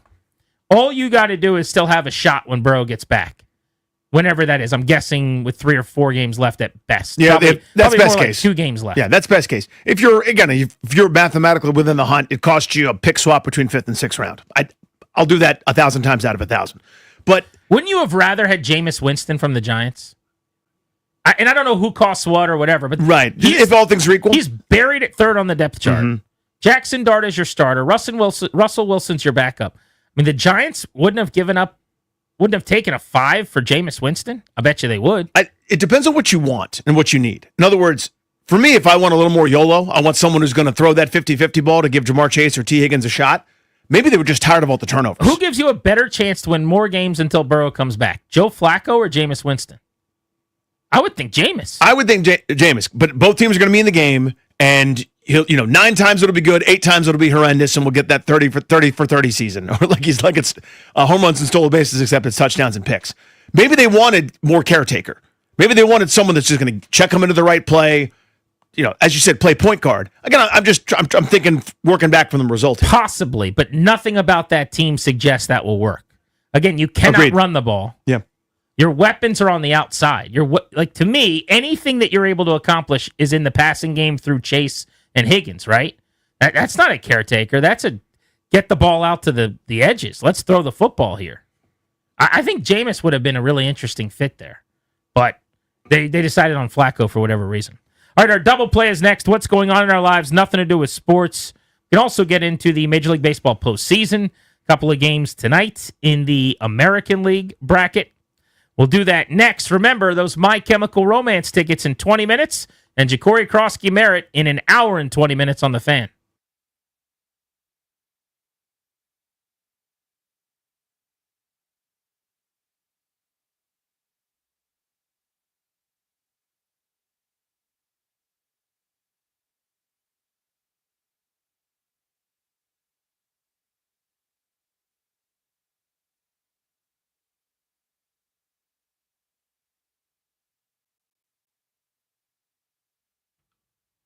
Hey, it's Grant. FanDuel's an official sports book of 106.7 The Fan. FanDuel's getting you ready for kickoff with an offer that you don't want to miss. New customers can bet $5 and get $300 in bonus bets if they win. Pick a bet $5, and if it wins, you'll unlock $300 in bonus bets to use all across the app. You can build parlays, bet player props, ride live lines, whatever your style. FanDuel will have you covered. So here's what you're going to do. Go to FanDuel.com/GP. That's FanDuel.com/GP. And download the FanDuel app today and get started. FanDuel.com/GP. Must be 21 and present in Virginia. First online real money wager only. $5 first deposit required. Bonus issued as non-withdrawable bonus bet, which expires 7 days after receipt. Restrictions apply. See terms at sportsbook.fanduel.com. Gambling problem? Call 1-800-GAMBLER.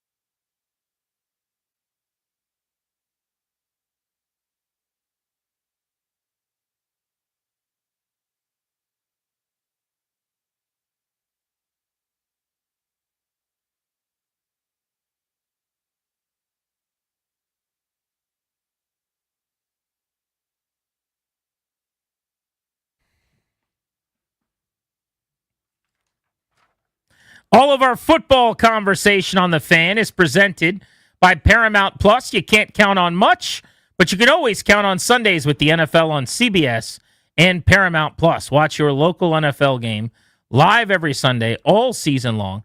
Visit ParamountPlus.com/NFL to get started today. It is time for our double play. What's going on in our lives? Nothing to do with sports.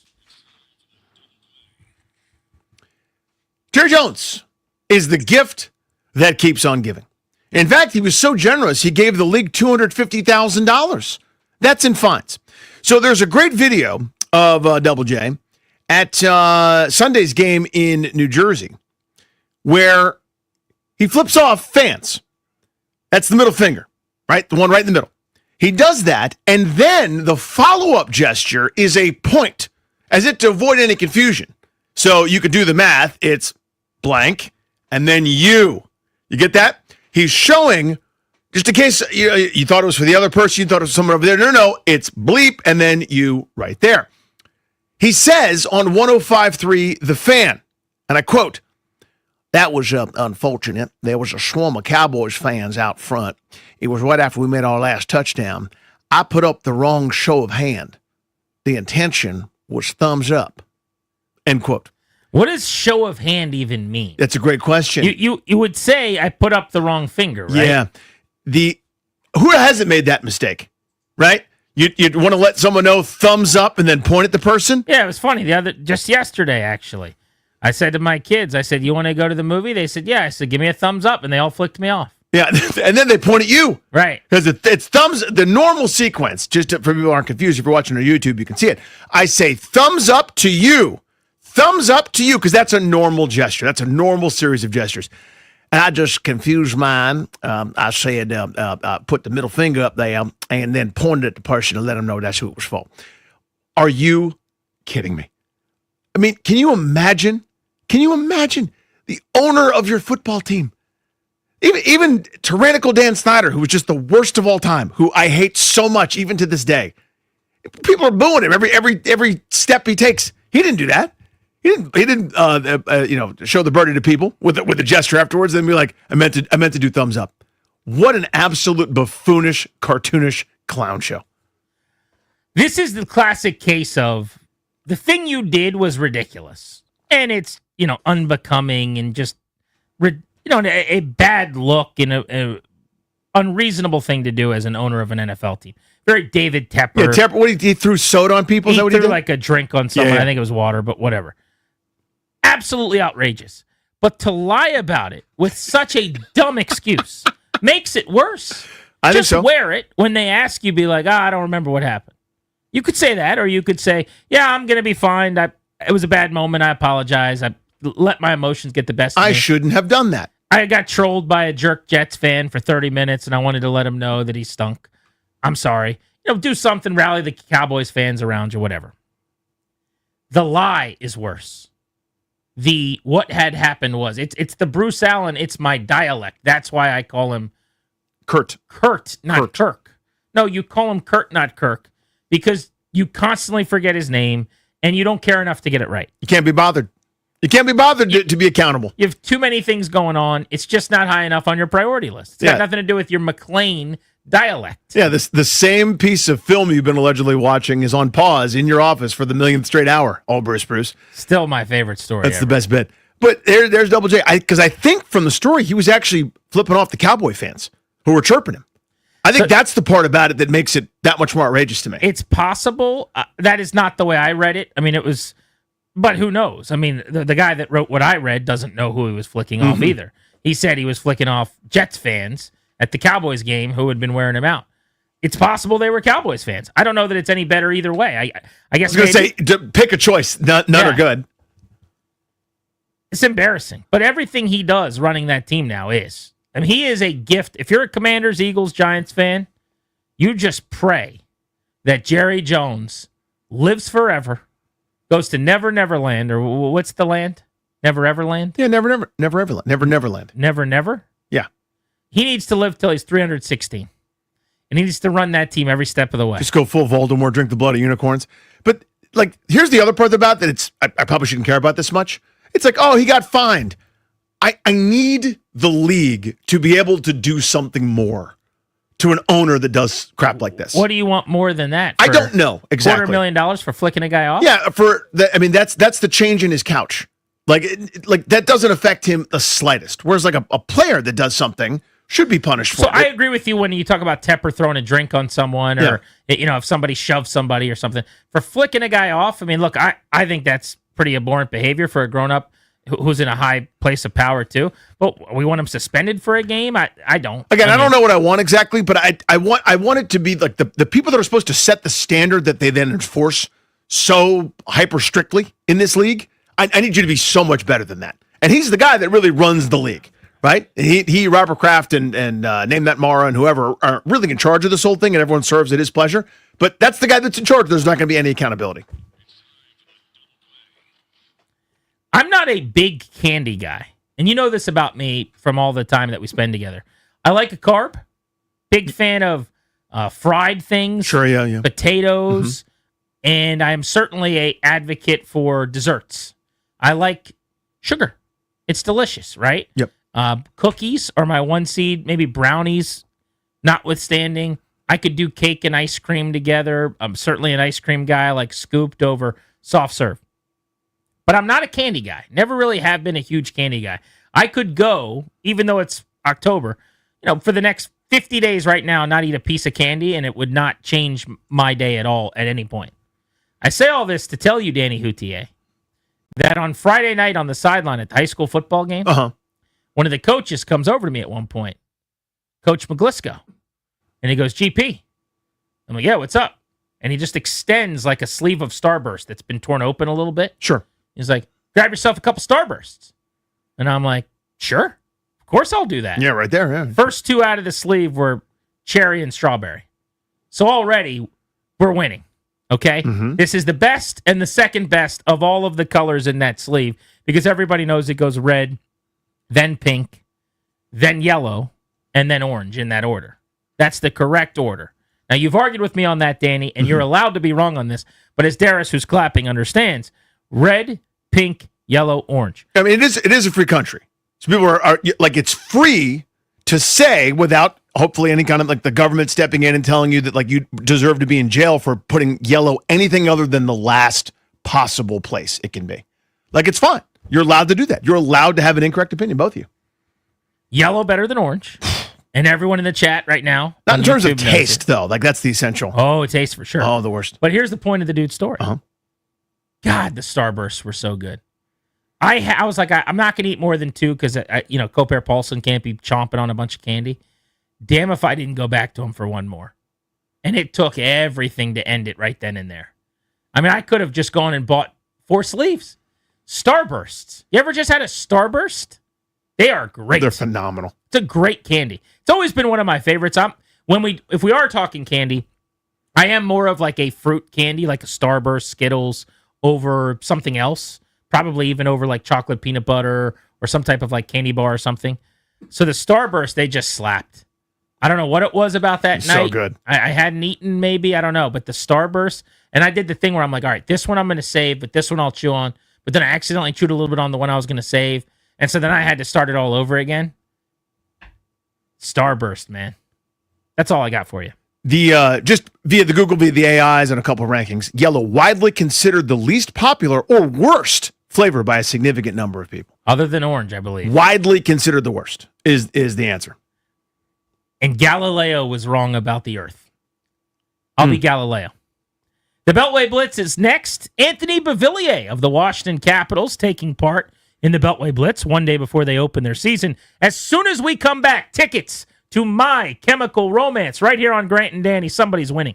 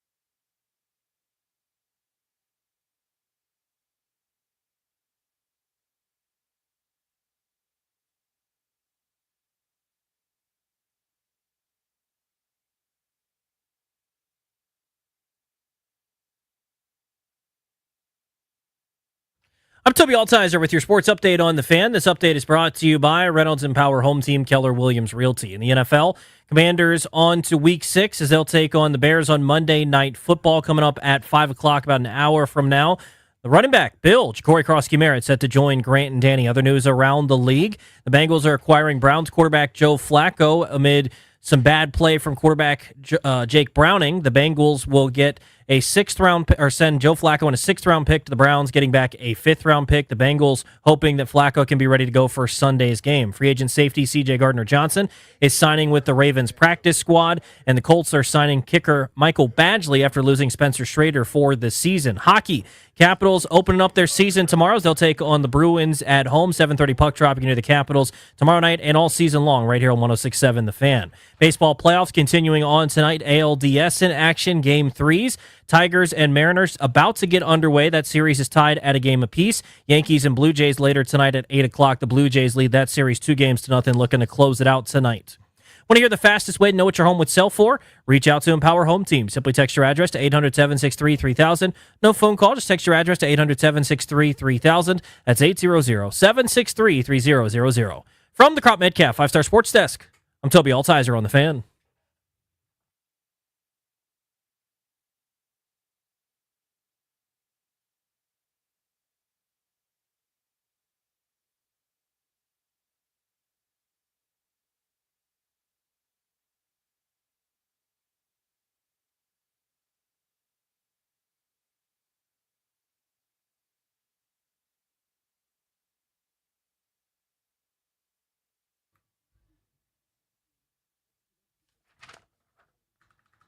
As promised, caller number 10 at 800-636-1067. Congrats.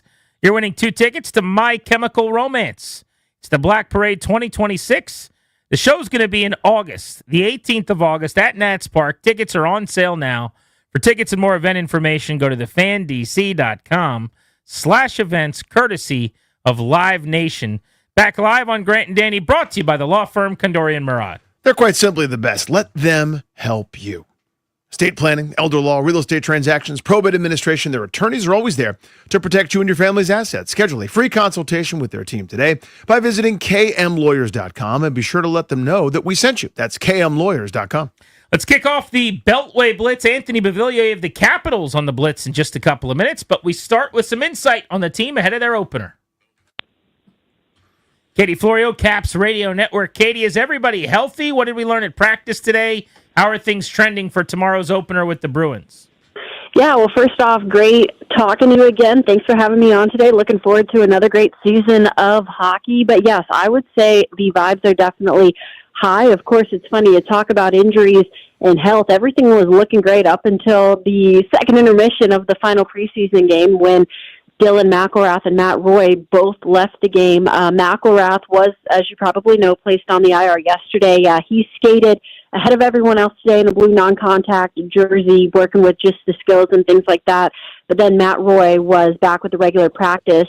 Something going on, a curse maybe with the defenseman, because yesterday Declan Chisholm ended up getting a skate cut during practice, and in his right thigh, he had to get 8 stitches. But both players and Spencer Carberry saying today that Roy and Chisholm are good to go. McElrath is the only one still kind of working back from that lower body injury, but the other two should be absolutely fine for tomorrow night. Any roster decisions that were of note? Some of the younger guys got sent down, et cetera. Katie, just a couple things that stood out to you. Well, I think the biggest storyline through all of this camp was just how many young guys impressed. And so when you send guys like Ilya Protas and Andrew Crystal and Ivan Miroshnichenko getting loaned again yesterday, when those are the guys that you're sending down because you have to, because there's no roster space, then I think that's a good problem to have. It just goes to show the depth and versatility of this team. There's obviously been, lots of talk at Connor McMichael at wing, Hendrix Lapierre of making this roster, probably starting at 3C.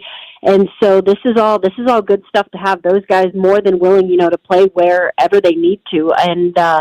And so Spencer Carberry has some decisions to make. He can place guys where needed. Justin Sorda, a new one coming to this team, I believe he'll start on the 4th line, but he's another guy that can certainly be moved around, and you can, make puzzle pieces work.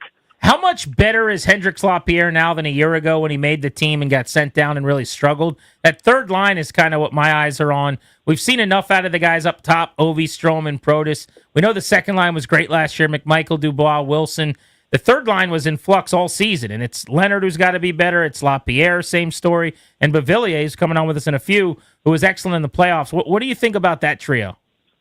I think, no question, and the coach would be the first to tell you that, yeah, that third line was the missing puzzle piece last year. There was just, they tried so many things, and it could never get fully going with consistency, and I am confident that that line is going to be so much better this year, whether it stays Leno, Lapierre, Beauvillier, whatever it might be. You have Ryan Leonard, who, and it's not an excuse, but he comes in and has a whirlwind of a final 2 months. You know, you're going from playing in college one day to playing with Alex Ovechkin the next. You're in the middle of the Ovi chase. You're in the middle of NHL playoffs. I mean, that's a lot for someone that was, you know, just with his teammates at BC, and Hendrix Lapierre as well. He'd be the first to tell you he had a bad camp last year. He knew right away that, you know, he didn't live up to expectations and he didn't do enough to stay on this roster. Whereas coming into this year, I had a great chat with him for TV on Monumental Sports yesterday, and he is laser focused. And Carberry has said so many times, even his mannerisms are different. Not that he didn't ever take it seriously in the past, but you know that he knew his time was kind of ticking, and it was sort of now or never. And so it wasn't just the games where he impressed, leading preseason in points, but it was every single practice. Really good at winning face-offs as well. And then you have Beauvillier, who Carbs has kind of already said can be that veteran presence, whether if he's on that line with Leonard and Lapierre, two younger guys that are maybe still learning their way. Of course, Lapierre has played in several NHL games in past seasons as well, but Leonard, same thing, to see the confidence he had in preseason. We even see it with the media, the way he sort of talks to us now. You can tell that just getting that time last year, but now coming into a training camp and coming into a season from day one, he feels so much more settled and so much more confident. And so, like I said, I am fully confident that this third line will be able to not just produce, but will able to be consistent in a way that it wasn't able to last year. Katie, good to catch up. Let's do it again soon. Yeah, great as always, Katie. Thank you. Thank you. Appreciate you. Hit that NFL sounder, please. Our guy Nate Davis, at by Nate Davis on the Twitterverse USA Today. Is Kansas City in trouble, Nate? I'm not quite ready to go there, Danny. I mean, nobody's running away with the AFC, particularly after last weekend. They're still going to get Rashee Rice back. I mean, they're the Chiefs. I realize that 2-3 is suboptimal, but I'm still not in panic mode with them. Jaguars 4-1, quality win last night. How legit are they? Well, I mean, they're pretty good wins. I mean, beating the Texans, beating the 49ers, and then the Chiefs. I think you have to be impressed with them. I mean, Liam Cohen's going to be a Coach of the Year candidate. Devin Lloyd's playing like a Defensive Player of the Year candidate. And it looks like, you know, they're kind of harnessing Trevor Lawrence as the franchise quarterback we all expected him to be. And you know, even signs of a Travis Hunter breakout last night. So, you know, who would have thought the AFC South is going to be an interesting division? But the Colts and the Jags at 4-1 are shaping up as a pretty interesting tandem there. Yeah, so you look out west, a couple, you know, competitive divisions, NFC West, AFC West, et cetera. A lot of surprises, at least from my view. Handicap both of those divisions for me is where it stands right now through 5 weeks. You said AFC West and NFC West? AFC West, NFC West, yeah. Yeah, you know, I like the Broncos to win the division prior to the season, and I you know, it was a little bit of an uneven start for them, but I mean, for my money, that's the best defense in the league. I picked them to win in Philadelphia, and they did. I think if Bo Nix can kind of at least get back to what they were last season, there have been signs of that. I think that they might have the inside track there to win the division. I still think Kansas City's probably going to find a way into the playoffs. I'm worried about the Chargers, you know, a team that's built to be physical and not missing its top 2 running backs and its top 2 offensive tackles. I think that they could be in a little bit of trouble, kind of settling at 500. We'll see where that goes. To me, the NFC West is and it has been for months, kind of the most fascinating one. Looks like the Cardinals are kind of playing themselves out of it, but the other 3 teams, you know, I think put them in a hat and pick one out. I think the one that kind of intrigues me the most is Seattle, and maybe just because it's the most unknown of those commodities. But I mean, guys, they were a tiebreaker short of winning the division last year, finished 8th in the conference, and still went ahead and really kind of, I don't want to say did an overhaul, but I mean major changes on offense, and you know, Mike McDonald, who we know from Baltimore, kind of I think has that defense the personnel more in line with how he wants to play defense. And didn't show up against Tampa, but I mean, otherwise, that looks like a balanced physical team, and I'm curious to see how far they can go, and maybe even that Bucs Seahawks game, for all we know, could have been an NFC Championship preview. I mean, let's hope so, given the quality of the game Sunday. Nate Davis, USA Today. Nate, is there a path to Mike McDaniel keeping his job in Miami? Wow, Grant, I think the path is that Tua's contract really ties into that team through next season before they can really kind of get out of it in a way that's not going to totally destroy their salary cap. So, I mean, to me, the one thing there is if you fire Mike McDaniel, I think you're going to have trouble bringing in another coach and convincing him that 2026 isn't really unless you're going to find a coach that believes in Tua the way Mike McDaniel does, like he's basically tied to that quarterback for next season. And I would think a new coach would probably want his own guy and want to remake that roster and that kind of thing. So I think Mike McDaniel's best path is that, I think you might have a hard time recruiting a top level guy, and you're probably also talking about a GM change, given you can't really probably remake that roster in a meaningful way for another year after this one. Philadelphia is still obviously very good. They dropped the game this weekend to Denver.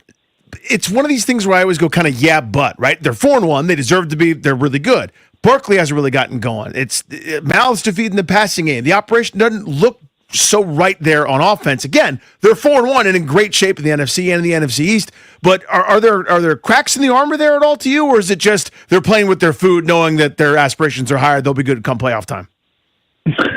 Can I say yes? And I think you're making valid points on both sides of the coin, Danny. I mean, they took off last year, kind of in mid-October. So I mean, that's kind of where we are now. I mean, last year was a 2-2 start, so 4-1 start obviously is better. To me, the thing that's kind of concerning is just the offensive line. Lane Johnson's banged up, Landon Dickerson's banged up, Mekhi Becton not there. Like you said, Danny, I mean, either they can't run the ball or they won't run it, and nobody had picked. I don't think anyone expected Saquon to run for 2,000 again, but I don't think anyone expected 50 yards a game and 3 yards a carry either. So, but I don't think there's real reason for panic given the personnel they have there. And I also wouldn't be surprised if there's a card up Howie Roseman's sleeve now that we've kind of reached the month where the trades start going down. So I'm not concerned with them yet. Certainly based on the record.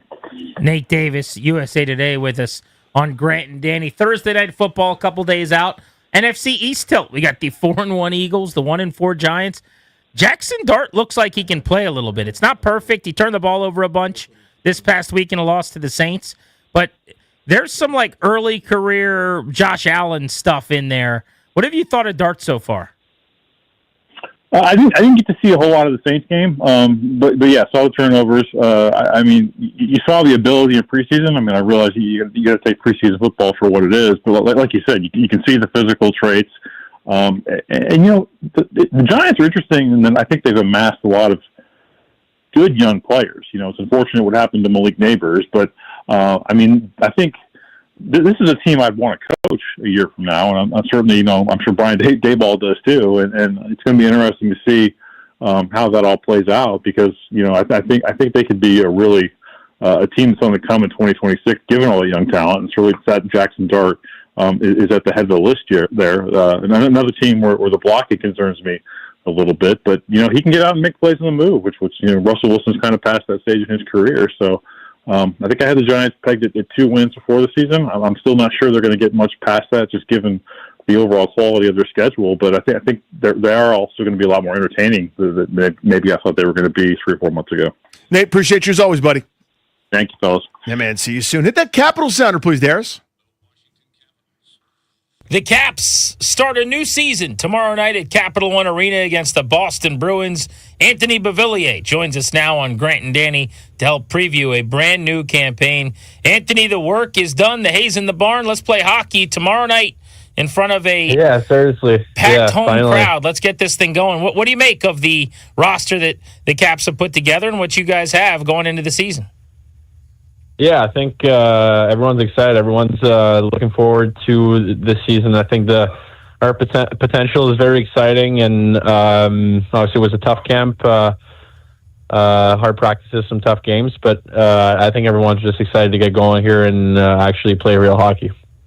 What do you want to be the same from last year, and what do you and your mates want to be different from last year? Well, I think everyone wants to improve, right? I think everyone wants to show that we're actually a really good team, and last year was not only a fluke, but that we can compete for some of the top teams in the league, and obviously we want to be better than last year. I think, right? We want to get further than round 2 in the playoffs, and at the end of the day, we're all competing for a Stanley Cup here. Anthony Beauvillier on Grant and Danny here on The Fan, your flagship home for Caps hockey all season long. Anthony, you came in season last year as an addition. You ended up being a really nice acquisition at the deadline. But I'm curious, a lot of us on the outside didn't think the Caps would be a buzzsaw at the beginning of last year. I know internally they had high expectations.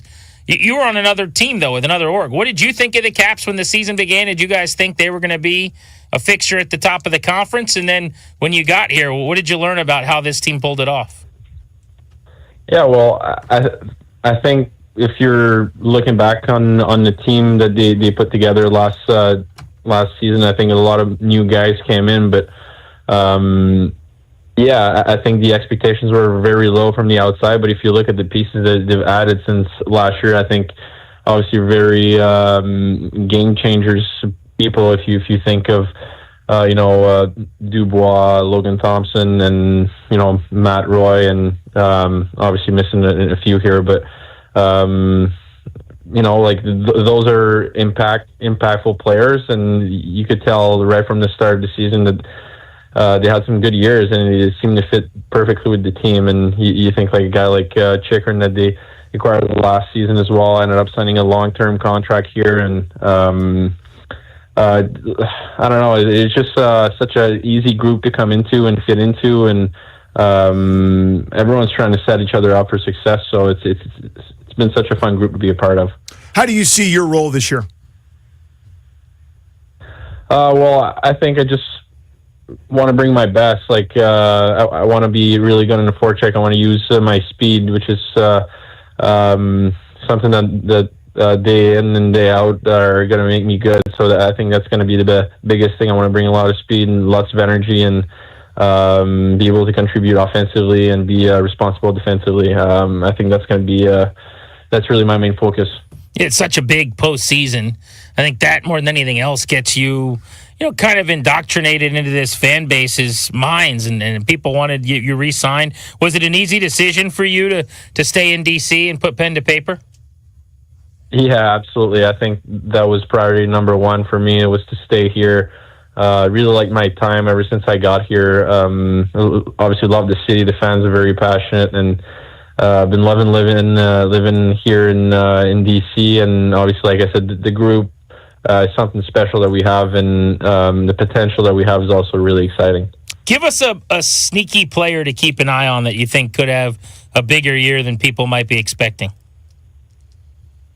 I would say Connor McMichael. I think we haven't seen his best yet. I think he's very good. He's very smart on the ice. He does all things right. He's got a lot of speed, and he can shoot the puck, and he's got a very high hockey IQ as well. So I think the best is yet to come for him. Anthony, you've been around for a little bit now in the NHL for several seasons, to your credit. You mentioned this group's easy to kind of fold into. It's mostly a veteran core that's been around, it's competed at a high level, et cetera. But there are also some younger players that are coming in here. Like last year, Protas was so dynamic and so awesome, really made a huge leap. What sort of advice or assistance do you provide to kind of some of those young guys that are trying to fold into this culture on the fly?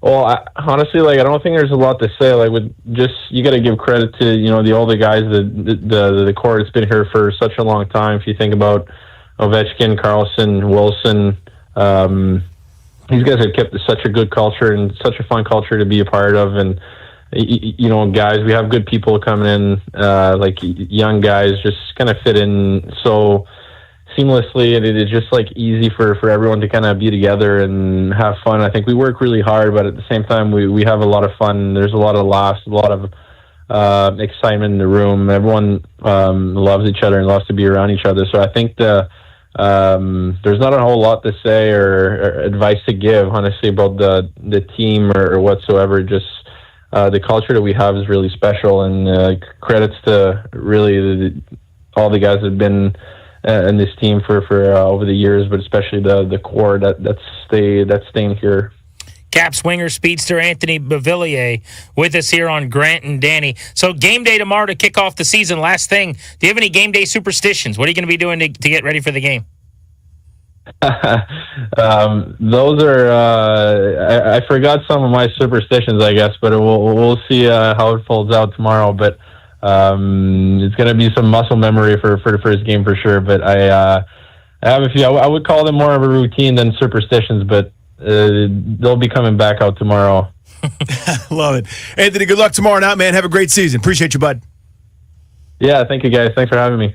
Caps winger Anthony Beauvillier is part of our Beltway Blitz. The season gets started tomorrow. Remember, we will be out at City Tap House in D.C. ahead of the game, just a couple of blocks from the arena, easily walkable. So come have your cocktails at happy hour or your dinner ahead of the game with us, and then go over to the opener against the Bruins. Next on Grant and Danny, it sounds like Terry McLaurin and Noah Brown are tracking toward possible Monday night returns to help against the Bears.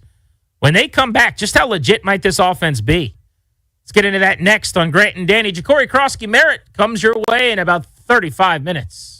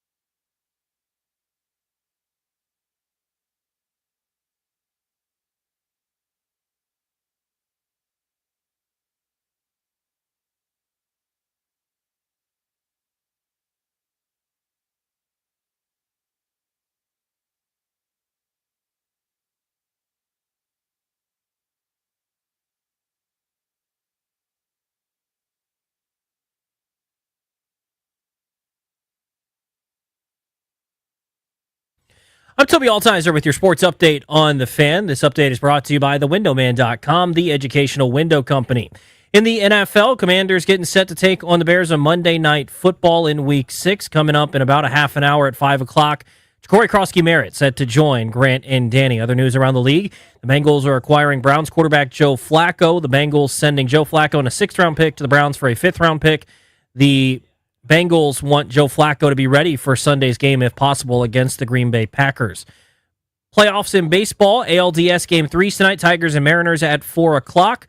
The series is tied at a game apiece, and Yankees and Blue Jays at 8 o'clock tonight. The Blue Jays lead that series 2-0.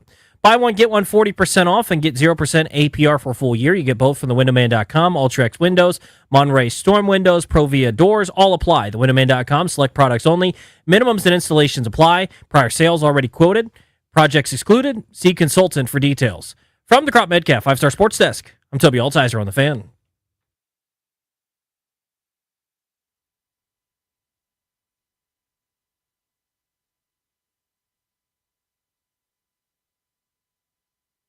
Yeah, we're optimistic, JP, and we'll have more information as the week goes on to see where they're at with he and Noah and Sam Cosme and a few other guys that are, kind of trending in the right way. We'll make sure we take all the right steps, just like we do with all the guys. If they're able to, fully express how they play and do their thing, then we're there. And if not, we'll have to keep waiting. But we won't decide yet. But with having an extra day, that never hurts, JP, going into it. But as we get a few more days from now, I think I'll have a better sense for if it's able to be done and what it looks like and how they're responding to it. Dan Quinn on Terry McLaurin, Noah Brown possibly being back for the Bears game. We welcome you back to Grant and Danny. 30 minutes from now, it's bill time. We will pay the bill. Ja'Cory Krosky-Merritt, 5 o'clock every Tuesday, right here on The Fan. That is coming up in 30 on Grant and Danny.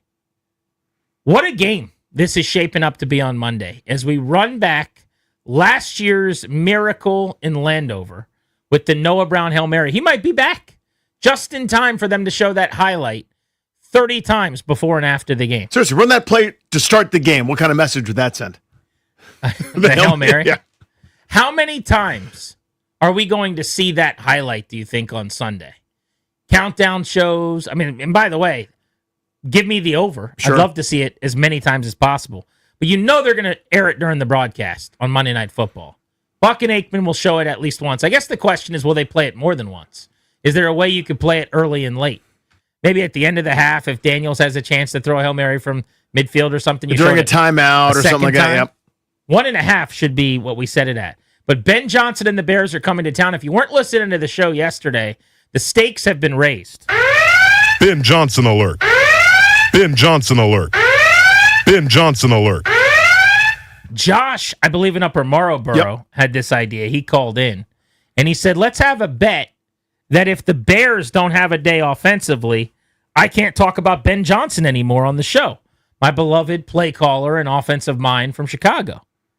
And he went even further and said, I can't play the Ben Johnson alert sounder on the Grant and Danny radio program for the remainder of this football season. And so through the end of the regular season, we've decided, until the start of the playoffs, if Ben Johnson's Bears don't amass 350 yards, the over 349 and a hook, I can't say his name. I have to refer to him as the coach in Chicago or he whom shall not be named. And I can't play the Ben Johnson alert sounder with every great trick play and every big performance as he helps develop Caleb Williams as one of the great offensive minds in league history. Ben Johnson alert. This is tough. Now, I will say, as I've thought about it, I did a lot of digging last night on yards per game. 349.5 is a lot. It just doesn't happen as much as you think anymore. You're talking about what would be the number 9 offense in the NFL or so this football season. And there's a lot of reasons for that. So on a technicality, you guys are probably going to have a chance to win this thing, barring the Bears just coming out of a bye and just dancing all over Joe Witt Jr. in Washington. But because of short fields after kickoff returns, because of kickers now being able to boot 50 and 60-yard field goals, so teams are actually going for a few of these 4th and 3, 4th and 4s less in no man's land, because of the nature of the game now, if you look at it, actually yards per game are trending down. Yards per play has always been the better Because there's just metric fewer yards available to you with starting field position. Which is why I wanted to do yards per play. You guys wouldn't see eye to eye with me on that. So for the fun of the exercise, I will take the bet. But yards per play actually tells you the effectiveness of the offense. Yards per game is kind of a game script thing that doesn't really... They could have 279 yards going into the fourth quarter. And run roughshod and over had it, a field day on Washington. Yeah. I mean, so 12 teams in the NFL right now are averaging more than 350 yards per game. Washington is 13th at 349. A bunch of teams are in the upper 340s. So against a defense that has, what's a common way to put it, struggled to stop the pass, might be a decent day for them to get over. So I think there's a push and pull there. You're right. Yards per game are down. Yeah, 350 is what used to be 400. Yes. You know, it's basically like 5 years ago, 8 years ago. What is 350 now was like 395 back then. There's just fewer yards in games because there's so many on special teams. And there's other ways where they're coming and kicking, punting. Things have just changed so much. But I've got confidence in Ben Johnson and the Bears. They're going to have a great day. Is it going to suffice the technicality? Is it going to win this stupid bet? I don't know. But I know that he's going to draw it up. I know that his quarterback is going to do a fake flea flicker or fake fall down or some point. So here's what we're looking for. A Commanders win with Ben Johnson dialing up some trick plays. I want aesthetic offense. Give me a 44-34 ball game with the Commanders winning on Monday Night Football. That's what we're all looking for, I think. So even though, like you said, 349 in the hook seems kind of unrealistic based off of how statistics are you'd be a top now. 10 offense if you did that now. The Commanders' defense allows 352 yards per game right now. Total defense. That's with a couple terrible opponents in there. It's a good nugget. So it kind of evens it out a little bit. I would think. You know, there's a chance. Absolutely. Yeah, it's not like they're going against Green Bay or Houston or someone with one of those good defenses. It's Washington, right? They'll throw it just fine. You would think that that's going to help. Yeah. For sure. You're going to be able to say his name all your little heart desires. Oh, and I will. You'll be just fine. Don't you worry. Now, the Commanders should win the football game. I need them to win. They're the team we care about. But I would like to see Ben Johnson have a day. Just dial it up. Just so but you know why? It's because of what'll it do for you if he does? Nothing, really. I mean, you hate him for no reason. I got a decent reason. Toby hates him for no reason. I think you should both grow up a little bit and move on. I'm very grown up. I'll root against him forever. Now that's pretty easy. Clary hates him because he was mean to Jared He Goff abandoned Jared one time. Literally, that's why Clary hates him. Darius, I don't think has any feelings either way toward him. But yeah, I don't really have. Think about Danny doesn't like him because he was mean to Washington that time. That's why he doesn't like him because he called them on the plane when they were coming to get him, and he's like, screw this guy forever. Yeah, mean isn't the right word. It's classless and pathetic. He doesn't act like a leader is supposed to act. He let out a bunch of basketball guys. Well, not for me. Glad you got a chance to have an earlier offseason than we did when we whooped your ass in Detroit. But the classlessness, it's very Josh McDaniels-y. Saying, I don't like Josh McDaniels because he took a different job. I mean, when you oversimplify it like that, it sounds like it's way worse. You can't do that to people, right? They're interested in you. That is it's what a child does. That's not a mature adult type behavior. So yeah, I put him in a category where I know exactly who you are. Great offensive mind, maybe the best in the sport right now. But to hate him forever? Oh yeah. I don't know, man. It's pretty easy. Who did he do it to? He did it to us. So yeah, I've got you categorized. 21 points in the first half, 31 in the game. Made a couple of trick calls that backfired on him for sure, and got Jared Goff, where Goff was throwing the ball to the wrong team constantly. And you got Goffed. Fumbled for some reason with nobody around him, if you remember. That's the Goff special, isn't it? Play. Like, he got Jared Goff big time, but that was still, they didn't lose that game because of Ben Johnson. No, not at all. If you want to bash Ben Johnson, you go for it, but you're lying to yourself if you think that the 31-point, 521-yard performance by the Lions in the playoffs last year. Yeah, let's talk trash to Ben Johnson. Pack your bags. 521 yards they had in that game, and his quarterback couldn't start throwing up on himself long enough for them to win the football game. Well, my favorite play was when Jared Goff threw the second interception, Mikey Sanders. Oh, wait, that was Jamison Williams, right? It was. Jamison Williams. Great trick play, Ben. Hang your hat on that one. 521 yards on your ass.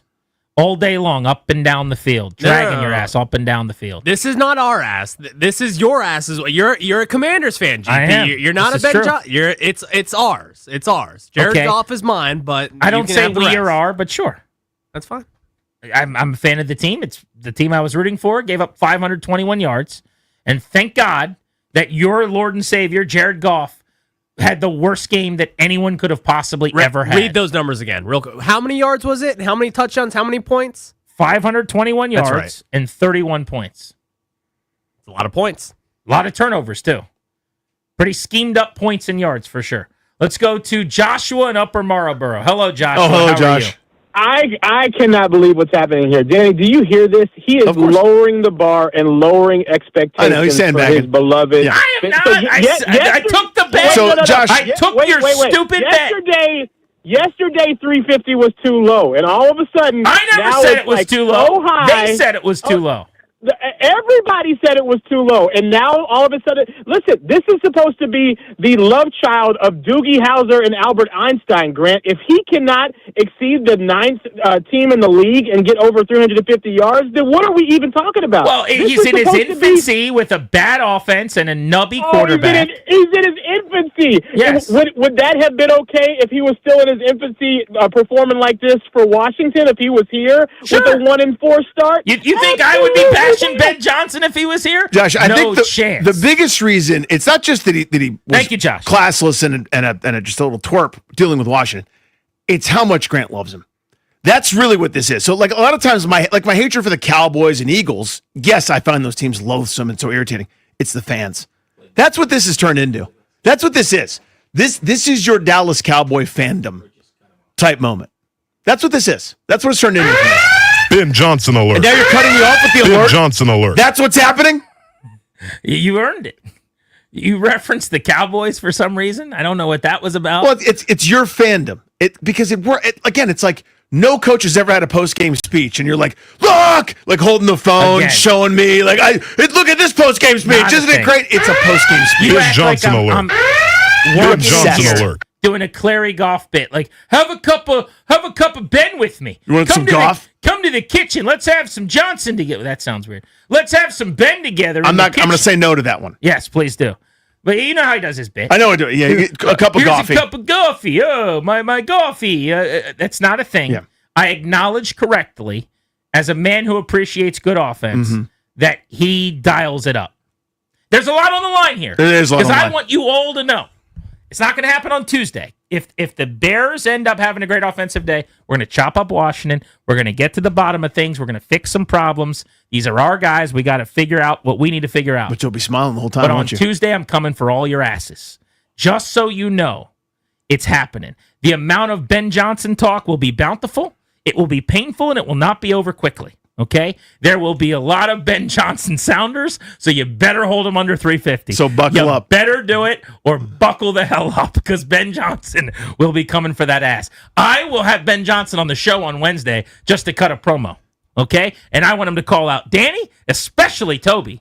I mean, Toby should appreciate good offense. The guy punted in college, for Christ's sake. And Ryan hates him because he didn't say hi to Jared Goff one time. He left Goff at the altar. Now, I will acknowledge, I think he has come off like an absolute child at times and like a poor sport loser. I think he is definitely, he's got like tendencies about his makeup and personality that is not for me at all. But he can call some offense. Joe Witt, a lot on the line here, buddy. A lot on the line. A lot on the line, Mr. Witt. How about this? I'll have to do a Joe Witt alert for the rest of the season. Oh, my God. Let's do that. The way that we live is not for everybody. The way Ben calls plays is not for 520 your yards, sir. Can we clean that up a little bit? It's not, all right? Because we're going to run and put our bodies on people. 521 against this defense last time out. Yeah. Now, different players. Yeah. He doesn't have Jared Goff. He doesn't have Amon-Ra St. Brown and Sam Laporta and Jahmyr Gibbs. Look out for 15. That's a Dunze. He's been open a lot. Cover him. 349.5 in a loss. That's what we're looking. In a That's my loss. parlay. Commanders money line. Bears over 350. Grant and Danny on the Fan.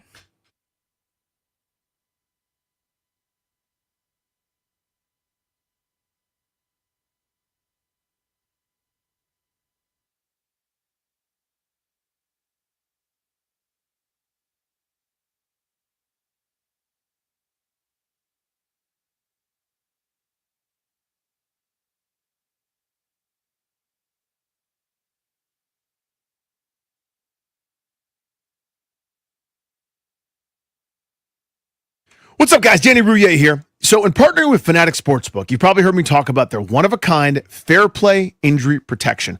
I love this. It's my favorite thing going right now with any sportsbook. I've told you I think it's really the best thing in the game, right? So Monday Night Football, it proves my point. KC Jacksonville, emerging star tight end, you know what I'm talking about, goes down in the second quarter with an injury. Stinks for him, right? But not only did Fanatics Fair Play void all affected straight bets instantly. If that prop was part of a parlay or same game parlay, the bet plays on. No waiting around with your bets stuck in limbo. So I got the numbers here. Yesterday afternoon, Fanatics Sportsbook Fair Play saved 22% of all the same game parlays on that game. How incredible is that? That injury would have made you lose on pretty much every other sportsbook. So why would you risk your bets if you don't have to? Fanatics first half Fair Play all season long, every single game. I'm telling you, winning hits different at Fanatics Sportsbook. Must be 21 plus. Gambling problem? Call 1-800-GAMBLER. MD visit mdgamblinghelp.org. Not available in all states. Terms apply. See Fanatics Sportsbook app.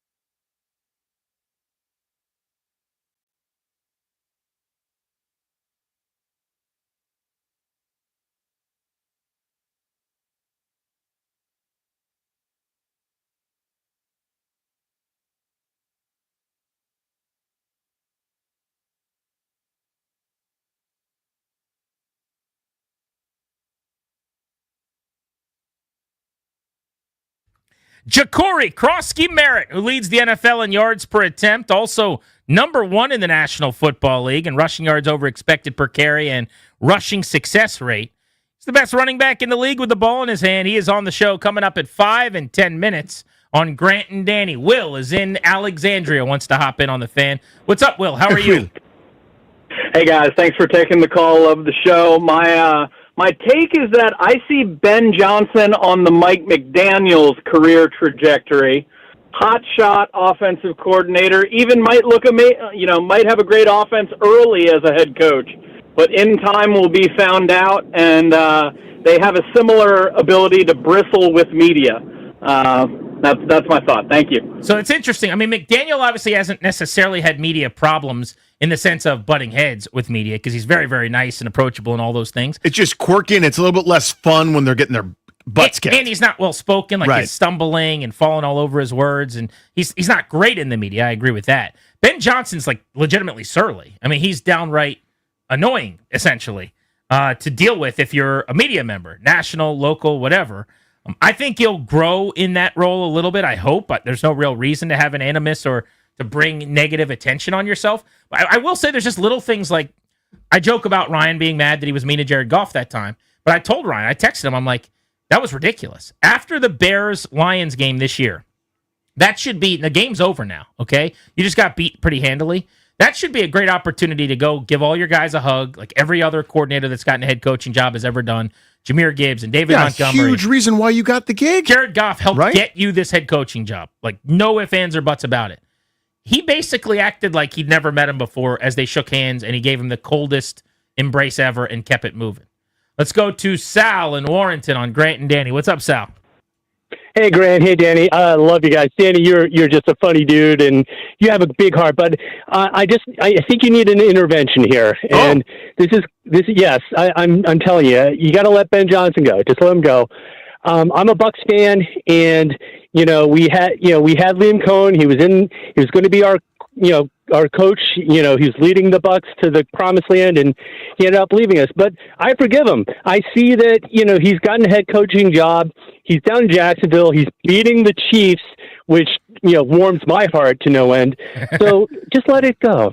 Yeah, let's let it go. Danny. So this is very different than not harbor ill will. No. This is that would the analogy there would be like me being angry at Sean McVay for getting promoted, like taking another job somewhere else.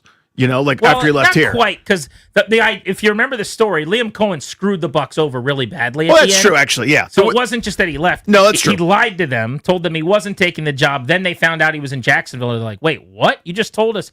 Literally, you just took the job. You said you're still our OC. Yeah, so like if I was a Colts fan, I would hate Josh McDaniel forever, right? Yeah. So, but yeah, I mean, to me, it's very simple. All you have to do is like the normal course of professionalism, and I have no problem. And then if someone does that or runs afoul, again, that's my feeling about McDaniels. Never wronged me personally or never wronged my team personally. But I got a category now, and that's where you are.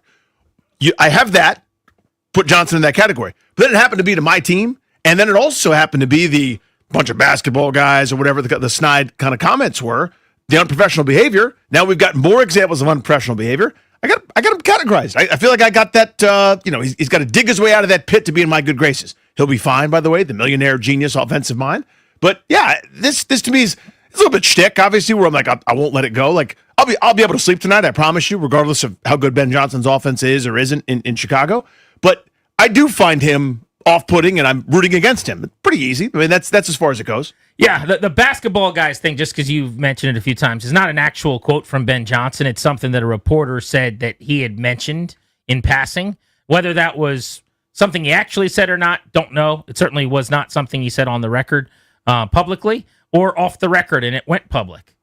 Not sure. So that has never really bothered me, because if we knew everything everyone ever said about any situation behind the scenes, you'd probably have some ill will towards some people. But I don't do somebody said something in confidence that got out, now I'm going to hate them for it. Just like if you release text messages that are private, I think it's the worst thing that you can do, and I kind of grade on a curve at that point. But I have no idea if he actually said the basketball guys thing or not.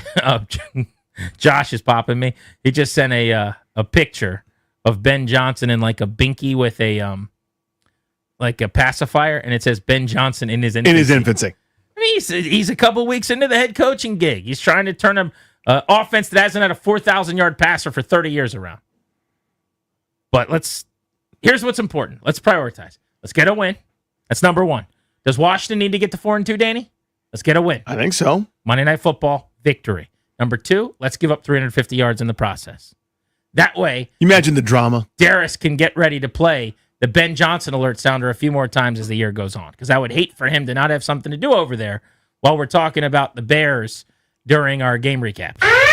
Ben Johnson alert. The Jacory Krosky Merritt alert is sounding somewhere.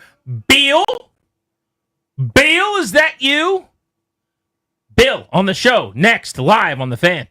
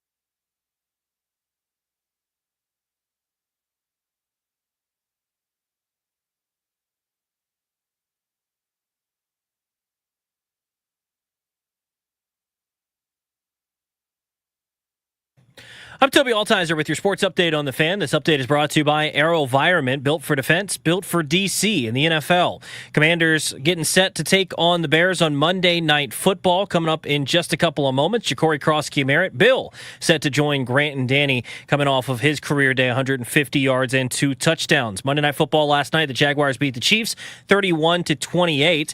Other news around the league, a couple of trades today. The Bengals are acquiring Browns quarterback Joe Flacco. The Bengals getting Joe Flacco in a 6th-round pick. The Browns getting back a 5th-round pick. The Bengals are hoping that Flacco can be ready for Sunday's game against Green Bay. The Chargers and Ravens also made a trade.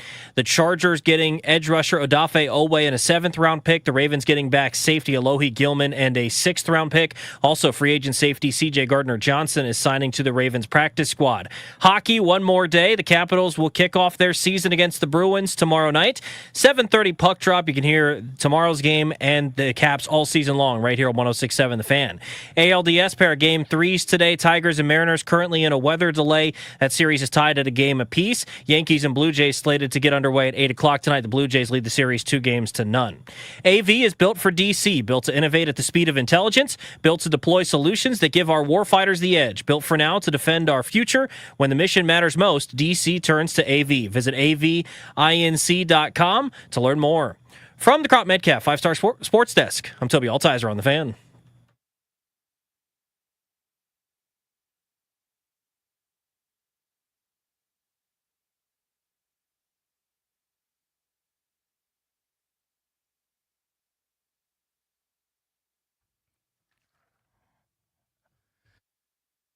The Grant and Danny radio program is exclusively sponsored by the law firm Condorian Murad.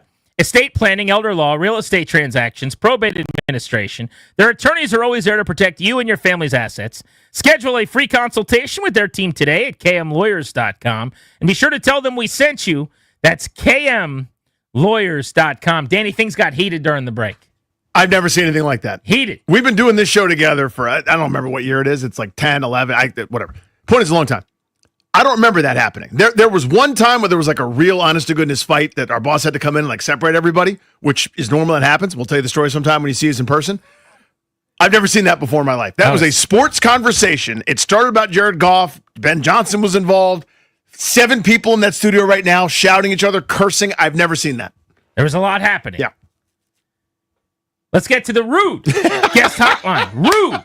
The most reliable heating and air conditioning products in the DMV, and get you the interview that people have been waiting for since the breakout performance from Ja'Cory Cross-Merritt. Bill is on the line with us. After his first 100-yard game, he went for 111 on the ground, and he ended up with 39 as a receiver, hitting the 150 mark for the game for the Commanders this weekend. Bill, what a performance. What's up, dude? 2 touchdowns.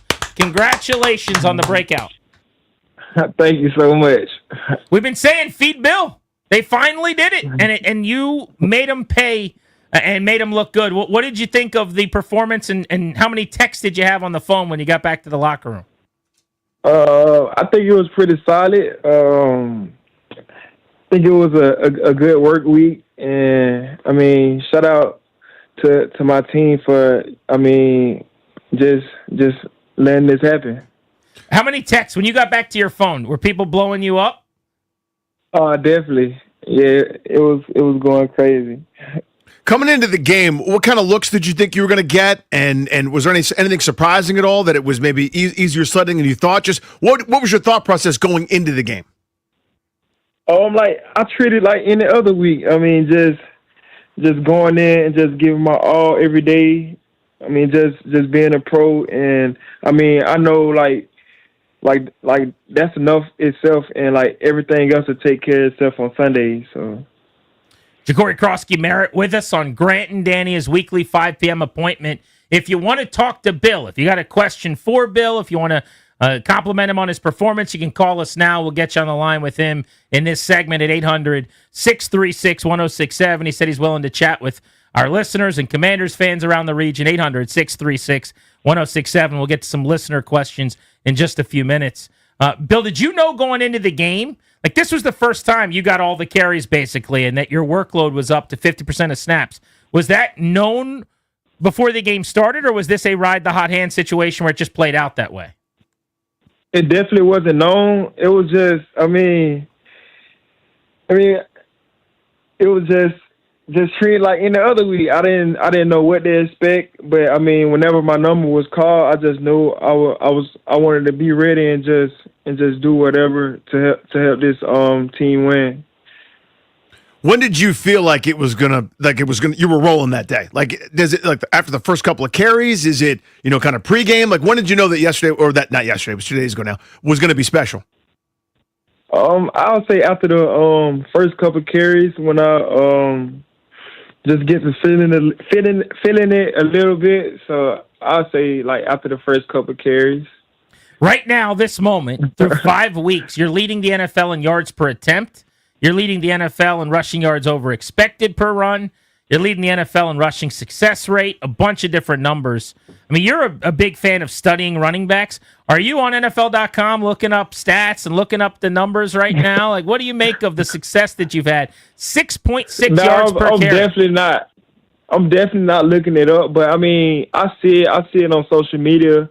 But I mean, I feel like it's just the beginning. Like I can't be satisfied with those numbers. I just gotta just treat like any other week. Just come in and have the same mentality and like just want to win at the end of the day. So I just gotta stay level and stay focused. JaQuori Cross-Merritt with us here. Usual spot, 5 o'clock on Tuesdays here on Grant and Danny. So that win was big. I mean, going out west, that's tough travel. It was. And you guys went out there a day early. What did that win mean to you and this team coming home 3-2? It meant a lot. I mean, that's always the goal. It was a business trip. We know what we had to do to take on a great team like the Chargers. And, I mean, it was just good to be out there with our boys just playing our football and just having fun at the same time.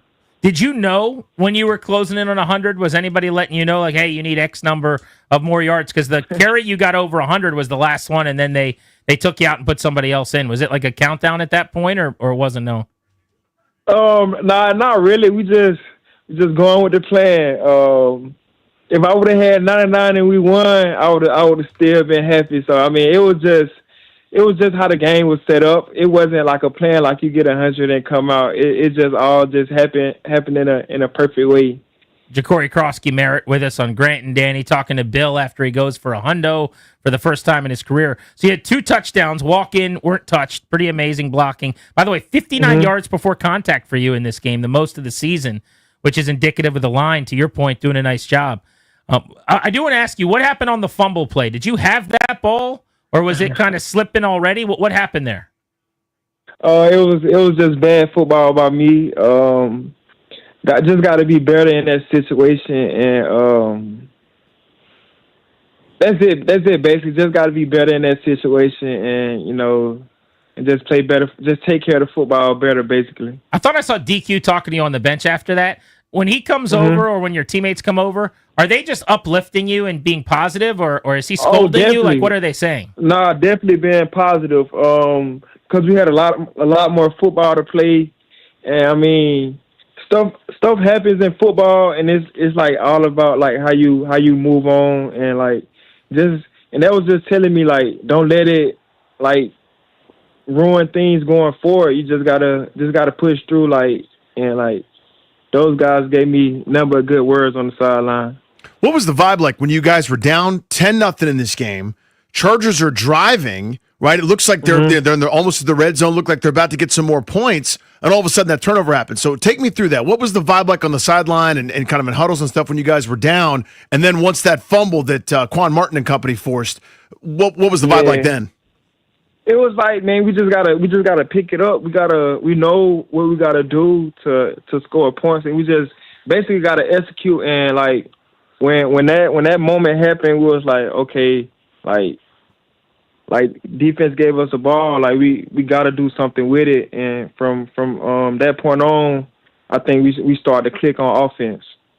So Bill, I think if one person sent this to me, like 20 people sent me your interview with Tom Brady after the game. And you're just beaming the entire time. Dude. And I was starstruck. I ain't gonna lie. So that was what it seemed to me like. You were like, "Oh my God, I'm talking to Tom Brady." That's really what was happening. Yeah, that's exactly what it was. one of the great players who done played this game, and like it kind of caught me off guard when they was like, I'm gonna be speaking to him. So I mean, I couldn't stop smiling. So did that they was come definitely, over and they were like, "Hey, we want you to go on with Tom. Put the headset on." Could you see him in a monitor or no? Yeah, I could. So that, I mean, it just that's you've watched him your whole Yeah, life. it's like we was on FaceTime. They had a big screen. So what was that like for you? It was definitely exciting and like something I'll forever remember. If you guys haven't seen the at the video, right you got to go time. check it out. It's so cool. Is that the guy, Bill, that you probably be the most starstruck by, or somebody else that you would just sort of be grinning at the whole time? Maybe I think it was him. Yeah. It was him. Yeah, for sure. All right, let's take some listener questions for Bill. We'll start with Edward, who's in L.A., I believe. Edward, what's going on? How are you? Hey, over the Redskins. Hey, I'm doing great. This is Edward, born and raised Washingtonian. Bill, I was at the game. I saw you do everything. Amazing. My one question for you is, who's your favorite teammate or teammates to hang out with outside of your work life? Outside of my work life, I think the running backs, we have pretty cool dinners. So all of the running backs, Chris, Jeremy, all those guys. The O-linemen, they're pretty funny too, but I would say, I mean, that's kind of a hard question. I want to say so many names right now, but I mean, they all cool to hang out with. I want to know about the running back dinners. You guys go out and just like the same night every week and get steak and you go credit card roulette or something, or who picks up the tab? How does that work? So we go to this spot and we actually, Jeremy actually know the owner, so I mean he just hook us up. That's pretty good. That's not bad. I haven't got the Ricky Dinner tab yet, but I mean I'm pretty sure it's coming. So I mean, whenever they ready, we can go get something to eat. Yeah, they're gonna run that tab up on you. You heard about some of the pranks? I saw. I don't remember which team it was, but like a year ago, they brought this kid a bill, and it was for like $37,000 or something. See that's $37,000 is crazy. But they put it in front of him. Oh my god! And he was like sweating bullets, and it turned out it was not the And it real was bill. fake, yeah. They just Nah, faked that can't be right. Like that's like OD. Let's go to Charles in Waldorf on Grant and Danny. Charles, you're talking to Bill after his 100-yard game. What's up?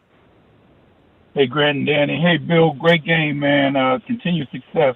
Hey, listen, I would like to know, because I love your running style. I love it. In my mind, I compare you to a lot of running backs, but I'd like to know, who do you compare yourself to or model yourself to when you're running?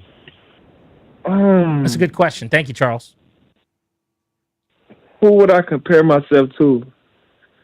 I mean, this might be a stretch, but Barry Sanders, that's my favorite running back. I just like how he play, and I mean, that's kind of who I like to watch a lot. I mean, Would you I know say I got you a patterned long. yourself after him, Bill? Like studied him and I wouldn't say I patterned myself after him, but I just like the way he played, and like I mean, I kind of look at some of his moves, but I mean, it's a long shot. He's one of the greatest, but I love his game, so I would say that's who I watch the most. That's such a good But I don't know who I compare my game to, if I'm being honest. So I was listening today. One of our shows on the Odyssey family here was talking about like the back that Bill reminds them of, and one of the producers said Dalvin Cook, and a lot of people like that. Mhm. What do you think of that comp? Nah, that's definitely a good comp. He's a great player. I like how he plays for sure. I mean, I like how Gibbs play. Jameer. A lot. Yeah, you told us that's one Yeah, of I your like favorite it. guys to study. Yeah, I like Jameer. Let's go to Shane in D.C. on Grant and Danny. Shane, you're on with Bill. What's up? What's up, Shane? Hey, thanks, guys. Hey, Bill, first of all, thank you for being on this football team. I'm glad we drafted you. I followed your career in college. Big Tennessee fans, hoping you transfer to University of Tennessee, but you were to Arizona instead. But you know what? You're making this team a whole lot better, so thank you, man. And my question is this for you, man. Our franchise quarterback, how is he as a leader in the locker room, and how is he around the team off the field and around you guys? Is he involved in everything, and just how is he as a person in the locker room? And I appreciate you. Appreciate you, Shane. involved in everything. Down to earth quarterback, hang with anybody on the team. And I mean, he's great on and off the field. He's just not on the field. I mean, he's around the locker room like bonding with everybody. So I mean, everybody's connected on this team, and he's just an all around a good person. How hard is it to do some of those things when you're injured and you're like not just him, but think of like Noah Brown or Terry McLaurin or some of these guys that have a lot of deposits, Bill, where they've been good here for a really long time. How hard is that to still kind of feel like you're part of it, even though you're like off to the side with the trainer and stuff? No, everybody's still in the locker room together. We're still talking, knowing it's a long season, and guys will be back. So, like, I don't think no one feels left out. I mean, of course, they're like itching to get back out there with us. But I mean, we all know we got each other back. Let's go to Dan in Fairfax. Wants to hop in and ask Bill a question. Ja'Cory Krosky Merritt every Tuesday at 5 p.m. on Grant and Danny, coming off a 150-yard game to fuel Washington in L.A. What's up, Dan? Hey, I really enjoyed watching Bill play. I love his running style. And Bill, they already asked the question I was going to ask, but you kind of remind me of LaDainian Tomlinson, or if you want to go old school, Larry Brown. So I really appreciate you, man. I love your interview Tom Brady did. So thanks a lot. I appreciate it. I got a lot of work to get up to those names you just named, but I appreciate that comparison. Hey, sure. Bill, I want to know about your chain, the Bill chain that you were wearing, the necklace, walking into the stadium. Is that a new purchase, or have you had that for a while? It's kind of old and new. How I had it for a couple months. Okay, so Maybe for a this couple football years. season, So it's new to us. have you seen it, Danny? I have not, no. It's basically the size of. It probably goes from like his chest to his chin, and it says Bill. It just. I assume it's diamonds. I don't know, but it is a good looking necklace. You might not want to wear that one while you're playing, though. Oh, no, not that one. I'd be mad if somebody ended up snatching that one. Aqib Talib or somebody does the thing where they rip the necklace. That would be so annoying. What was the hardest part about the travel, going all the way across the country? I'll say just getting back at a super late time. But I mean, it was all worth it. It's just part of the process. You gotta enjoy everything, and like we know, like it was a business trip going all the way across the world, and like I mean, you just gotta embrace things that come with the game. So it was a pretty cool trip. It just, I mean, I hate getting back super late, but I mean, it was all worth it, and like the experience was great.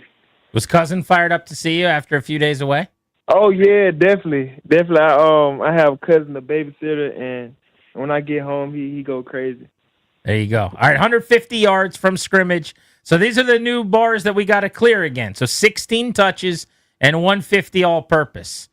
That's what we're pretty darn good, dude. We got to clear that moving forward. Well done, Bill. Thank you for the time. Yeah, for sure. Appreciate y'all. Yeah, congratulations, man. Job well done. All right, thank you. There's Ja'Cory Krosky Merritt, who's about to win another Rookie of the Week award, I think, in the National Football League. I challenge you to not root for that guy.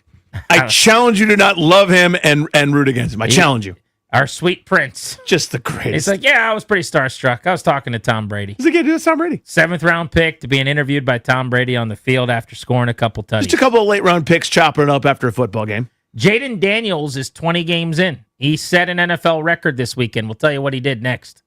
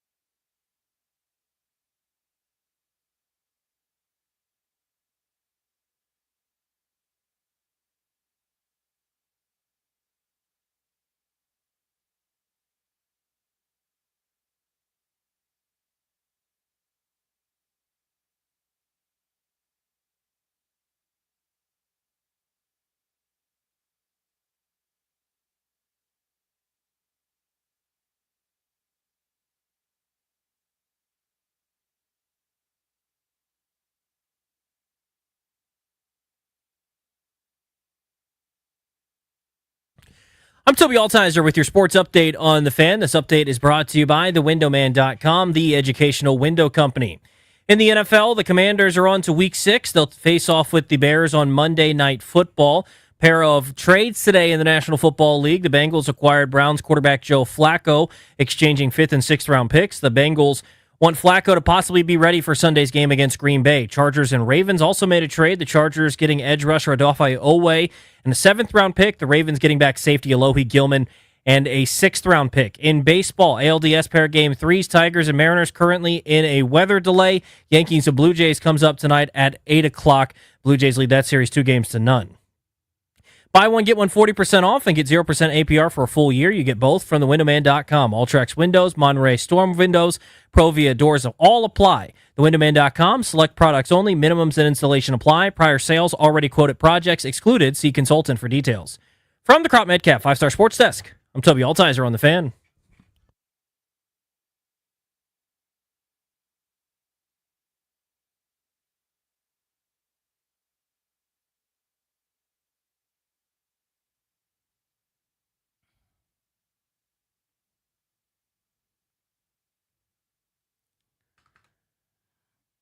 Welcome back, Grant and Danny on The Fan. Thanks to Ja'Cory Krosky Merritt for joining us, our weekly Tuesday appointment at 5 p.m. with him.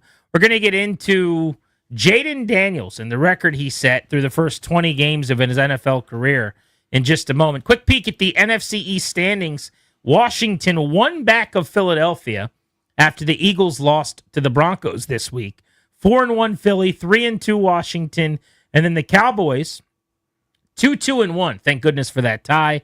The Giants 1-4. Let's go around the NFC East from this past weekend and dip into the games that were played by the rivals within the East. The Philly loss 21-17 to Denver was kind of the reverse of much of their season. It felt inevitable to me. Maybe not this week, but at some point, the luck that they'd been, the horseshoes that they'd been carrying in their tuchus would just expire and they would drop one. Well, all year long, they've kind of stolen games too. Yeah. This That's what game, I mean. they led 17-3. They were up by 14 in the fourth quarter. And J.K. Dobbins, 2-yard run caps, a 64-yard scoring drive, made it a one-point possession game. Then the Broncos get the ball back with 7:35 to go in the fourth quarter, and they go on a 72-yard drive. They get a 2-point conversion. They take the lead 18-17. Eagles immediately give the ball back to them, and they're able to salt it away with a field goal from Will Lutz on a 50-yard drive. So the defense just really let down in the final quarter, second half. Bo Nix played really well on the road in a hostile place, 242 in a score for him, and they ran the ball well enough. J.K. Dobbins, about 80 yards on 20 carries. Cortland Sutton, a lot of trashing Cortland Sutton around here when he got his contract, if you remember, because of the Terry comparisons. He's had a really good year, 8 for 99. He's a workhorse for them. Just a good player, yeah. He's their wide receiver one, pretty unequivocally. But a 4-point win. Denver needed it badly to get to 3-2. And for the Eagles, as you said, it just felt like you paid the piper a little bit for some of the luck in the first few weeks. Yeah, they've been fortuitous, to put it kindly. They're 4-1, have outscored opponents by not very much when you kind of look at it, and they've escaped a couple of times. Again, you give them credit because they found a way to win games without having their A game going. Their offense still doesn't quite look like the Eagles' offense that was that unstoppable symphony of things, right? Where if you decided to load up the box against Barkley, it's A.J. Brown or it's Devontae Smith. If you decided to deal with that, then it was Barkley right down your gullet for hours at a time. And then you can add in the Goddards of the world and some of the other really good play designs and things that made those guys look good. So the overall numbers for Jalen Hurts, 280 yards and a couple of touchdowns, good quarterback rating, etc. But they slung it way more than you would think. They probably could have run it a little bit more. Who knows what the game plan was going against Denver? But that was a game they probably should have won that they didn't versus a couple games they should have lost, but they did. The Cowboys are not a pushover. They're not very good because their defense is dreadful, but they are going to move the ball and score points on you. A week after overtime, 40 points, tie game with Green Bay, they scored 37 more against the Jets. They've now scored 37 or more in 3 games this season under Brian Schottenheimer, so give him some credit. They had a receiver I've literally never heard of go for 114 yards this week on 6 catches without CeeDee Lamb. So they're scheming it up. They're doing some good things on offense. George Pickens caught a 43-yard touchdown in this game. Dak Prescott threw 4 touchdowns. And by the way, Dallas, number 1 in the NFL, 407 yards per game, number 5 right now in yards per play. This is one of the best offenses in the sport. Dallas, after its 37-point performance, 2-2-1. That tie could end up coming back to haunt them. I know it was the Jets, but it's a 15-point win against the 0-5 team. Now they've got Carolina this week, so they're going to probably get win number 3. Then they play Washington.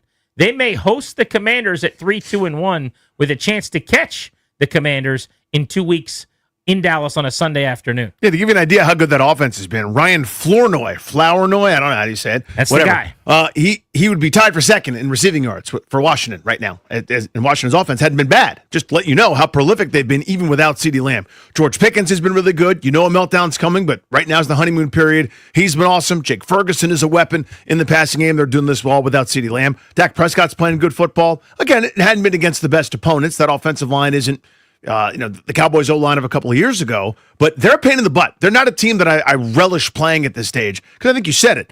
Their offense can move the football. Their offense can score some points against bad defenses. They've proven that. It's a matter of can you outscore them in a given game given their defensive issues. But they're scary to me. Giants football this past weekend was not a success. They lose to the Saints. They turned the ball over 5 times in this game with New Orleans. They probably should have won a second straight game. Instead, they are 1-4. Here's my Jackson Dart take. I want to see where you're at on this. I know he's going to turn the ball over and there's going to be some mistakes. He is a raw, flawed, neophyte kid under center on a bad team. He just lost his best weapon, Malik Neighbors. The offense is now going through Wan'Dale Robinson and Darius Slayton. They're also without their starting running back, so Cam Scadaboo's become their bell cow. It's not a particularly good group. No. Offensive line at best is average, probably worse than that. I watch him and I see shades of some Josh Allen stuff. I actually really, really like Jackson Dart. Didn't love him coming out. Wasn't convinced he'd be a good player. If I had to bet right now, franchise quarterback or guy that doesn't get a second contract, I'm betting franchise quarterback. Interesting. I love his starter kit. I think he looks really, really exciting. There's some Herbert, Drake May-ish kind of athleticism to him that I dig. To me, I know it's ridiculous because we're talking about Giants quarterbacks, but he reminds me of Daniel Jones in a similar situation where the ideal was one thing. The reality is something very different in terms of what's around him. It's a beleaguered, beat up, bad offense with no weaponry, not much to do. You're fighting for survival. It's either take a bunch of checkdowns, get made fun of, or try to make a play or two and turn it over. Sound familiar? The occasional big game maybe belies how good the guy might be. I think he's going to be in a rotten situation and might end up being branded as, back end starter, good backup, etc. Because I just don't see a way out of this. Like this prison that he's in. So once Daboll gets fired, once Joe Schoen gets fired, it's now second offense, second coordinator, second everything. Maybe there's a chance that it's the right marriage coming up, but I just think go into this situation where those guys shouldn't be in charge of this org. And the fact that they are, it's just setting you up for that bad journey, that bad carousel that all the bad organizations seem to talk about. Yeah, I can double down on the referendum on the situation for sure. And if your point is he ends up having a Daniel Jones-like stay there, I would bet on that because what else is there? I mean, that's a second contract. That's a Pro Bowl, I think, along the way. That's some fleeting moments. He actually won a playoff game there. Like, that's a pretty decent floor. Otherwise, I'm sitting here saying he'll be a superstar in an organization that hasn't been good enough to allow a guy to become that. Right. But I'm just saying from a talent standpoint, if you looked at Daniel Jones this many games into his career versus Jackson Dart, Dart is a way bigger talent. The tools are way louder. And just physically, I think he's a much more skilled guy. In this era of football, where we're looking for dual threats, where we're looking for guys where plays don't die because they can use their legs like Daniel Jones could, in that scrambling sense, this is a guy you can, he's big and physical. You can run power with him. You can kind of slam him between the tackles, short yardage stuff, like Josh Allen, goal line stuff. I think he's going to be a weapon. I like the cut of his jib. I like this player. We'll see if they can make it work with Brian Daboll. I think he will. This is Daboll's, of course, the guy that got Josh Allen going at the beginning of his career in Buffalo. All right, I teased this, so let's get back to Jayden Daniels. So 20 games in now. He's at the 20-game mark of his NFL career. He eclipsed both the 4,000 passing yard and 1,000-yard rushing marks this past week against the Chargers. Danny, he's the first player in NFL history to go 4K passing, 1K rushing over his first 20 games. We all know what it's looked like. We've all talked about how special and unique some of his characteristics have been and his performances have been. But he has now done something through 20 games as a passer and a runner that nobody, not Lamar Jackson, not Josh Allen, nobody else has ever done before. Surprising that nobody's ever done that. I agree. If you go back to the great Steve Young, I mean, I know it's a different era, but like Michael Vick never did that. Or you can name anybody that was a prolific runner and was able to spin the rock a little bit. But just kind of goes to show you that I don't want to say we're taking it for granted, but it's like every time you get one of those, hey, by the way, this league's been around for a while. They've been throwing the football for a couple of decades. No one's done that. No one has done this. So when we sort of look at some of the yardage totals or look at certain things, it's like, well, he ranks 9th or he ranks 14th. Just as a reminder, nobody has ever put this combination together through 20 weeks. Like, that's never happened before. That's just a nice little ring of the bell. Oh, yeah, that's right. This is so super special. It also makes me wonder, what do those numbers look like if not for the month last year where he wasn't Jaden Daniels? I mean, he did this with almost a quarter of this sample. Not quite, but let's say it's a fifth. Almost 20% or so of the time now of these 20 games where he could barely move. Yep. He was being wrapped on the sideline after every single possession. I think people forget. Go back and watch one of those games. How different he looked as not only a passer, that Eagles game on a Thursday night. Some of that was being confused. Give defense to credit to the defense and the defensive coordinator and the defensive plan. But like the Bears game, the Eagles game, the Steelers game, he had some really good moments in otherwise uneasy performances. The rest of the year is a completely different guy. So is that another couple 100 rushing yards? Is that another 200 passing yards? Yeah, what does it look like? He keeps some of those drives going? Who knows? But the numbers would be even more impressive. So to have done what he's done, despite injuries, despite playing through pain, despite a several game stretch where he's getting treatment after every single drive and he's clearly not healthy, it makes you wonder, when this thing peaks, what does it look like? Because there's no reason to believe that in 20 games into his career, like, this is the best that it's going to get. He's only going to get more comfortable in an offense, theoretically. By the way, they're about to get McLaurin and Noah Brown back. He'll have, for the first time this weekend, hopefully, Terry McLaurin, Noah Brown, Deebo Samuel, now an elevated version of Luke McCaffrey and Jalen Lane, who just got to play a bunch and got better. Now he's got this running game that's the best they've had in years with Krosky Merritt, who just came on the show. Their yards per attempt and everything that they're doing has been fantastic.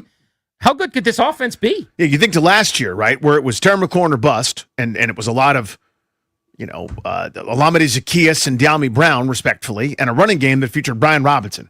So I'll take this group certainly over that once they come back and are fully armed and operational. But like, give him a Detroit Lions skill group, or give him some of these elite groups of pass catchers and weapon running backs. And I would have loved to have seen it through 20 weeks. But yeah, and now with an offensive line that appears a little bit more solidified now that they've made a couple of tweaks. Sam Cosmi at some point is going to come back, and whether he's able to hit the ground running and start, or you just say, you know what, we're not going to rock the boat because Andrew Riley's doing well. Who knows? But all of a sudden, you're surviving this early part of the season where you didn't have a lot of practice time. There have been some injuries. You get through it, and all of a sudden, you become a little bit more dangerous as you go. Football conversations on the Fan are presented by Paramount Plus. You can't count on much, but you can always count on Sundays with the NFL on CBS and Paramount Plus. Watch your local NFL game live every Sunday all season long. Visit ParamountPlus.com/NFL to get started today. In 20 minutes, you will hear from John Carlson of the Washington Capitals, one of the longest tenured athletes in DC sports. They open their season tomorrow. Next on Grant and Danny, Washington's got a defender who's among the league leaders in a bunch of categories, who's flying under the radar. That'll change in a moment on the Fan.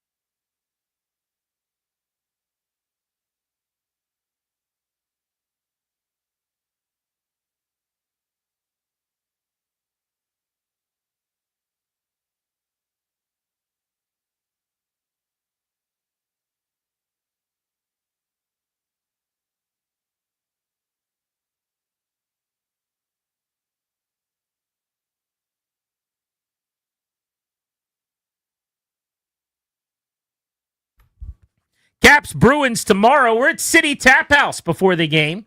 Come on out, 2 to 6:30. We will be there live on site, taking you up to puck drop at 7:30. I believe we've got a little Topher time. Special Caps preseason show tomorrow leading up to pregame with John Walton, Katie Florio, Ken Sabrin, and the crew. So looking forward to a night of Caps hockey on the Fan. John Carlson will be with us in just a couple of minutes. We're back, baby. It's time to get over to the arena. It is time. Ice cold temperatures with the ice looking unblemished and virgin. Just let's go. Just so crisp and smooth. You can see your reflection if you're standing at the right angle. It still feels early to me where I've been hot outside and I got sunburned this weekend, and yet there's like hockey tomorrow. So I'm not quite ready, but I'm going to get myself there. By tomorrow night, I'll be properly prepared. It's time, man. Yeah, I think this is probably it as far as the best time of the year, right? October, dude. October. Playoff baseball, week 1 of hockey. Let's run some basketball. What are we, 2 weeks away from the Wiz getting started? Just about, I think, yeah. NBA tip-off where they give you that awesome national TV triple header. That's really, really good. There's something on every single night right now. College football is taking over more days of the week. The NFL, is there a day where football isn't on in the National Football League at this point with their standalone games? This is as good as it gets. All right, speaking of which, I wanted to mention Dorrance Armstrong. So you and I talked about his playoffs where he got hot at the end of last year, 3.5 sacks in those 3 games. He's now up to 5 sacks through 5 games this year. He was leading the NFL through 2 games in pressures and pressure rate. If you look at his numbers now, Danny, he has already tied last year's tackles for loss number. He has already tied last year's sack count. He is through 5 performances this season. Done what he did in 16 games last year in terms of some of the counting stats. He's even creeping up on like tackle totals and stuff. He has been way more involved, way more active, way more noticeable, and just more of an authority on that defense. Sacks in each of the first 3 games of the season, then a 4-tackle game against Atlanta where he didn't have one, but he had a TFL, he had a quarterback hit. This week, 2 sacks. We knew going in. Yep. Bad tackles. You got to win off the edges. There's no reason they don't. And he was the only guy on the team to get to 2 solo tackles. So now he's sitting on a 17-sack pace with 5, a guy that has never had more than 8.5 sacks. He is going to blow past that. This is, as you said, a carryover from what he did in the postseason last year with 3.5 sacks. Now, the sack totals, you and I talk about this all the time. A lot of times people just go down to that number and they go, he had 9 sacks, he had a good year. Or he had 12 sacks, good year. 7 sacks, bad. Whatever you want to say. When the other numbers bear out what you're seeing, it supports that this isn't fluky. Which numbers do you care about? I love quarterback hits. I do too. That's the one that I love. And now some of the more advanced ones that, there'll be a pressure percentage here, win rate. I think that stuff's much harder to quantify as we have no idea what the offense was trying to do. Does a defensive end, this is flippant, but does a defensive end get credit with a win when there's read option and he's unblocked and he goes back and tackles somebody? Those things are always hard to me. But quarterback hits mean you're right there. You're in the neighborhood. You affected the play in some way. Quarterbacks can still rise above and throw it despite being hit, but that's the one I care about a lot. You look at the tackle for loss numbers. Again, it's not just some, hey, he's back there every once in a while getting a Dennis Stubblefield sack where he touches the guy and waves at the scorekeeper hoping for a half. This is the real deal, and it's happening right before our eyes. So I thought that Dante Fowler role might be more Von Miller. It turns out it may just be internally. It may just be Dorrance Armstrong. And the end of the season, into the postseason, maybe they found something. Who knows what's unlocked, but this has been awesome to this point. He has had fewer plays than Daron Payne and about equal to Javon Kinlaw in terms of pass rush plays, where you're trying to get up the field and the quarterback's in the pocket throwing the football. And he has 6 more pressures than anybody else on the team. Now, that's not what you're paying Payne or Kinlaw to do, clearly. But it's in the case of Payne specifically, that is a pocket pusher. That is a collapser. He's a guy that can get to the QB. So Dorrance Armstrong has 18 total pressures right now. Daron Payne has 12. And then, interestingly, Johnny Newton, Javon Kinlaw, and Von Miller all have 10. Would you have thought Johnny Newton has 10 pressures? No, I wouldn't have thought that for either of those guys. These are PFF numbers, for what it's worth. But those guys have 10 pressures of the quarterback. For the most part, those are hurries where you're just getting into the vicinity. 8 of Javon Kinlaw's, 8 of Johnny Newton's. So you're talking about quarterback hits. Only Daron Payne of those D tackles has 3 quarterback hits right now. Kinlaw's got 2, and Newton only has one. So typically your best pass rushers in a given year will have in the mid 20s in terms of QB hits. Right? So sometimes that's 12 sacks, sometimes that's 17 sacks. And we go, wow, that's amazing. I mean, Trey Henderson, for example, last year had 36 quarterback hits among the league leaders. And that's kind of where he usually stays. The regular excellent, amazing, but still mortal pass rushers are in that mid 20s range. And he's got a chance to be right there, which is remarkable given the fact that this was a part-time starter in Dallas. Dan Quinn knows him. He'll be fine. Rotational piece here. We'll see what they come up with. They may have unearthed something, honestly. And it took a little while to get here, honestly. He was fine. Nothing wrong with what he was doing the first 3 quarters of the year. But again, that switch has been flipped, and he is a juggernaut at this point. He's Danny. I'm Grant. You're listening to The Fan. So big development on the show based on a listener call yesterday. We've got a bet for Monday Night Football where if the Bears amass 350 or more yards, Ben Johnson calling the plays at the controls, I will be able to continue to talk about and play the Ben Johnson alert sounder for the remainder of the season. However, if the Bears go under 349.5 yards, I can't say his name anymore this year, and I'm not allowed to play the Ben Johnson alert sounder. I wanted to add one more wrinkle to the bet, if you guys don't mind. Okay. So I need an agreement or disagreement here from Toby, Ryan, and Darius. I think that if the Bears get over 499.5 yards, okay? So I'm going to say a 500-yard game. A 500 burger. They go for 500 yards. Now remember, Ben Johnson went for 521 in the playoffs against Washington in a loss. 499.5. The chances of this happening are nothing, right? This is like a top 5 day in the NFL this season. You all have to get a cat and name it Ben Johnson. What do we think? Each one of you, all 4 of you, needs to get a cat. I'll buy you the kitty litter and the sandboxes. And you have to name your cat Ben Johnson. Deal. You're in? Whoa. I'm in. Let's go. That's one. I'm Toki. a cat guy, but because it's going to be named Ben Johnson, I'm out. Toki, you think I want to give up the Ben Johnson sounder? Look, I can come up with other things, but Have I a can't. little fun for I the can't. show. Look, man, if I'm at home, the words Ben Johnson should never be uttered. It ruins my day. Okay, how about this? You have to get a puppy and name it Ben Johnson. Well, I'm more a cat guy than a puppy guy, so I can live with the cat part. We're kind of this. There's Kinda, a lot. Whoa. You said can't- that twice. You can't say that when we're late to a break. Hold on. There's a lot to unpack there.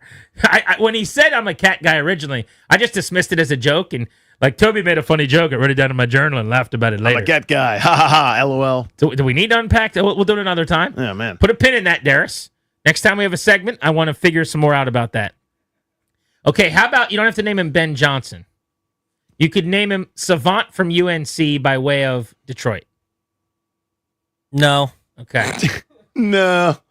Darius, you getting another cat?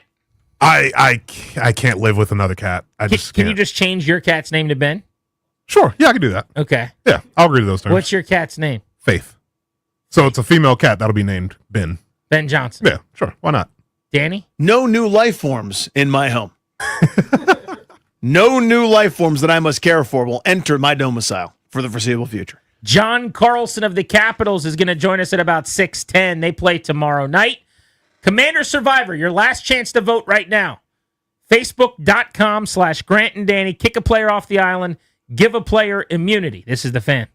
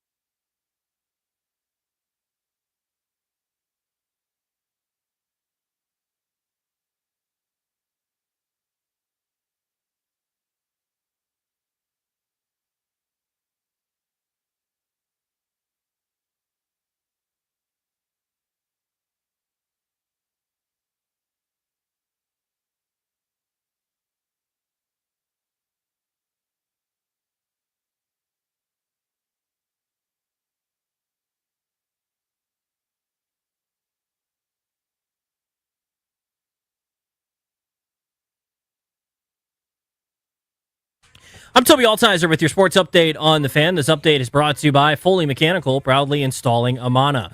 In the NFL, a pair of trades today. The Bengals are acquiring Browns quarterback Joe Flacco. The teams are exchanging 5th and 6th round picks in the deal as well. The Bengals are hoping that Joe Flacco can be ready for Sunday's game against the Packers. Another trade today, Chargers and Ravens. The Chargers get edge rusher Odafe Owe and a 7th round pick from Baltimore. Ravens get back safety Alohi Gilman and a 6th round pick. Also for the Ravens, they sign free agent safety C.J. Gardner-Johnson to their practice squad. Other NFL injuries, the Jaguars placed tight end Brenton Strange on injured reserve. In hockey, one more day till the Capitals season opener. They'll take on the Bruins tomorrow night at Capital One Arena, 7:30 puck drop right here on The Fan. And in baseball, ALDS pair of game 3s today. Tigers and Mariners currently in a weather delay. That series is tied at a game apiece. Yankees and Blue Jays going to get underway at 8 o'clock. The Blue Jays lead that series 2-0. When the heat's on and you need a game-winning drive, call Foley Mechanical, your trusted team for heating, cooling, and radiator repair in D.C., Maryland, and Virginia. Locally owned, never franchised, Foley Mechanical, proudly installing Amana systems. From the Crop Metcalf 5-Star Sports Desk, I'm Toby Altizer on The Fan.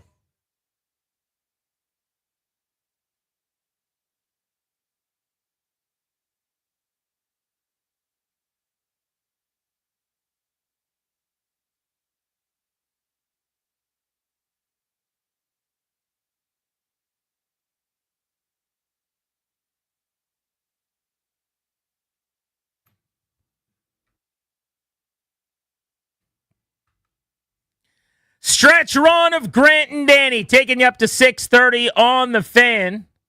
Our poll of the day is presented by Metropolitan Moving and Storage, local, long distance, residential, or commercial. 3 decades of best-in-class service and experience. You can find our poll on the 1067 The Fan Twitter account each and every day. Go check it out. Right there online. I actually just clicked on the wrong button. I clicked on the Twitch live stream. I pointed to Danny, like, pull up the poll, and he made it seem like you had it. I did. And then he just goes, go check it out. Yeah, what I did. Like, oh, boy. What I did is I clicked on the 1067, which you should check out if you're on Twitter, if you're on Elon's app. And I hit, instead of hitting the Twitter account, I hit the live stream, and it turned into a full page of you and me, which I'm already doing that live. So now it's on YouTube. Then I'm watching that. I didn't throw you under the bus. No. You knew what I was totally. I had verbally communicating. I had it, and I clicked quickly. How dare us? That is such a Danny panic when he goes, go check it out. Go check it out. It's funny from my perspective. I saw the panicking as he was trying to click. And then I saw the stream pop up, and I'm like, oh no. Yeah, like this feels like a annual draft segment gone awry where he clicked on the wrong thing. Which team had the biggest win in the NFL in Week 5 is the poll? Bucks over the Seahawks. Nobody's voting for that, by the way. That was a huge game. It was unbelievable. Both trying to get to 4-1, both NFC playoff hopefuls. Tampa Bay outlasting Seattle 38-35 in a thriller. 1% of people have voted on the Bucks. Like, what are we doing here? Denver upsetting Philly. That's a hell of a win. That's super impressive. I get that. New England upsetting Buffalo. Prime time. Everybody watched it. Sunday Night Football. Makes some sense. 37.5%. That gets the most votes so far. And then I guess primetime is a big factor here. Jacksonville over Kansas City. Yeah, everybody saw. Another upset. Recency effect of yesterday. So you do have 3 upsets. The Bucks and the Seahawks, not as much so. But I thought that Tampa Bay win might have been the most important of the week. But yeah, if you're looking for shock appeal, Patriots, Jaguars, knocking off Bills, Chiefs, maybe even Broncos over Eagles. I get those votes. Yeah, heavyweight championship style fight. If you're trying to talk about jockeying for position in the NFC, 2 good teams, et cetera, and Tampa going on the road, going toe to toe. Them and Seattle went back and forth. It was the game of the day, as far as I'm concerned. It was outstanding. But in terms of bigness of the win, if that's even a turn of phrase, I get that those other 3 are outperforming it. I was just thinking about this when I was in the producer studio watching a little bit of this Tigers Mariners playoff game that's ongoing in the American League Division Series. Close your eyes with me for a second. All right, here we go. All right? 60 seconds before the start of a playoff game. I'm going to give you the 4 major sports. Energy in an electric building. Rank it. Major League Baseball, NFL, hockey, and basketball. best to worst. 60 seconds before the tip-off, the puck drops, right before, whatever. and everyone knows. Everyone's kind of chanting. Everyone's locked in. Home game, huge playoff game. I think the apex is hockey. No, this is the DC in me, probably. Yeah, hockey's one.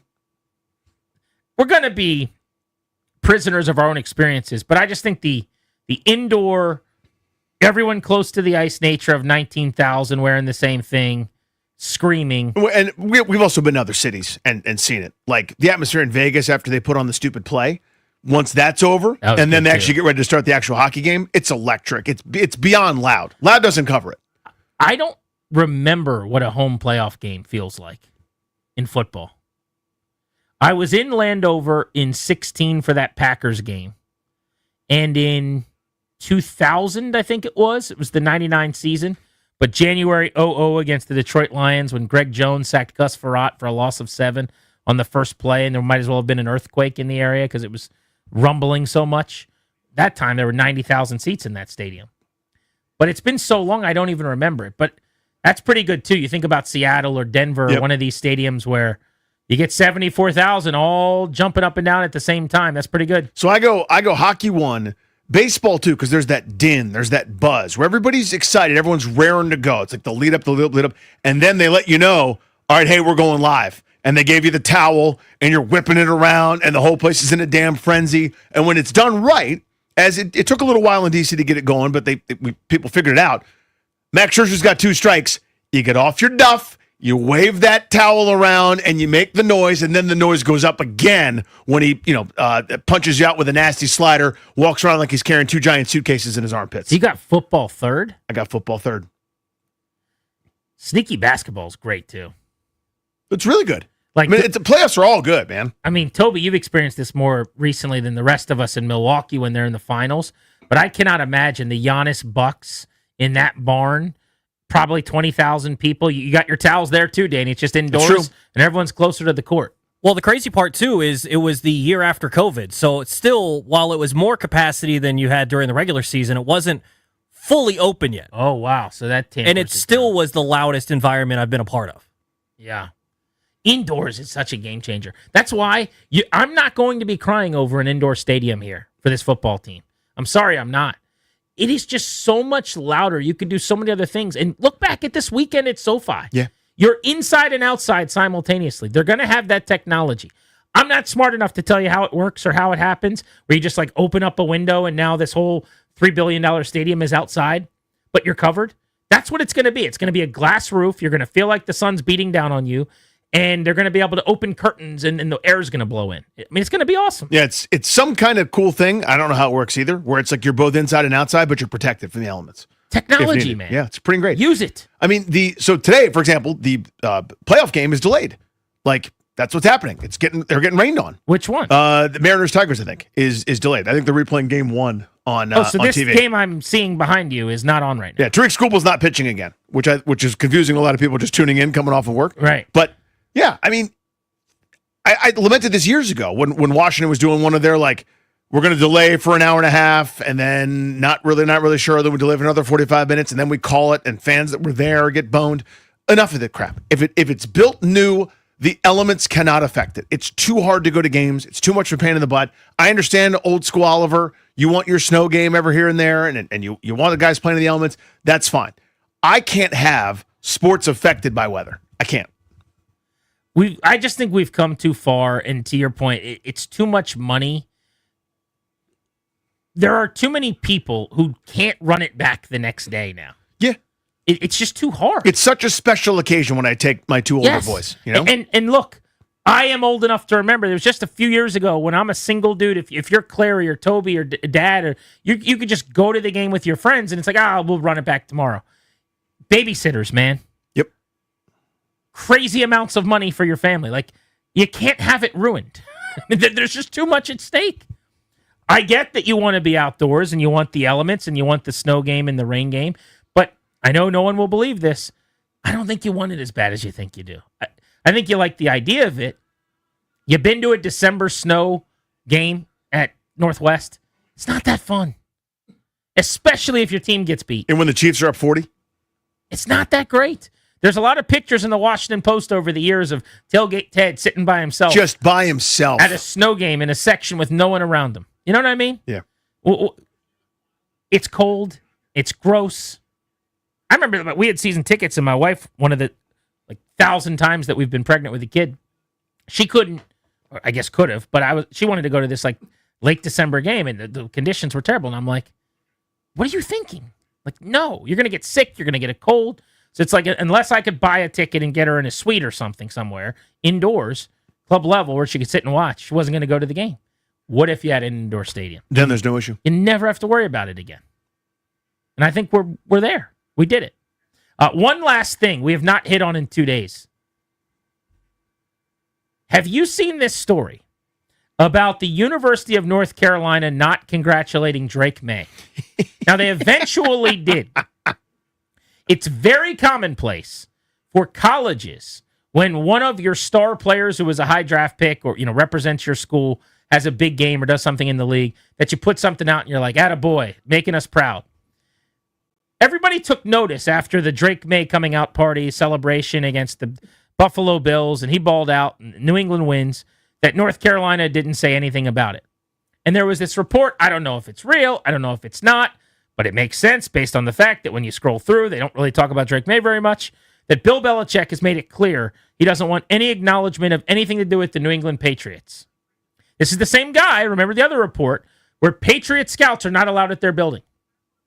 Everyone else's scouts can come watch practice, come watch his players, but Patriot scouts are not allowed to talk to his players, not allowed to watch his practice. So you've shriveled their talent pool and potential employers down from 32 to 31, which I'm sure is what you should be doing as right, a head coach. And I would say right now, beggars can't be choosers. Any scout wants to come by, you should let him.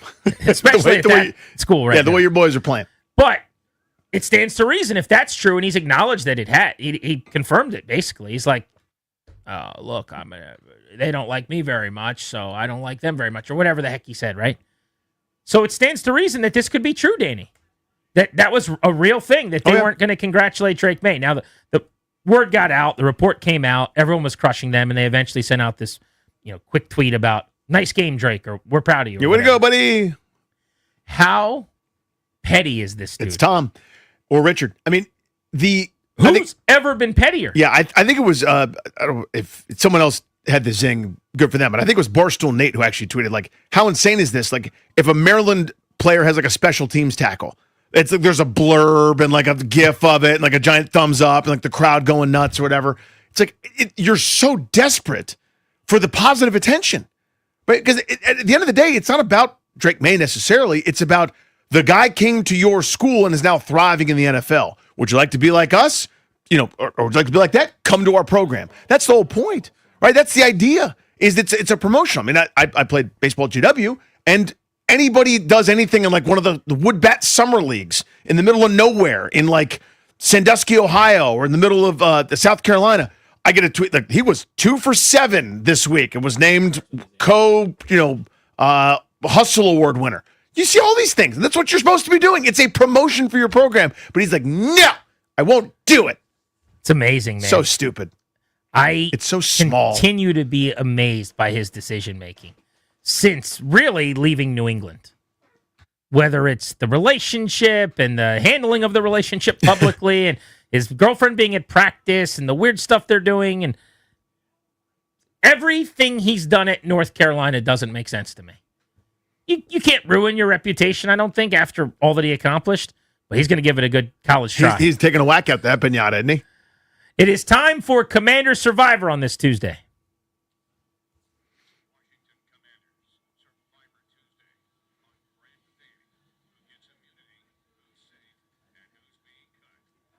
We do it every Tuesday after every Commanders game. You're booting somebody off the island and you're keeping somebody safe next week based on your voting at facebook.com/Grant and Danny. And I'm thrilled to announce we broke another record with voting today. Sounds like almost 2 million votes. Right under 2 million, 1.9 million votes. That's amazing. Our listening audience. It's amazing. In how long? Like 6 hours? 5 hours? This was posted at 1 o'clock, so yeah, we're talking just under 5 hours. 1.9 million votes. Hard to believe. Hard to believe I those heard numbers. Wes Clark was voting hundreds of thousands of times, so we appreciate that. Well, there's 2 things Commanders fans do. They vote for Commander Survivor, and they vote for the Pepsi Rookie of the Year. That's a fact. We get the vote out around these parts, like an old Total Request Live segment with Carson Daly or something. All right, so who gets sent home? So it came down to 2. A lot of people voted for McLaurin. You know, he didn't play these last couple weeks. Wow, Terry. But he got through this week because there was a guy that didn't record a catch in the game. Zach Ertz, you've been dismissed from Commander Survivor. Oh, man. Zach Ertz. This is one of those really hard weeks. You win. Everybody plays well. Nope, you're not mad at anybody. It's not like I can't wait to vote off blank. I just was sitting there scratching my head. I'm going, what am I going to do? And I voted off Zach Ertz, too. That was my vote. Wow. Ertz, just 14 catches through 5 games. Production down a little bit from where he was last year, coming off a 1-target, 0-catch game this past Sunday. All right, so then who gets immunity, and why was it Ja'Cory Krosky-Merritt? You know, it was the guy that just joined us at 5 o'clock today. You can hear him every Tuesday at 5 o'clock. He's just a Bill on Capitol Hill. Bill Krosky-Merritt, you got immunity. Let's go. I get steamed up for Bill on Capitol Hill, by the way. That's pretty good. There are Bill T-shirts, and there is Bill merch in the 1067 The Fan merch store right now, by the way, Danny, if you want to get your hands on that. Get yourself some, right? 1067thefanshop.com. John Carlson getting ready to embark on season number 17 for the Capitals. They kick off a brand new campaign tomorrow. Caught up with them out at the MedStar Iceplex before a Caps practice recently to talk about another campaign looming. I feel great. I think in a lot of ways last year I felt better than I had in years. So I think, you know, whether we found something and, you know, just the cyclical nature of the sport, I think you're always trying to get better and find new ways to, you know, achieve success. And I feel confident and comfortable in my game, and I think I can add a lot to, you know, to get better year after year, and that's what I'm chasing down right now. How much to thriving as you get older is like the adding, subtracting of different elements, or like a pitcher reinventing themselves? Like, you got to find ways that make it work. Yeah, I mean, I think there's that aspect, and there's also the aspect that our game has changed so much too, and I think you kind of, you know, that sways as well, whether that fits your game or doesn't, and, you know, you find ways to combat that, and I think the game has evolved so much from 5 years ago, and I think, you know, I think that for my game, speaking on in particular, it to get the puck to these forwards now in the way that I feel like I can, and get them into situations for success. And I think that, you know, my skill set now is better than it probably was suited for the league 4 or 5 years ago. So it's actually a super good point. Not something I've thought about. Give me a specific example of like a way where your skill set's better now, and then an area where maybe it's gotten harder for you. Yeah, well, okay, so I would just say, you know, moving the puck. And everyone talking, oh, you got to move the puck moving defensemen, stuff like that. I think, you know, there was years where the defensemen never carry the puck, and then there's years where everyone's got to carry the puck. And, you know, now there's 5 guys in the league, 5 defensemen in the league that you would want lugging the mail for your team. And outside of that, you know, every here now and then, you know, guys can, but the speed that these forwards have and the skill and how they can attack defensemen, there's a lot less forechecking, I would say, right off the bat. I mean, every play kind of turns into a forecheck per se, but there's a lot less dumping the puck in. And why is that? I just think the skill level has gone through the roof. I think that the way that they can handle the puck, I'm going to say strike goal, but it's not striking goal because they're capable. But you know, these guys can make something out of nothing now in ways that they could never do 10, 15 years ago, other than, you know, that clear-cut top 10, 15 players in the league. Now you watch practice here, and you black out the numbers and the names on the jerseys, and you're going to see some insane talent. And I think that's great for the game. The depth of talent is amazing now. But yeah, I think finding space for guys, getting the puck to them in certain areas to make stuff happen is huge now. And I feel like I see the ice is one of my best attributes, and being able to move it to guys in certain situations is my kind of bread and butter. John Carlson of the Capitals. You know, last year you guys came in, you probably internally thought you were going to be pretty good, but externally, nobody really knew what you guys were about to be. Yeah. That has completely changed, and now there's expectations again. I mean, when you look back at last year, how replicable do you think that is? And then how would you guys improve on that? Yeah, well, I think, I was positive going into last year. I think we exceeded positivity too. But with that said, those guys were not these guys that made huge jumps. We traded for guys that were very high picks. The guys that jumped off the page from last year, it's not like they were 7th round picks or something. They just really hadn't found their way, and a lot of that was probably due to our team structure for the years before that too, and not any knock on their play either. But I think looking forward, a lot can be said, a lot can be done. Maybe we were one of the top 5, maybe top 3 scoring teams in the league. Like, can we be the top 3 scoring team in the league? Great, yes. But how can we do it? Can we get better within that? Can we have more structure within our offense to get us there instead of, I'm not going to say we cheated, but, can you do it with more frequency? Can you control the play more? Can you,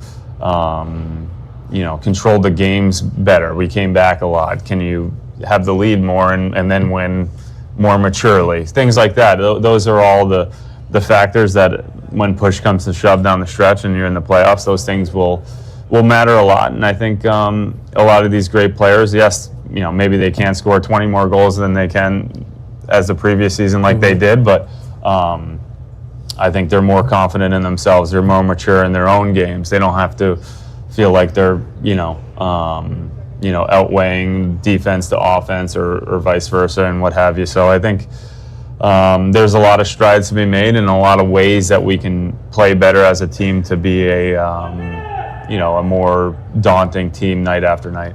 Speaking of goals, I think you had 63 goals taken off the board last year that you scored. Yeah. I mean, it seemed like I would be close to Ovi if they just let those.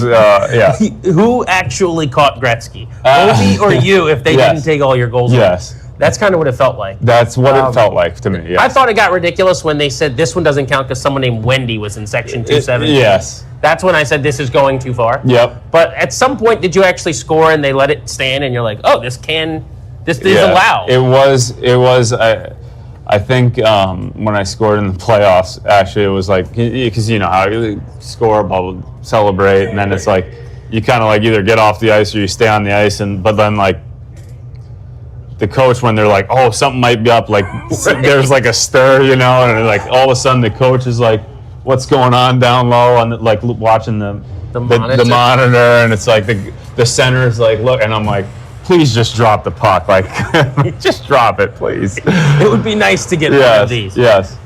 Year 17, as I mentioned, there's a lot of talk about this being Ovi's last year on his contract. Kind of lost amid that. It's your last year on your 8-year deal as a legend here in DC.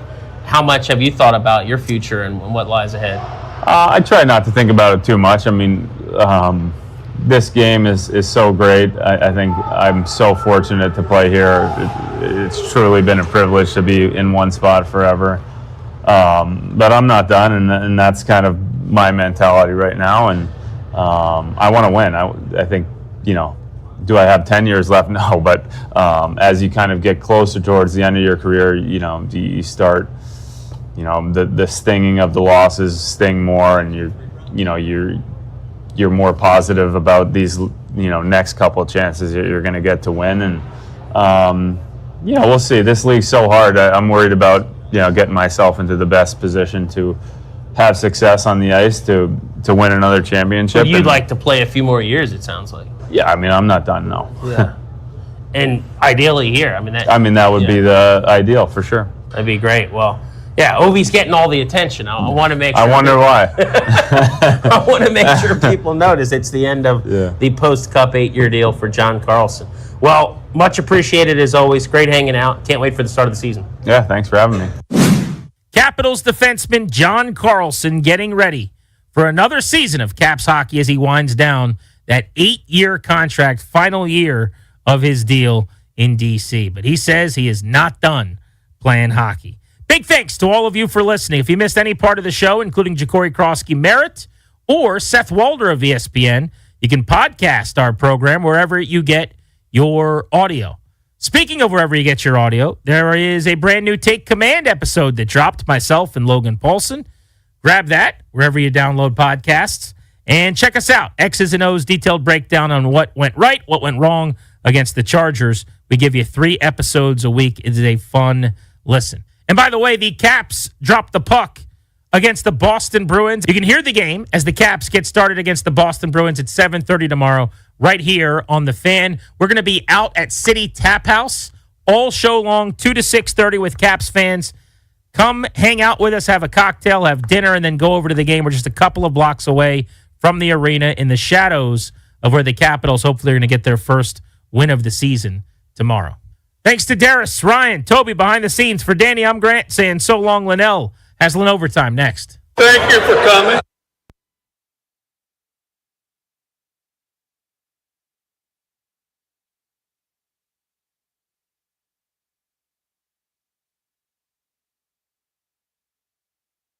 I'm Toby Altizer with your sports update on The Fan, and this update is sponsored by Door Pro America Garage Door Service. Go with the pros at Door Pro America. A couple of trades in the NFL today. The Bengals are acquiring Browns quarterback Joe Flacco. The teams are exchanging 5th and 6th round picks. The Bengals hoping that Joe Flacco can be ready to go for Sunday's game against Green Bay. Another trade in the league today. The Chargers and the Ravens exchange players. Chargers getting edge rusher Odafe Oweh and a 7th round pick. The Ravens getting back safety Alohi Gilman and a 6th round pick. Hockey, one more day till the Capitals season opener. They'll take on the Bruins tomorrow night at 7:30. Can hear the game tomorrow night and all season long right here on The Fan. ALDS Game 3 tonight. Tigers and Mariners currently in a weather delay. They were supposed to get underway at 4 o'clock. Still in the weather delay. Haven't started the game yet tonight. Series is tied at a game apiece. Yankees and Blue Jays Game 3 at 8 o'clock tonight. Blue Jays lead the series 2-0. Go with the pros at Door Pro America. From spring repair or replacement, our brand new garage door to boost your home's curb appeal, call 877-DOOR-PRO today and ask how you can save $60 on a repair or $150 on a new garage door. Visit doorproamerica.com. From the Crop Metcalf 5-Star Sports Desk, I'm Toby Altizer on The Fan.